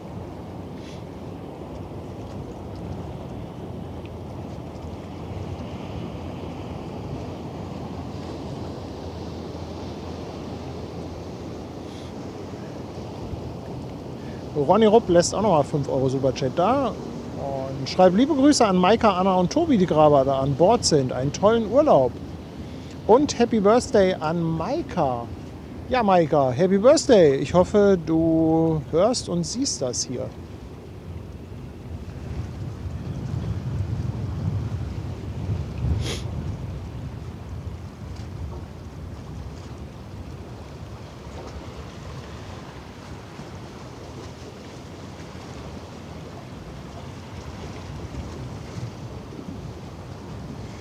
Ja, ihr Lieben, und ich hoffe, ihr seid nicht böse, wenn ich jetzt so langsam hier mal die Kurve kriege.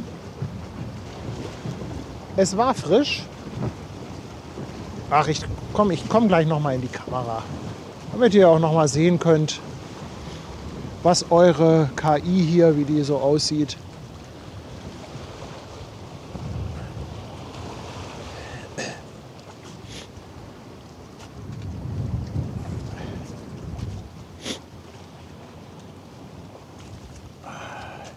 Ach, jetzt habe ich was umgesteckt, da geht Bild in Bild gar nicht. Naja, egal, komme ich gleich noch mal groß rein. So. Aber hier bin ich. Leute, also, ihr seht, ich bin gut ausgerüstet mit meinem Polarparker. Hab das irgendwie überstanden. Es war in der Tat ein bisschen frisch, aber ey, irgendwie hat es trotzdem Spaß gemacht. Und das sind ja, glaube ich, auch die Streams, die dann so ein bisschen im Gedächtnis bleiben. Einfach so eine verrückte Aktion. Und ja, wenn man es dann irgendwie gemeinsam gerockt hat, fühlt es sich auch irgendwie gut an, oder? Ich bin jetzt voller Adrenalin und mit diesem Wahnsinnsadrenalin fahre ich jetzt nach Hause und stürze mich auf den Ofenkäse. Das wird ein Fest, Leute. Ich sag euch, ein sensationelles Fest wird das. Ganz, ganz dickes Dankeschön, dass ihr heute alle dabei wart. Auch nochmal ein Dankeschön für heute Morgen mit dem Ben. Auch, dass ihr da so wahnsinnig cool unterstützt habt. Also das war wirklich sensationell, muss ich sagen. Vielen Dank, dass ihr heute Abend wieder dabei seid oder wart. Vielen Dank überhaupt, dass ihr so viel bei Hamburg Hafen Live dabei seid und dass ihr uns so wahnsinnig unterstützt, dass ihr so oft einschaltet, aber auch, dass so viele den Kanal finanziell unterstützen mit Spenden, mit Mitgliedschaften, mit Bits und mit Subs. Ja, und an der Stelle natürlich auch nochmal ein ganz, ganz dickes Dankeschön an unser Dream Team an Moderatoren. Was würden wir ohne sie tun? Sie sind einfach die Besten, unsere Moderatoren. Sie passen auf, aber es gibt nicht viel zum Aufpassen, deshalb machen sie die meiste Zeit in erster Linie Spaß. In diesem Sinne, ihr Lieben, macht's gut, habt noch einen schönen Sonntagabend und vielleicht, wie gesagt, vielleicht morgen auf Twitch bei Druckverlust, steht noch nicht hundertprozentig fest, könnte aber eventuell sein, dass das klappt und ich bei Rainer mitfahre. Bis dahin, einen schönen Abend noch. Tschüss, ihr Lieben.